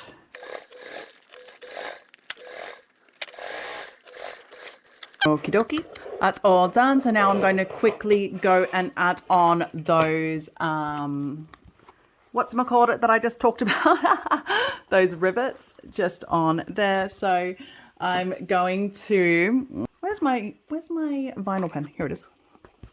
Okay. So just to give you an idea where I'm going to put it. So this is pretty much where my, my strap is. So I'm going to pretty much center it here, here, here, here. Okay, it doesn't have to be perfect. The main thing that I'm trying to do is making sure that it is, it catches my straps, okay, or my backpack straps, because they're the things that are heavy and need the extra support. So I'm going to go put those rivets on and then we'll keep moving on. Okie dokie. So that's our back panel. I've gone and put the rivets in so that my backpack straps are nice and secured. Now the next thing that we're going to do is we're going to bring back in our strap connector tabs, okay? Not a charging cable, strap connector tabs. Okay, now in the pattern instructions and on the pattern pieces, there is a measurement as to where to put it. So I've already marked them. They're just down here. They're quite hard to see. But what we're going to do is we are just going to line these up above that mark. Now, the way we line it up is that your webbing is then facing upwards like that, okay? There you go. So when lying flat, your webbing should cross and they're just kind of going, I guess, diagonal to each other. That's diagonal. Yep. Here we go. So we'll clip that in place. And what you'll then do is you'll head over to the sewing machine and you're going to baste that down. Now, as I've done in other parts of this video, I am going to cheat and I'm going to do one extra step. So instead of just heading over to the sewing machine and basting this down and coming back, we're now also going to grab our back panel lining, okay? So this is my back panel lining. So we're also going to line the back panel lining up, wrong sides together with this exterior, okay? So that will be just like that. and then clip it all into place. And then what we're going to do is we're then going to baste it all together at the sewing machine. Okay, now one of the things that I like to do, because obviously I've got straps everywhere, is I like to close up the chest strap while I'm working on these bits. So close up the chest strap, get it as tight as possible so it kind of sticks together nice and tight.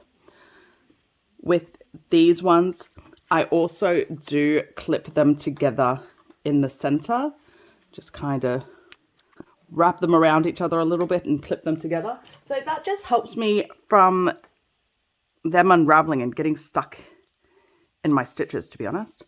Okay, so we'll head over to the sewing machine and we are basting the side connectors as well as then basting that lining down, wrong sides together. I'm going to clip that all off camera because this video is long enough as it is. You don't need to watch me clip. Okay, let's head over to the sewing machine. Okie dokie, so let's get basting. Like I said, I'm doing 2 steps in one. So I'm basting that side connector. I'm basting the strap connector tabs and the back panel lining on at the same time. Yeah, because that's how I roll. So we are just basting. So it is a 1/8 seam allowance.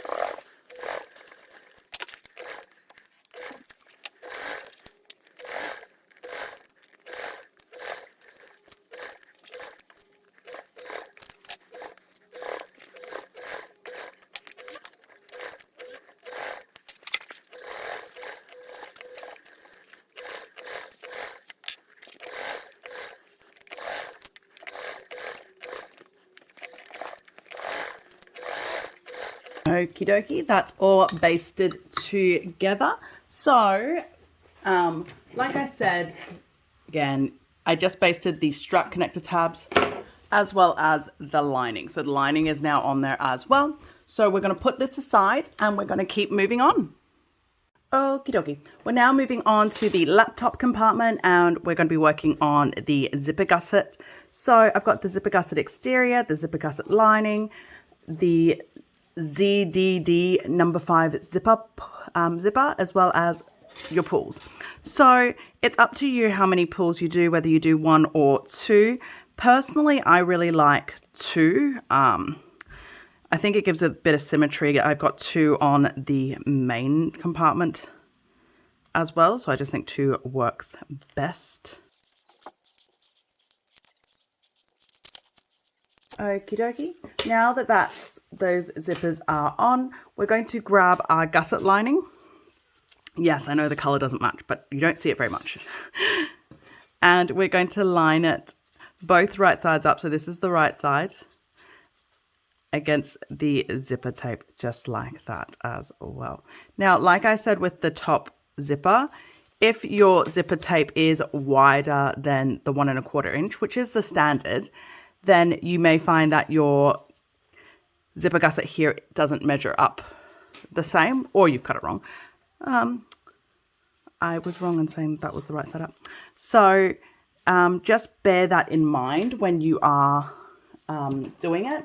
So one of the ways that you could do it, if you had a really thick zipper, you could cut this gusset width to the width of your zipper, okay? That is fine. The width doesn't change the pattern, okay? The only thing that changes is the length. So if you change the width of this, that is fine.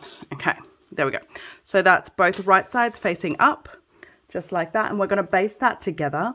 Like what we've done with every other gusset, after we've basted it together, we're going to grab the exterior. We're going to match those short ends up as well. And then we're going to sew them together with a 3/8 seam allowance. Turn it right side out, top stitch, and baste around the perimeter. So follow me over to the sewing machine. Okie dokie, we're over at the sewing machine. So first of all, we're basting the lining and the zipper together. So that's just with a 1/8. Jump up. And then, of course, the other side. Okie doke. Now that we've done that, we're going to match up those short edges with the exterior, right sides together to the zipper tape. And then we're going to sew that together with a 3/8 seam allowance.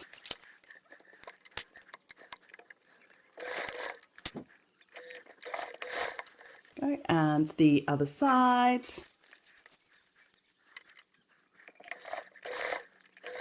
Okie dokie. Now that that's all done, we're going to trim off the seam allowances of the exterior only on that little corners there. So do not cut your zipper, do not cut your threads. Then we're going to turn it right side out, just like that. Okay, now when we turn it right side out, we're going to top stitch the 2 short edges and baste around the perimeter. Like I've done with all my other gussets, I am going to top stitch first and then baste, instead of just continuing on and basting and doing like a rectangle loop. In case you didn't watch the earlier parts of my video, it's because I just find it gives me a better finish. My top stitches are the bits that people will see along these 2 short edges. So I care about these 2, oh sorry, knocked you guys. So I care about these 2 edges and I don't care about the basting. If my basting looks horrendous and I have skip stitches everywhere, it doesn't matter. It's just to hold the fabric together until I sew it properly. So, yeah. Okay, and then the second side. Okie doke. And now that that's top stitch, I'm now going to baste. Like what I've done in all of the other ones too, I prefer to baste with the exterior on my sewing machine and the lining side up. I just find it gives me a better, I don't know, it lines it up better, I guess is what I'm trying to say.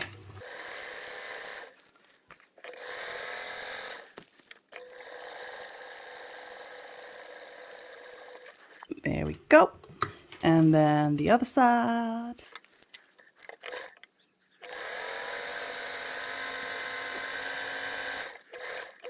All done. There we go. So that is now our laptop zipper gusset all done, ready for assembly. So let's head back over to the overhead, and believe it or not, we're on our final assembly. Okay, we're up to our final assembly. The first step of the final assembly is actually to install the zipper gusset onto the back panel. So first things first is we're going to find all of our centers on your zipper gusset as well as the back panel. The back panel, I've already marked my top and bottom, so I just need to mark my zipper gussets. Now, if someone needs to tell you this, please, please, please do not cut notches to mark your zipper tape. We try to never, ever, ever, ever, ever cut zipper tape. I know in the past, like when I first started bag making, people talked about cutting zipper tape to ease corners and things like that. We no longer do that because zipper tape does fail, and that's a quick fire way to guarantee your zipper tape failing is by cutting it. So obviously some people say, but you singe, you use phrase stop, it's still not guaranteed. So don't cut it. Okay, so center points. And what we're going to do is we're going to mark, well, we're going to match the bottom center to the top center. Okay, so again, just making sure all of this stuff is out of my way. I'm going to mark my bottom first and then my top. Now I clip my tops and centers with the zipper zipped up, and then I will unzip my zipper, okay, because it does make it easier. Now get the rest clipped into place. Sorry, did I say that these are right side together? I think I did. If I didn't, it is right sides together, so your external side to your external side. Oh, one thing I forgot to mention. On these sides, you can trim off that excess too. So how that strap backing comes out, you can actually trim off that excess. If you don't trim it now, when you trim it after you get the zipper tape on, that's absolutely fine too. The main thing is, obviously, you want to trim it before you bind it. Spoiler alert, that's what we're doing after this.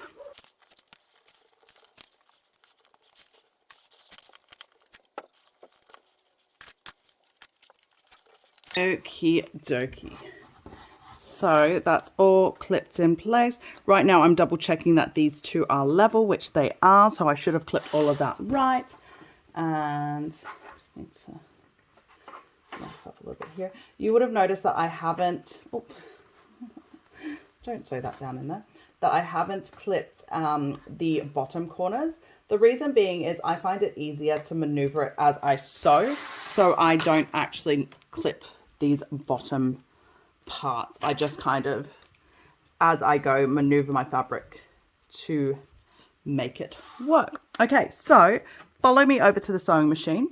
First of all, we're going to baste that all together. After that, we are going to bind it. Okay, so let's head over to the sewing machine and get binding, or get basting and binding. Yep, let's go over. Okie dokie, let's head straight in. So we are basting. I always baste from the bottom edge because it's a straight edge. So we are basting, so it is just with a 1/8 seam allowance. The biggest thing when you're doing this part is just making sure all your straps are out of the way and they're not getting tucked in and tied up.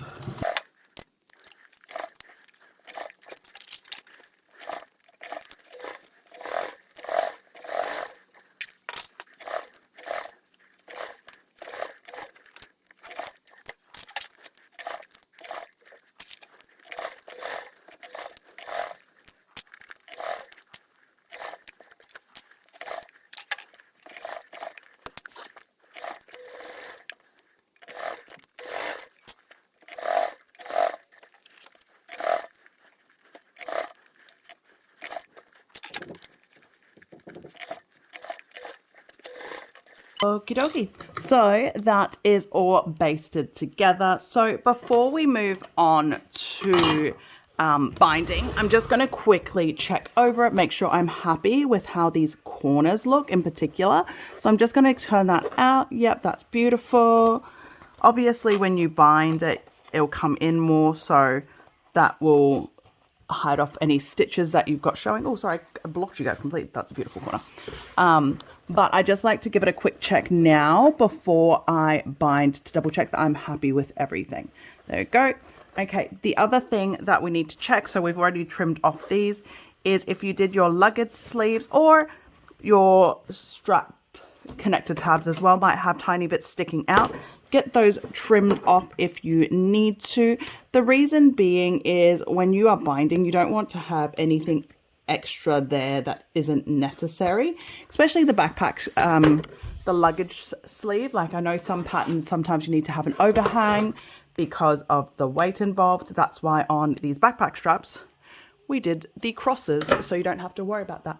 Now I cut webbing, so because I cut webbing, I have to singe because it's just good housekeeping. Oops, went too far. There we go. Okay, now binding. Let me grab my binding tape.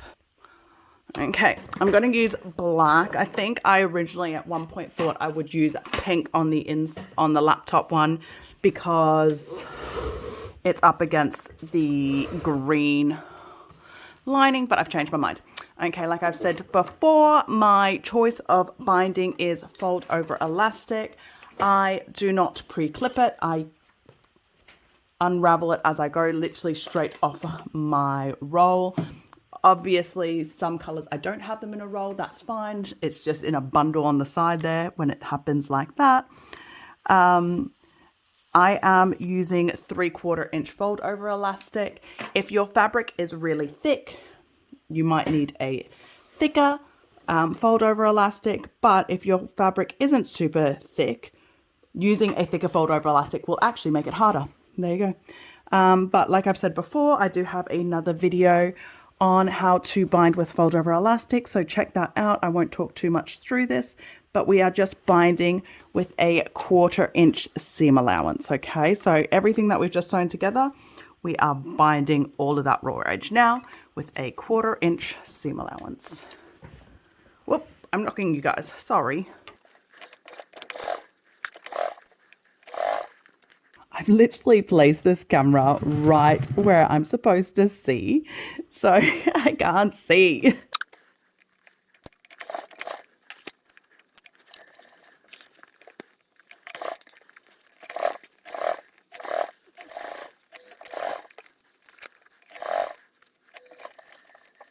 You might have just seen just on that section, I hand cranked it.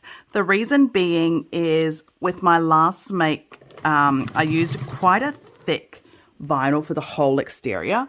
And because of that, there was a huge difference in height when it came to that section. So I ended up with skip stitches. So that's why I'm double checking now and going slow around those places that I know are uneven and I might need my hump jumper.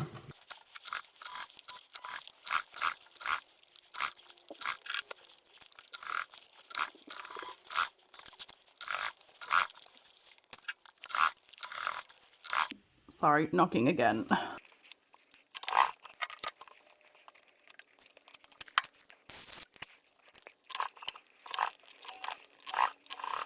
Okie dokie. So before we head over to the overhead, I'm just going to quickly check it.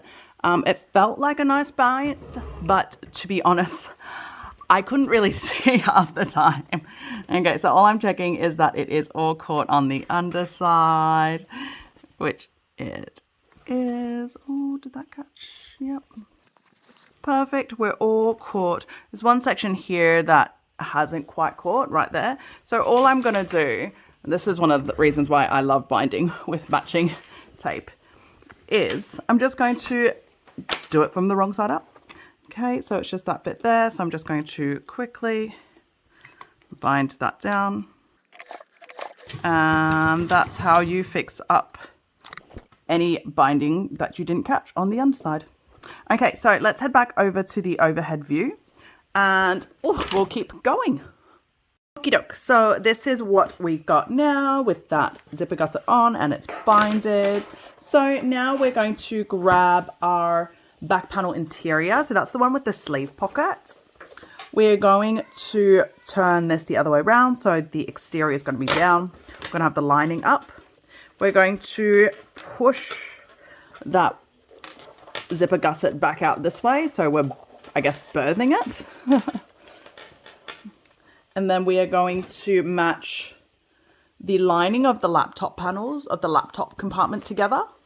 So this is the main compartment lining with the sleeve pocket is facing up. The bottom is your external and you've got the two laptop compartment linings facing each other. And we're matching them center to center and clipping it all together. If I can find my clips again.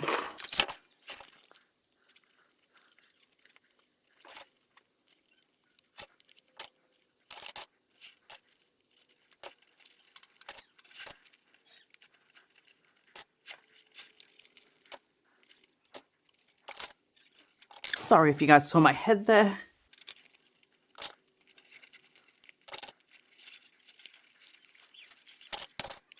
There we go. So that's all clipped together. So now we're going to head over to the sewing machine and we're going to baste all of that together. Now, the way that I like to baste this is kind of like this. So in a loop. So we're kind of holding it all and looping it, sewing machine here, foot here, and sewing in a loop. Loop-de-loop-de-loop-de-loop. Okay, so that's what we're going to do. So follow me over to the sewing machine. We'll get that basted on and then we'll come back over to the overhead. So meet me over there. Okay, I've moved my camera angle a little bit, so hopefully it's not right under my eyes. Okay, so like I said, this one we are looping it. So this is my lining side and I'm going to start right down the bottom. If you've never done a loop before, I think I also did it in all the Pandora series. So the Charisma and the Allure. And to be honest, ever since I learned this looping method, I call it the looping method because you're kind of sewing in a loop. Ever since I learned this method, all of my other patterns that have gussets now, I pretty much sew it this way. So if you've never tried it, give it a go. You might have a new favorite way of doing it. So this is the trickiest bit here, okay? So what we're doing is we are just moving our fabric in and turning it and maneuvering it as we go.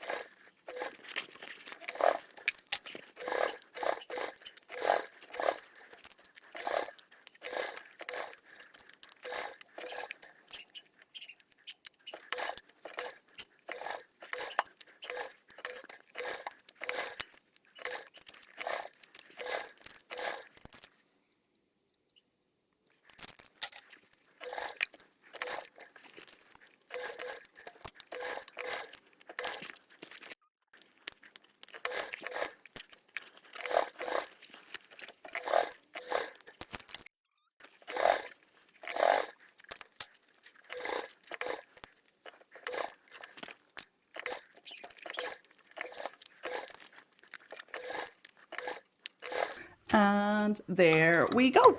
So that's all done. So we'll head back over to the overhead and we will check our stitches over there and then keep moving on. Okie dokie, so now that we've sewn that all on, we're just double checking that we are happy with our stitches. So if you want to, you can actually burr it out, well, I guess turn this inside out to check, but I'm quite happy with it. Like just by looking through all of these, like this all looks really nice. Beautiful, so I'm happy with that. So next, I'll do this sideways, sorry. Next, what we're going to do is grab our side gusset, okay? Okay, so let's bring our side gusset in. And what we're going to do is we are going to attach this with your backpack and everything onto the side panel, okay? So this is going to be attached to the side with the grab handle, okay? Not the smaller side, the wider side with the grab handle. And we are going to be matching it lining to lining, okay? So, well, lining to lining. I'm going to turn it upside down so I have the right side because I'm attaching to this side. And then we're going to, hit the camera, shove this straight in there. So, back of the backpack is on the table. The zipper gusset is inside out. The handle side is closer upwards. And we're going to clip the center, leave the laptop compartment open, of the raw edge to the top center zipper gusset with the grab handle.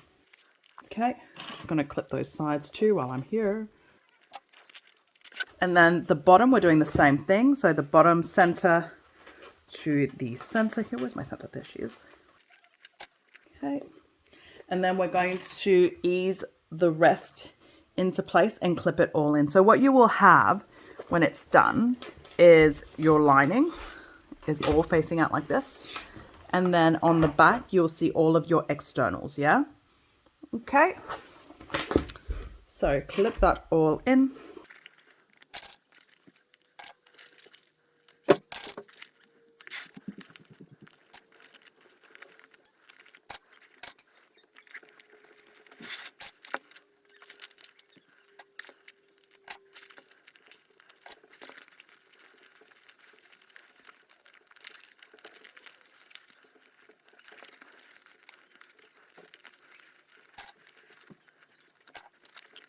Okie doke. Now that that's all clipped and we're happy with it, we're going to take it back over to the sewing machine and we're doing the same sewing that we did before. So on the loop, so just like that, and keep guiding it through. Okay, so follow me over to the sewing machine. We're going to get this basted together.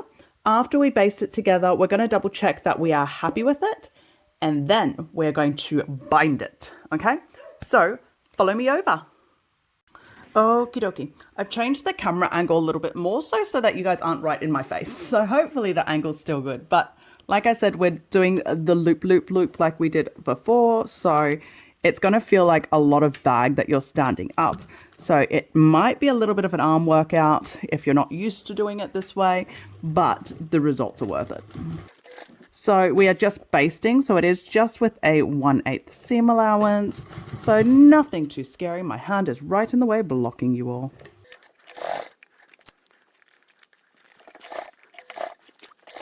Trying to actually see in here.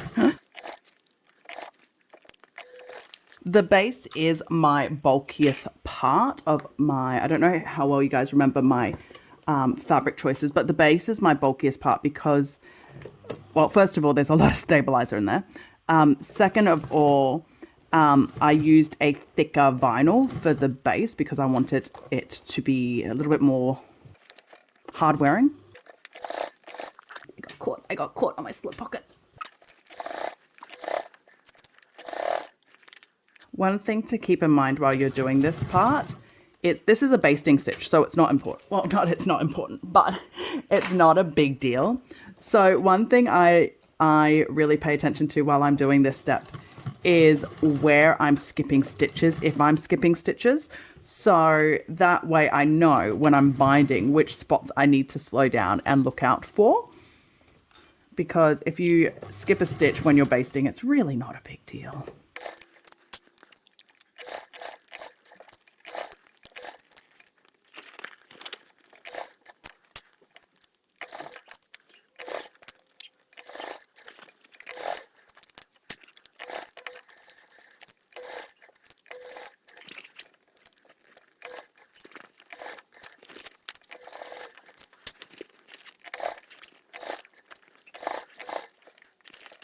Sorry if you see my head. This is a thick part here because it's where the side pockets are. So I'm just double checking that nothing has shifted. Everything is exactly where it's meant to be. Hence why Jassy suggests doing that bit by bit. But no, not me.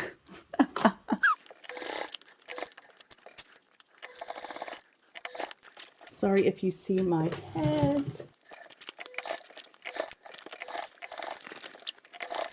All done, so that's all basted together. So pull that out. Now Jassy has a suggestion here to check all your stitches and even turn the bag right side out to double check that you are happy with those stitches. Okay, so let's have a look at how we've done. Now Jassy does say if you want to sorry, I can't remember what I've said because I had someone, like kids cried and I needed me. So anyway, so you can just quickly double check that you're happy with your corners before you bind.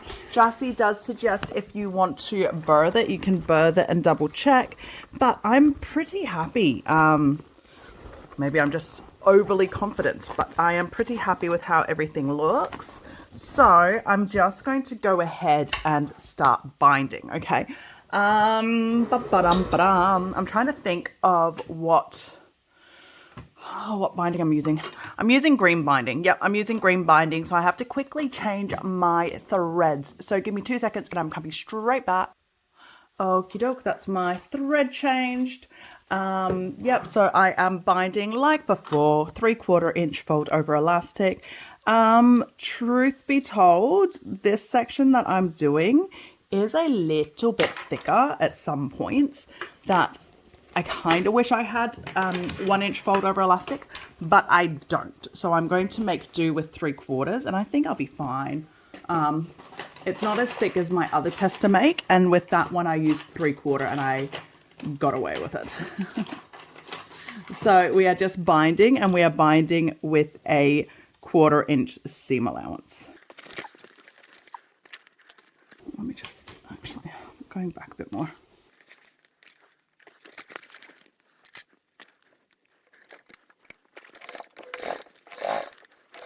Sorry if my hands are kind of getting in the way. I'm trying to guide my fold over elastic so that it sits in the right spot as I bind. I've got so many threads.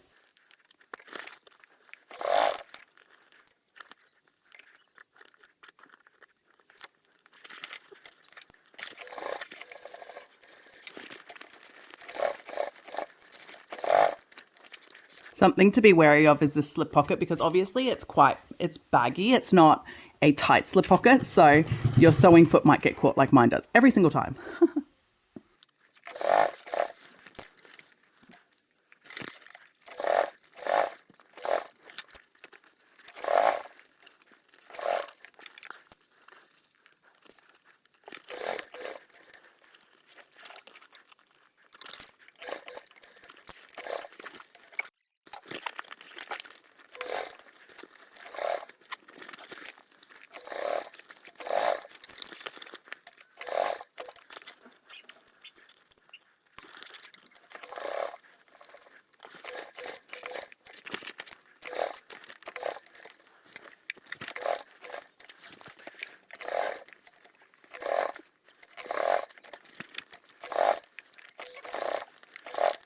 do apologize that in this section my fingers might constantly be blocking, but the reason being is, like I said before, like this is my thickest part of this bind right here, right? And I only have 3/4 inch fold over elastic. If I had a 1/4 inch, it would have been a bit easier to make sure it catches, but because I've only got 3/4 inch, and this is the thickest part, I'm just having to be really careful with getting my finger in there to kind of make sure it's right up against it.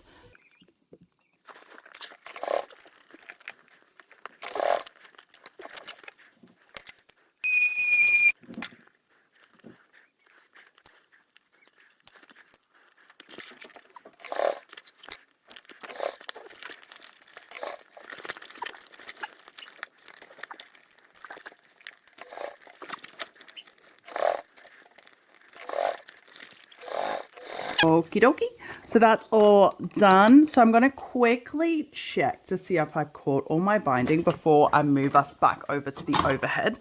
So let me just move this out of the way to give me a better viewing spot. Okay. Yep. So I've missed chunks right where I said the thickest part. Yep. Missed this bit here. Just put a clip there so I can see it. Put a red sticking out. Sorry, I'm trying to make sure you guys can see what I'm doing. All caught, and right here. Ooh, sorry, that's really close to you guys. Okay, and right here. Okay, so I've only got 2 parts that I've missed. So if I've missed on the underside, all I do is sew it on. So I'll quickly leave you guys here because it's only 2 spots, so you may as well watch me fix it.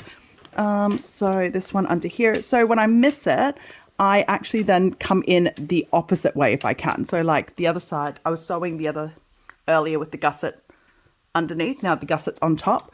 So this is just to help me see the bit that I've missed to make sure that I am catching it this time around. There we go. So that's now caught. And don't worry too much about the binding. I know like us as sewists, we all love beautiful binding, right? Like I love beautiful binding, but this is on the inside of the bag. Most people will never, ever even notice it. One of the first backpacks I ever made, well, not even one of, the first backpack I ever made was the Fold and Zip by Sewfisticated Craft as well. And it was actually the 3rd bag I ever made, the first time I ever binded. I had to Google how to bind and I found quilting videos and none of them made sense. I was like, how? What? This isn't, what? Anyway, so as we can all imagine, the binding in that is horrific, like horrible, horrible, horrible. But you can't tell. You can't tell when you're using the bag. My son has no problems with it. It's now lasted him 3-4 years now, I think. So like, yeah, us as sewists, we're our own harshest critics, okay? There we go. That's all fixed. So let's head back over to the overhead now and we'll keep going. Alrighty then, this is where we're up to. So our side gusset is on. That's our main panel on. It's all binded. We just checked. We're happy with the binding. Now next, which is also the last step in terms of the actual construction of the bag.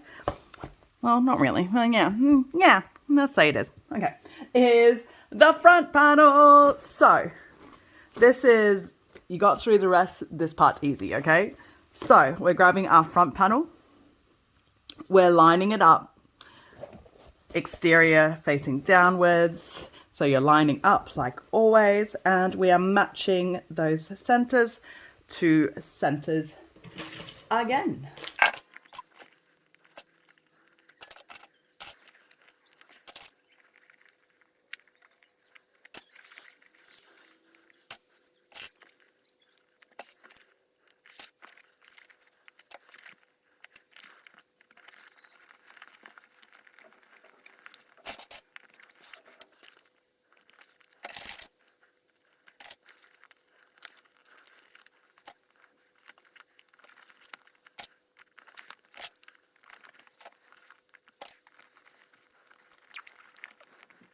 Okie dokie.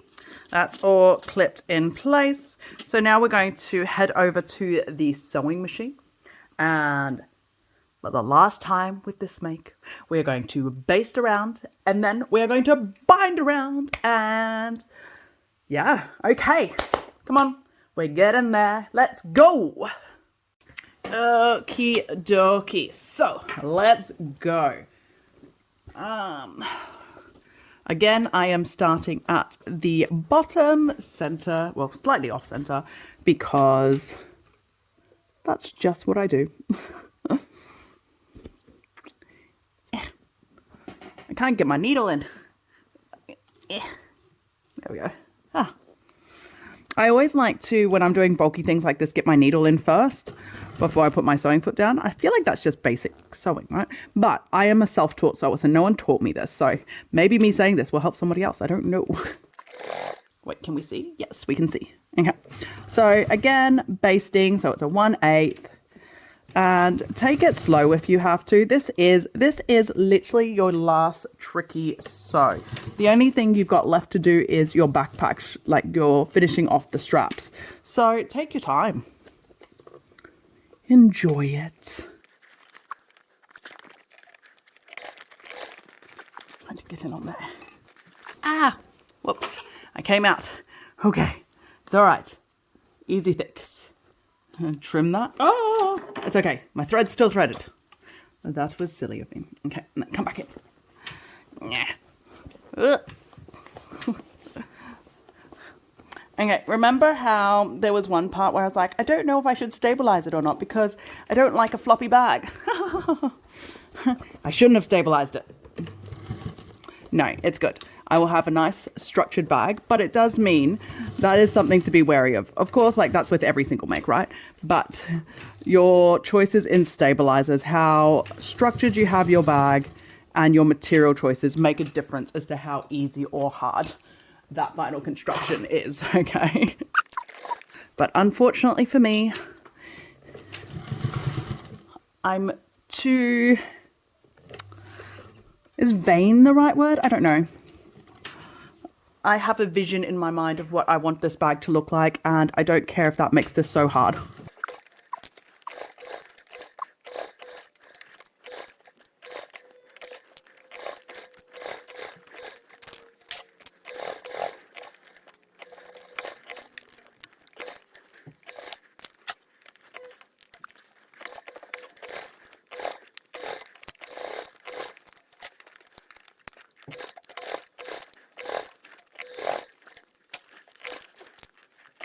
My hands aren't blocking you guys. I'm just trying to see in here.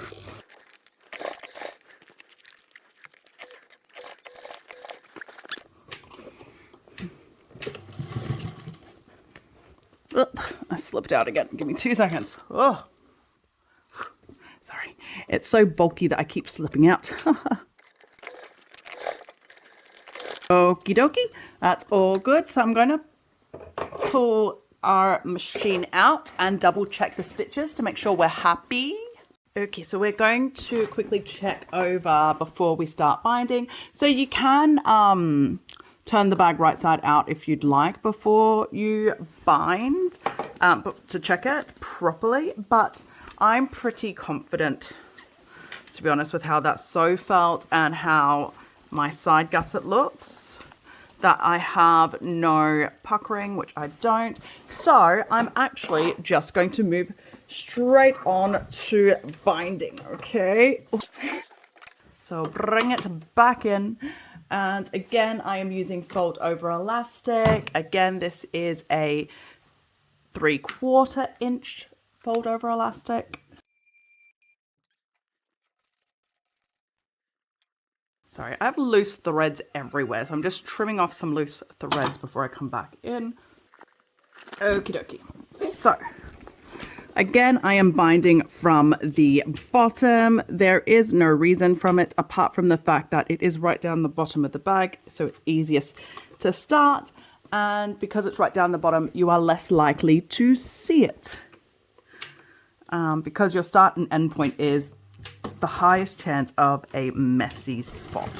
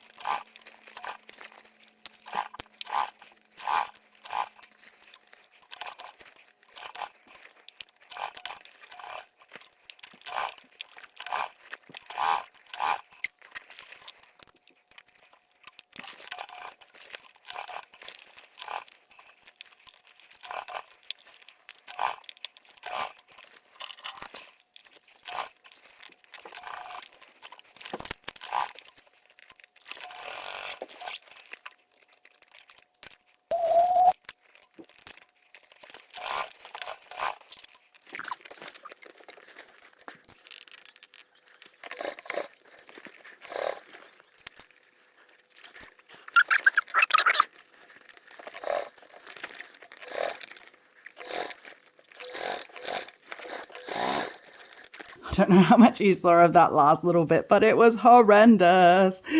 I had my needle foot came out, and so I was in a world of pain. But this is why I don't mind binding, because yes, there are issues, but they are issues I can fix. So first of all, I'm just going to double check on the underside if there are parts that I've missed, which there are. So I'm just going to quickly go back in and fix those bits.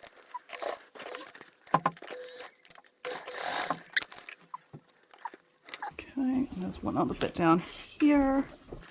This was a messy bind, I'll tell you that much.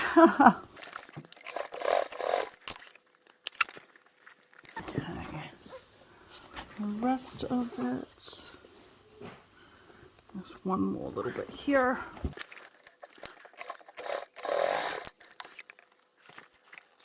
Okie doke, that's all caught. So I'm happy with that. So let's head back over to the overhead and we'll get it birthed.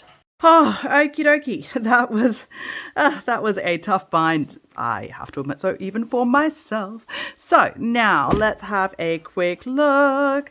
Everything's binded. We checked it all. We're happy. I'm getting rid of loose threads while I can see them on the inside.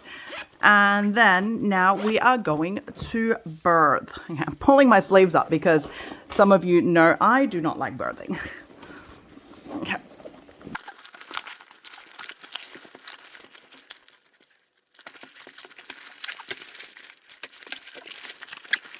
How hard this is to birth depends on your stabilizers, yeah? Now, as with any bound bag, take your time to push out corners. I have threads everywhere. I know that is the case, but it is just what it is. I'll have to just deal with it as I go. Okay.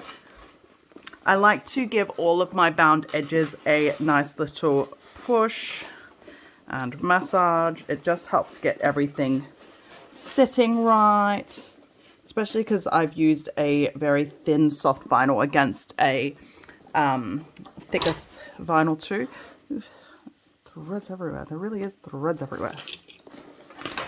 Okie dokie, that is your scholar pack pretty much all done. I'm just going to ta-da. Yep. So like I said, push out all of your corners around these zipper edges. Make sure you are happy with all of them. I like to actually puff my bags out, like so fill it up with towels or something, and then let it sit overnight. Now, if you are new at binding around zippers, okay, sometimes these zippers might be tough to open. This is obviously, you can see it's super easy to open because I'm kind of used to it now. But if it is, all you have to do is just kind of do this a few times, okay? Open and close a few times until it sits into its shape and that you are comfortable with. There it is. Actually super happy with the structure of this though. Like, it's sitting really beautifully. So it's now just a matter of cutting loose threads and getting that all done. So yeah, pretty happy. I just need to get rid of the loose threads. Okay, so last bit. I know normally seeing the bag is the last bit, but no, we're not done yet. So actual last bit that we have to do now is to do with your backs. I still haven't thread those through and tied it off. I will do that eventually, I swear. Okay, so your strap connectors. Now all that's left to do is to loop this through. So we're going to loop through on to that bit there, bring it back down through here, and then you're going to finish this off. So if you want to use a strap end, you can, but personally it's just easier to 3/8 it, 3/8 it, double 3/8 it, just like you did on any of these other loose edges. And then you are going to top stitch that shut, so you have a nice, beautiful finished edge. There we go. So that is it. That is our scholar pack actually all done. I'm not gonna finish this strap off for you guys. You guys know how to do that. You don't need to see me do that. So yeah, we're done. Yay! Okay, I am going to quickly give this a nice little polish up, and then we will come back to say goodbye. And ta-da! There we have it. That's our gorgeous scholar pack all sewn up. I am obsessed with these colors. I'm so happy. Look at that! So thank you so much for joining me. If you haven't already, please subscribe to my channel. I do really appreciate it. There are links in my description of some of the products that I use. Some of them I am affiliates for, so if you do purchase anything from them, thank you so much for supporting me and my little business. But again, it's Sam from Made by Erilyn. Thank you for sewing along with me. I'll see you guys next time.